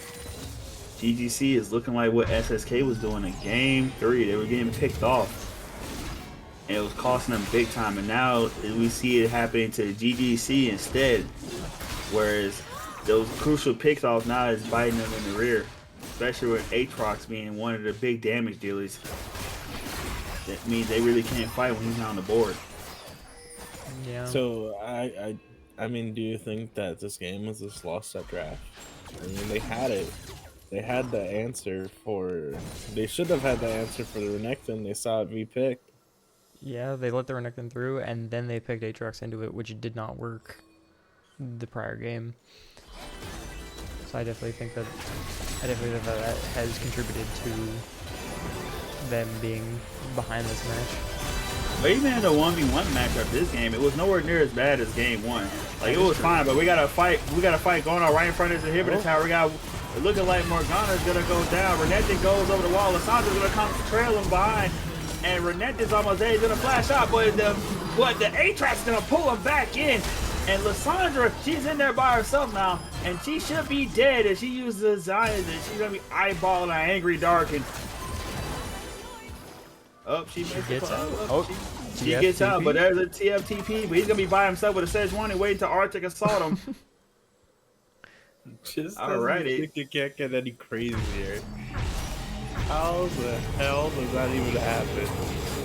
Stano, you are a crazy son of a gun for TPing right there, but you know what? I admire the balls you got, the gall you have, my friend. Mucho corazon, as some would say. But as they looking at that dragon is coming up, and the Hextech Soul, as I remind you, is the one that they are fighting for. As now we're waiting for Aatrox to get there. As SSK is gonna be a little bit on the slower side. Granted, they had 2 people die. This would be huge for Cosmic too. Oh no, Seraphine about to get picked off again. And they just can't afford that. Unfortunately, they just might lose this dragon now because of the Seraphine pick. Yes, they will. Seraphine really shouldn't be out there by herself. But granted, Maokai was right there, but SSK quick to respond to make sure they can punish him and for not moving as a unit. And Maokai has no flash, and they're gonna pick him off right there on the grubs at the finish. And Lissandra is now unstoppable, getting another kill to herself. Yeah, it's just as you said, the Krakens really like to be there waiting for people, and that just seems to keep happening.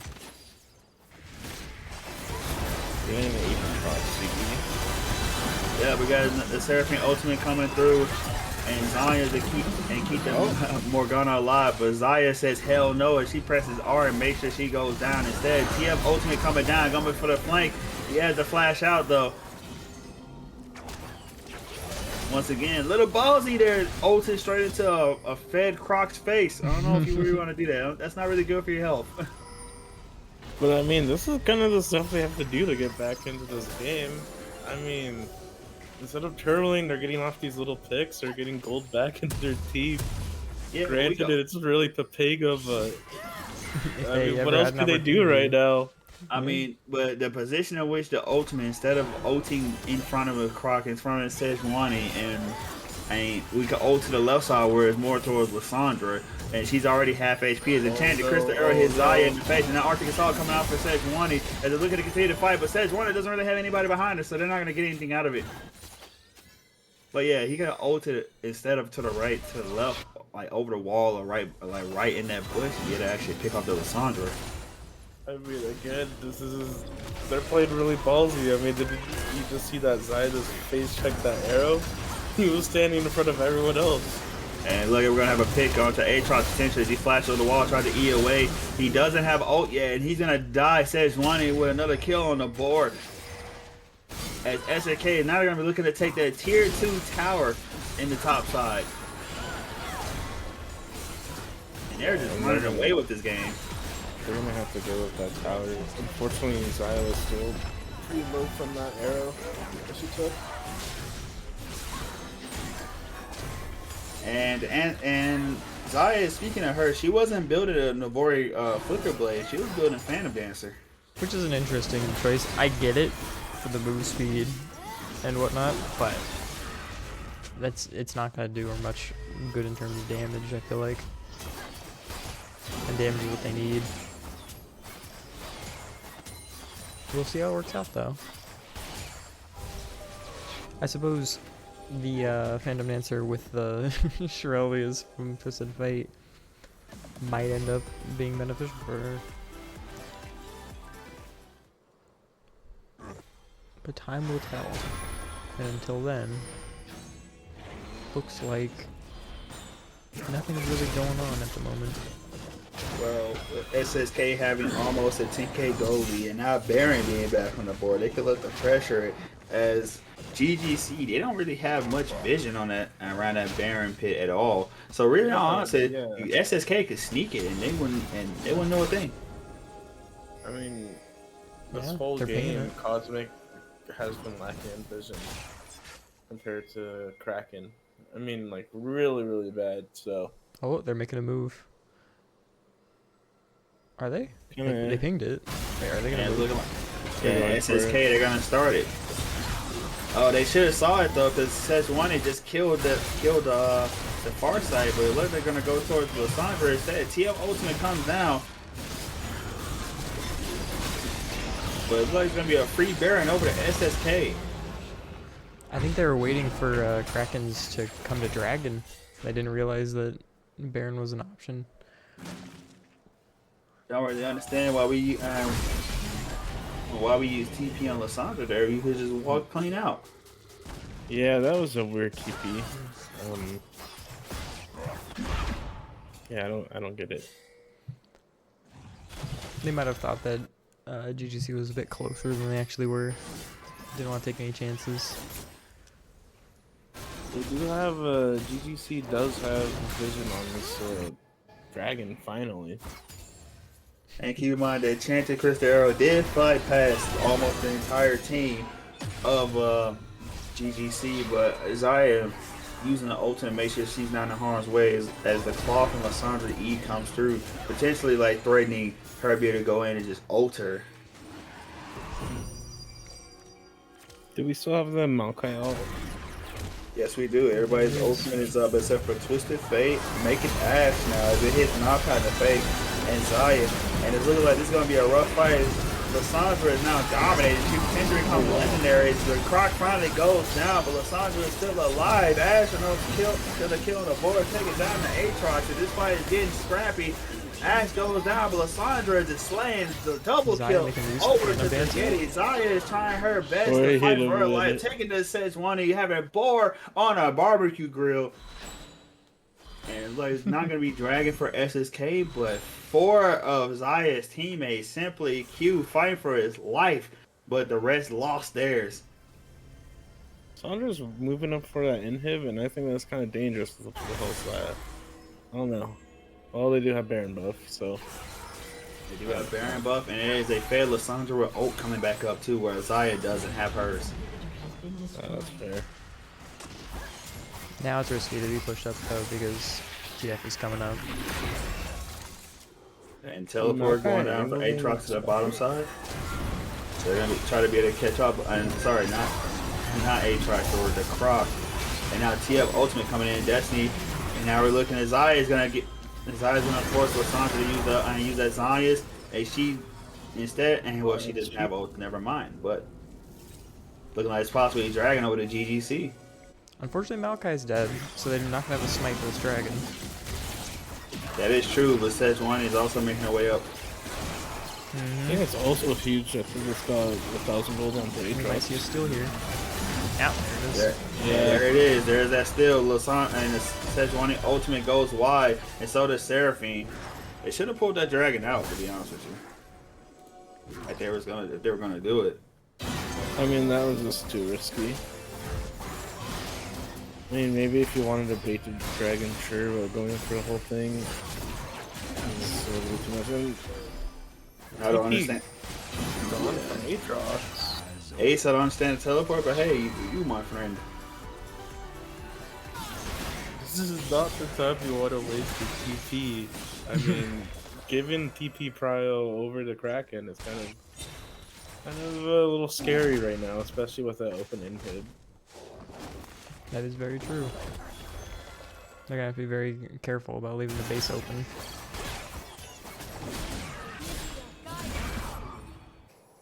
As we approach a little bit of a lull in the game, due to no major objectives being on the board, I just want to point out, even though all the fiasco is happening between the Renekton and the Aatrox, the Aatrox is only down about 150 gold from the Renekton, despite all that happened early game. Now, granted, for the TF Lissandra, the TF is down by almost 3k. It's not, and goalie's not looking too all fancy for him. But good news is that Zaya is ahead in gold, ahead of the Ashe of about 1.3k. So things are not going that bad for GGC. Granted, they are down by about 9k gold, a little less than 9k. But they're able to fight. They're able to scrap back and forth with SSK. So they still have a fighting chance in this game. It's not. SSK is not completely run away with the game yet. As SSK is going through this topside jungle, they're clearing all the vision out. Yeah, Which is really dangerous for GGC to now have to walk through an area. You know, their whole jungle is kind of off limits at this point, based on how Krakens have been using that vision advantage to make just picks off of important people. Yeah, So GGC. very careful. Yeah, GGC is going to find a way to clear that vision line and be able to make their own, because Baron is coming up fairly soon.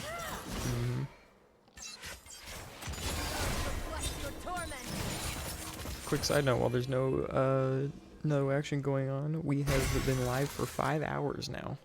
So thank you to everyone who is still watching. Yes, sir. They've been rocking with us, keeping it through thick and thin. We appreciate you guys tuning in for the grand finals of our inaugural Merc Esports tournament. We're season 1 at that. So appreciate you guys. Give yourselves a round of applause. You guys stuck it through thick and thin. We're at the game 5. We're almost at the goal line, baby, to see who's gonna take home that championship. And as we see now, it says when he's starting on that Baron as Renekton slices dice with the wall. SSK is gonna be able to get this under GGC's nose, because GGC also has no vision. They're gonna see that far side, but they're not gonna be able to make it in time. They're just getting pretty shredded really quickly. Yeah, and it just comes back to that vision. I mean, there's just zero vision control from GGC right now. Yeah. That far side on the Baron. right as it's at like a third health. Definitely has to be a hard drop moment for GGC.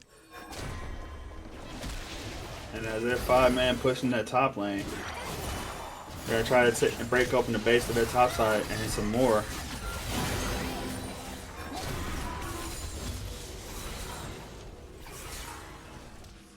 And this wave right here might be it.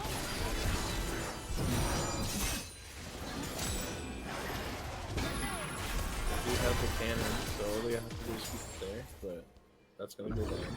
But that mid inhib has come up, so no more super minions to push in that mid lane. So they might actually just, it'd be a good idea just to 4-1. But the Renekton is going to back, but he does have TP.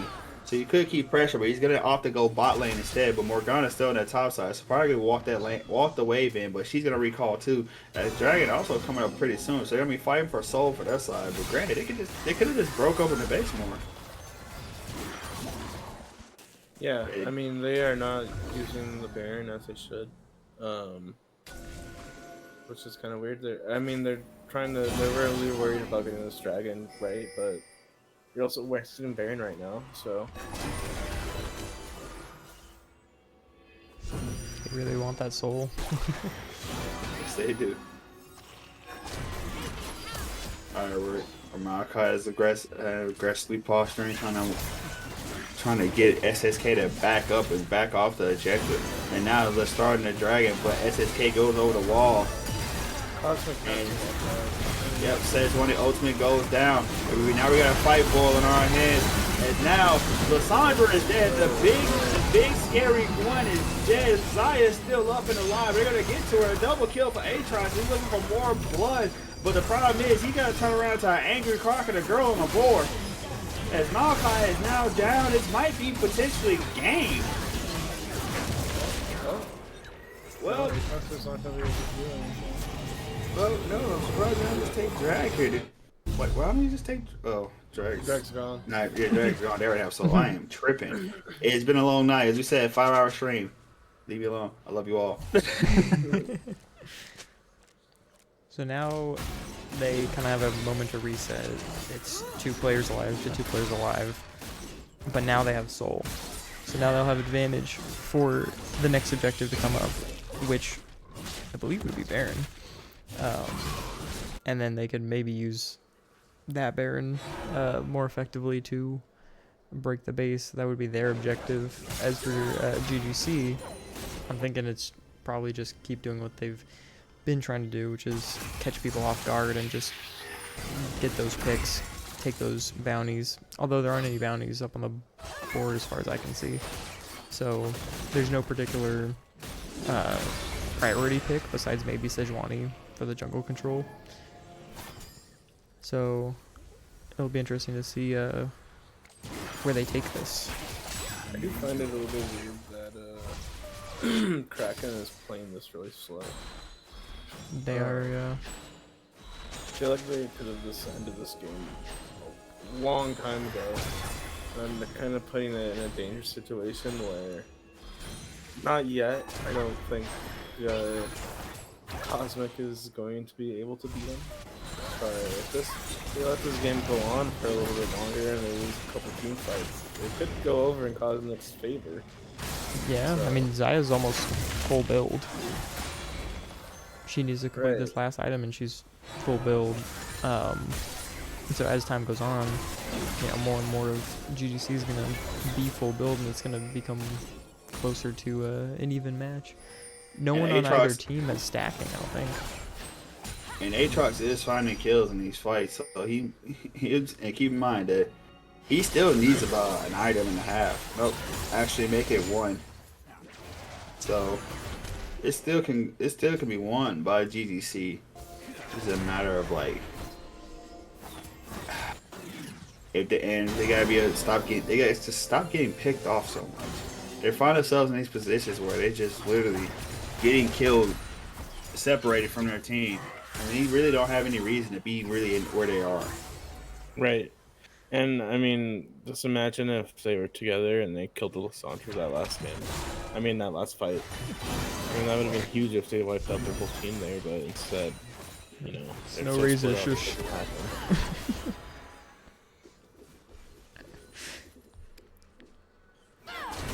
No one look at chat.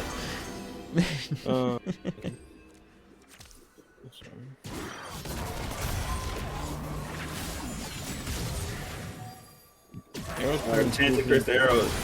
Yeah, Chance of Cristero fired and it hits Twisted Fate, but he does have that Banshee spell, so he's able to just absorb it and walk away like nothing happened.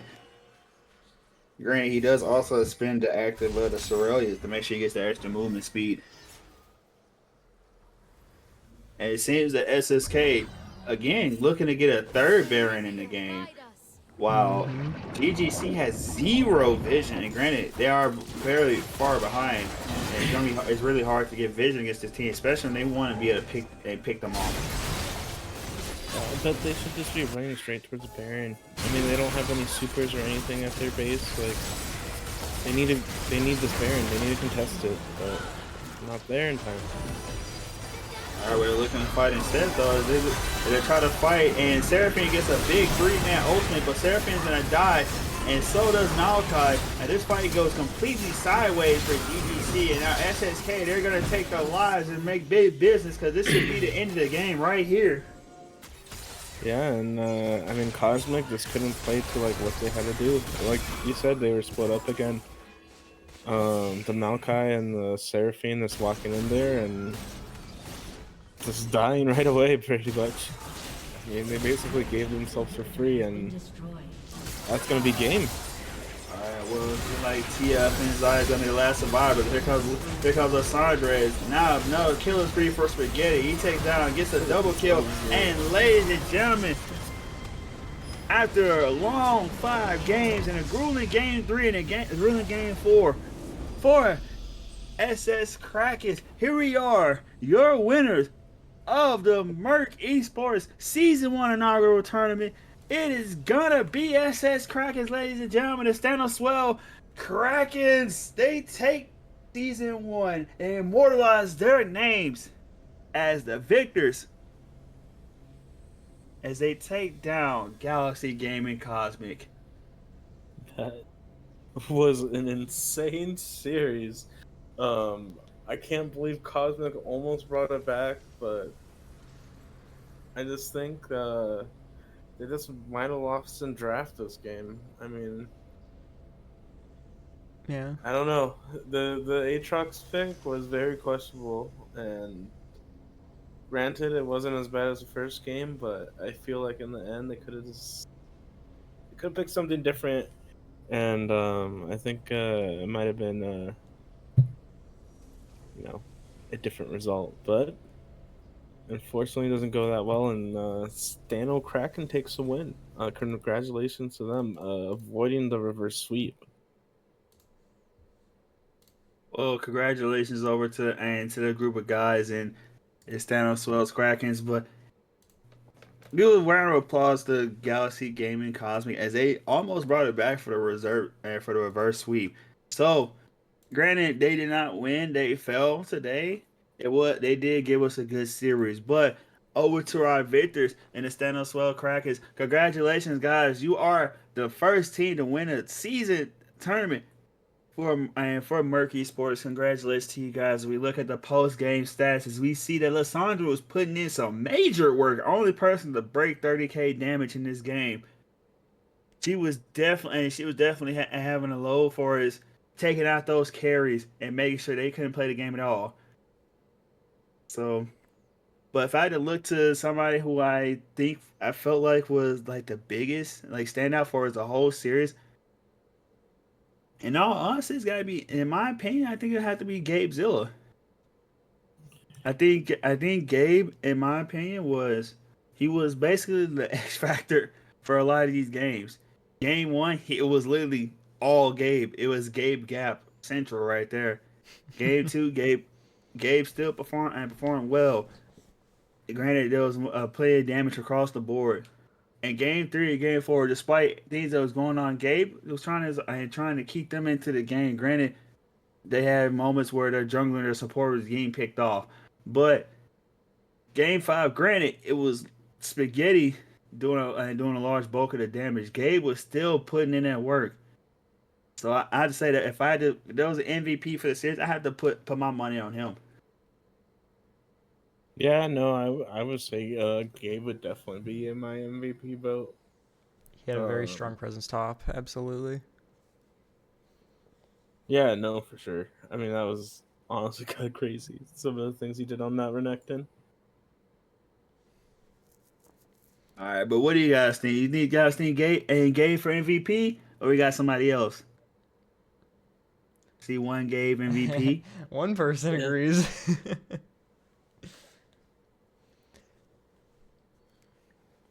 All right, well, we got one person agree, but we got another one. There we go. There we go.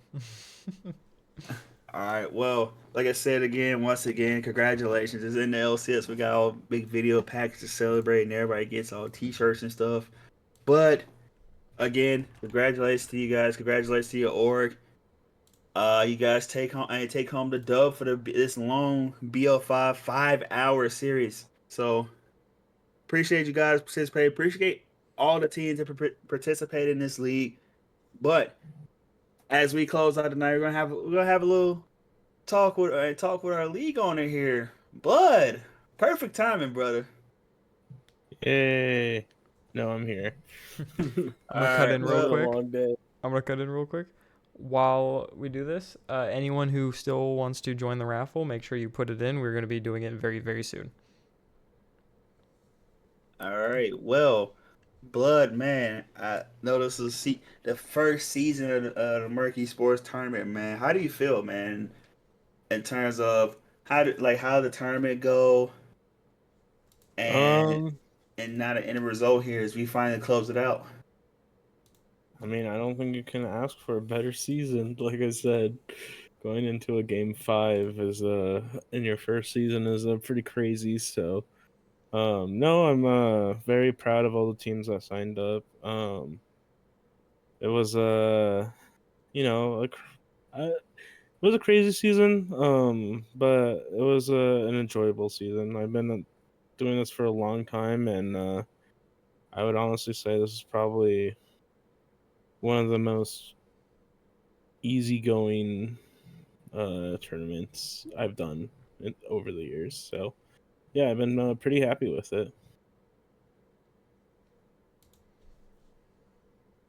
Okay, and walk me through like, especially as being like a new league owner, and again being in the first season. Like, what was like some of like maybe growing pains or things you had to learn along the way? They probably take and incorporate into the next season, and for market esports.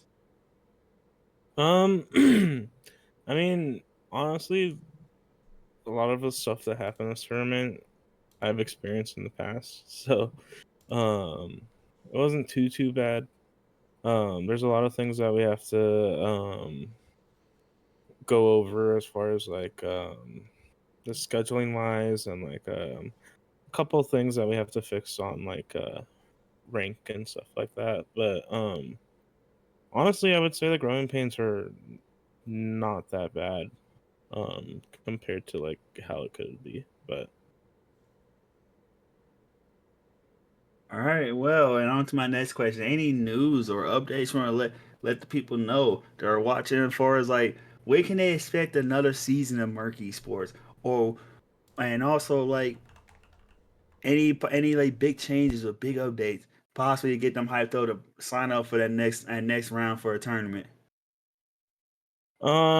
yeah, we're doing well. So we're doing a couple things. Well, first we're continuing our lower elo league, so that's going to be iron through gold. And that's going to be free. If you're looking to do something more competitive, we're gonna have our gold, plat, and emerald teams. Um, teams, sorry, leagues. And those are gonna have prize pools in it. So, those are gonna come with a buy-in. We're not sure what the buy-in is gonna be yet. But that's gonna go towards the prize pool.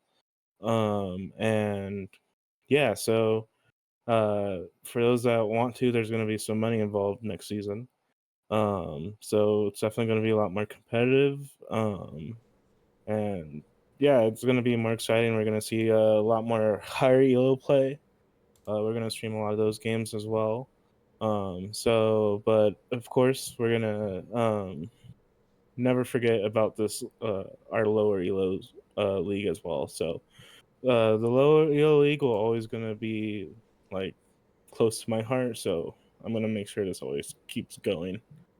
But yeah. All right, and when can we possibly expect the leagues to start up again for the next season? Oh yeah. Probably in the next couple of weeks we're gonna do our applications again. That takes about a week to process, and then probably just another week to get everything set up. So I would say the next um about the next month. Um, there's gonna be a lot of things going on in that month, so it's not even gonna feel like a month. So yeah, I would say signups for the next leagues would start up in like the next 2 weeks. Okay, and let the people know, let the great people know where they can sign up at. Yeah, so if you're already in our Discord, we have an application bot. It's in hashtag application.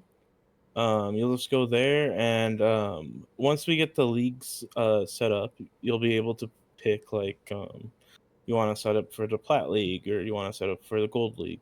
You'll be able to pick which application you want, and then that's where you'll put in all your team information, your point of contacts, op.gg's, all that fun stuff. But yeah, you'll just go to the Merc Academy Discord and you'll go to the hashtag application bot, and we'll make an announcement when we open the applications for the new leagues. All right, well, that's all the questions I have for you, man. Is there any closing comments you have for the people before I end up taking off myself and handing over the reins to you and Feast? Um, no, well, I just want to thank everyone that participated this season.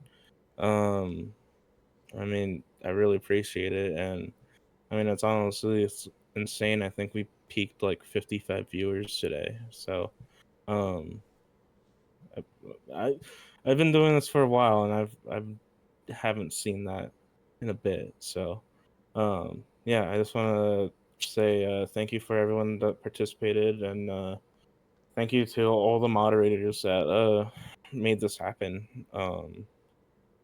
And yeah, thank you to our production. Super fast. Yeah. Yeah. But yeah, no. There's a lot of people that besides me that made this work, so I can't thank you all enough. Um really got lucky with the group of people that decided to join this league. So yeah, thank you guys. All right, and Feast. Do you have anything any closing comments you want to say, or anything Um. about the raffle in particular, Yeah, or I'll is do it the general? raffle. I'll do the raffle right now. Um. Okay. So let's see. Draw. Okay, it is Arcane's TTV. Yeah, Woo. Arcanes. Well, Um so if we're probably gonna send you Recount. if you can send us a message on Twitch with your Discord. If not, you can please message me also on Discord personally, and I will get that RP to you. So yeah, if send me a message on Discord. all right. Hopefully they're here to hear that. Hopefully they are, but as we hear, blood is a generous man. As the giveaway has concluded, and congratulations to Arcane TTV for winning. But as all good things must come to an end in this 5 hour, almost 5.5 hour stream of a BO5 that went to Silver Scrapes, finally concluded. Once again, congratulations to the Stano Swell Krakens. And congratulations to GG Cosmic for making it to this point. Unfortunately, they were the one to fall, but one must go down for one to go up. And with that being said, guys, you have a great night. Make sure you eat some good dinner. Kiss your family good night. Tuck them in bed. And see you guys next time.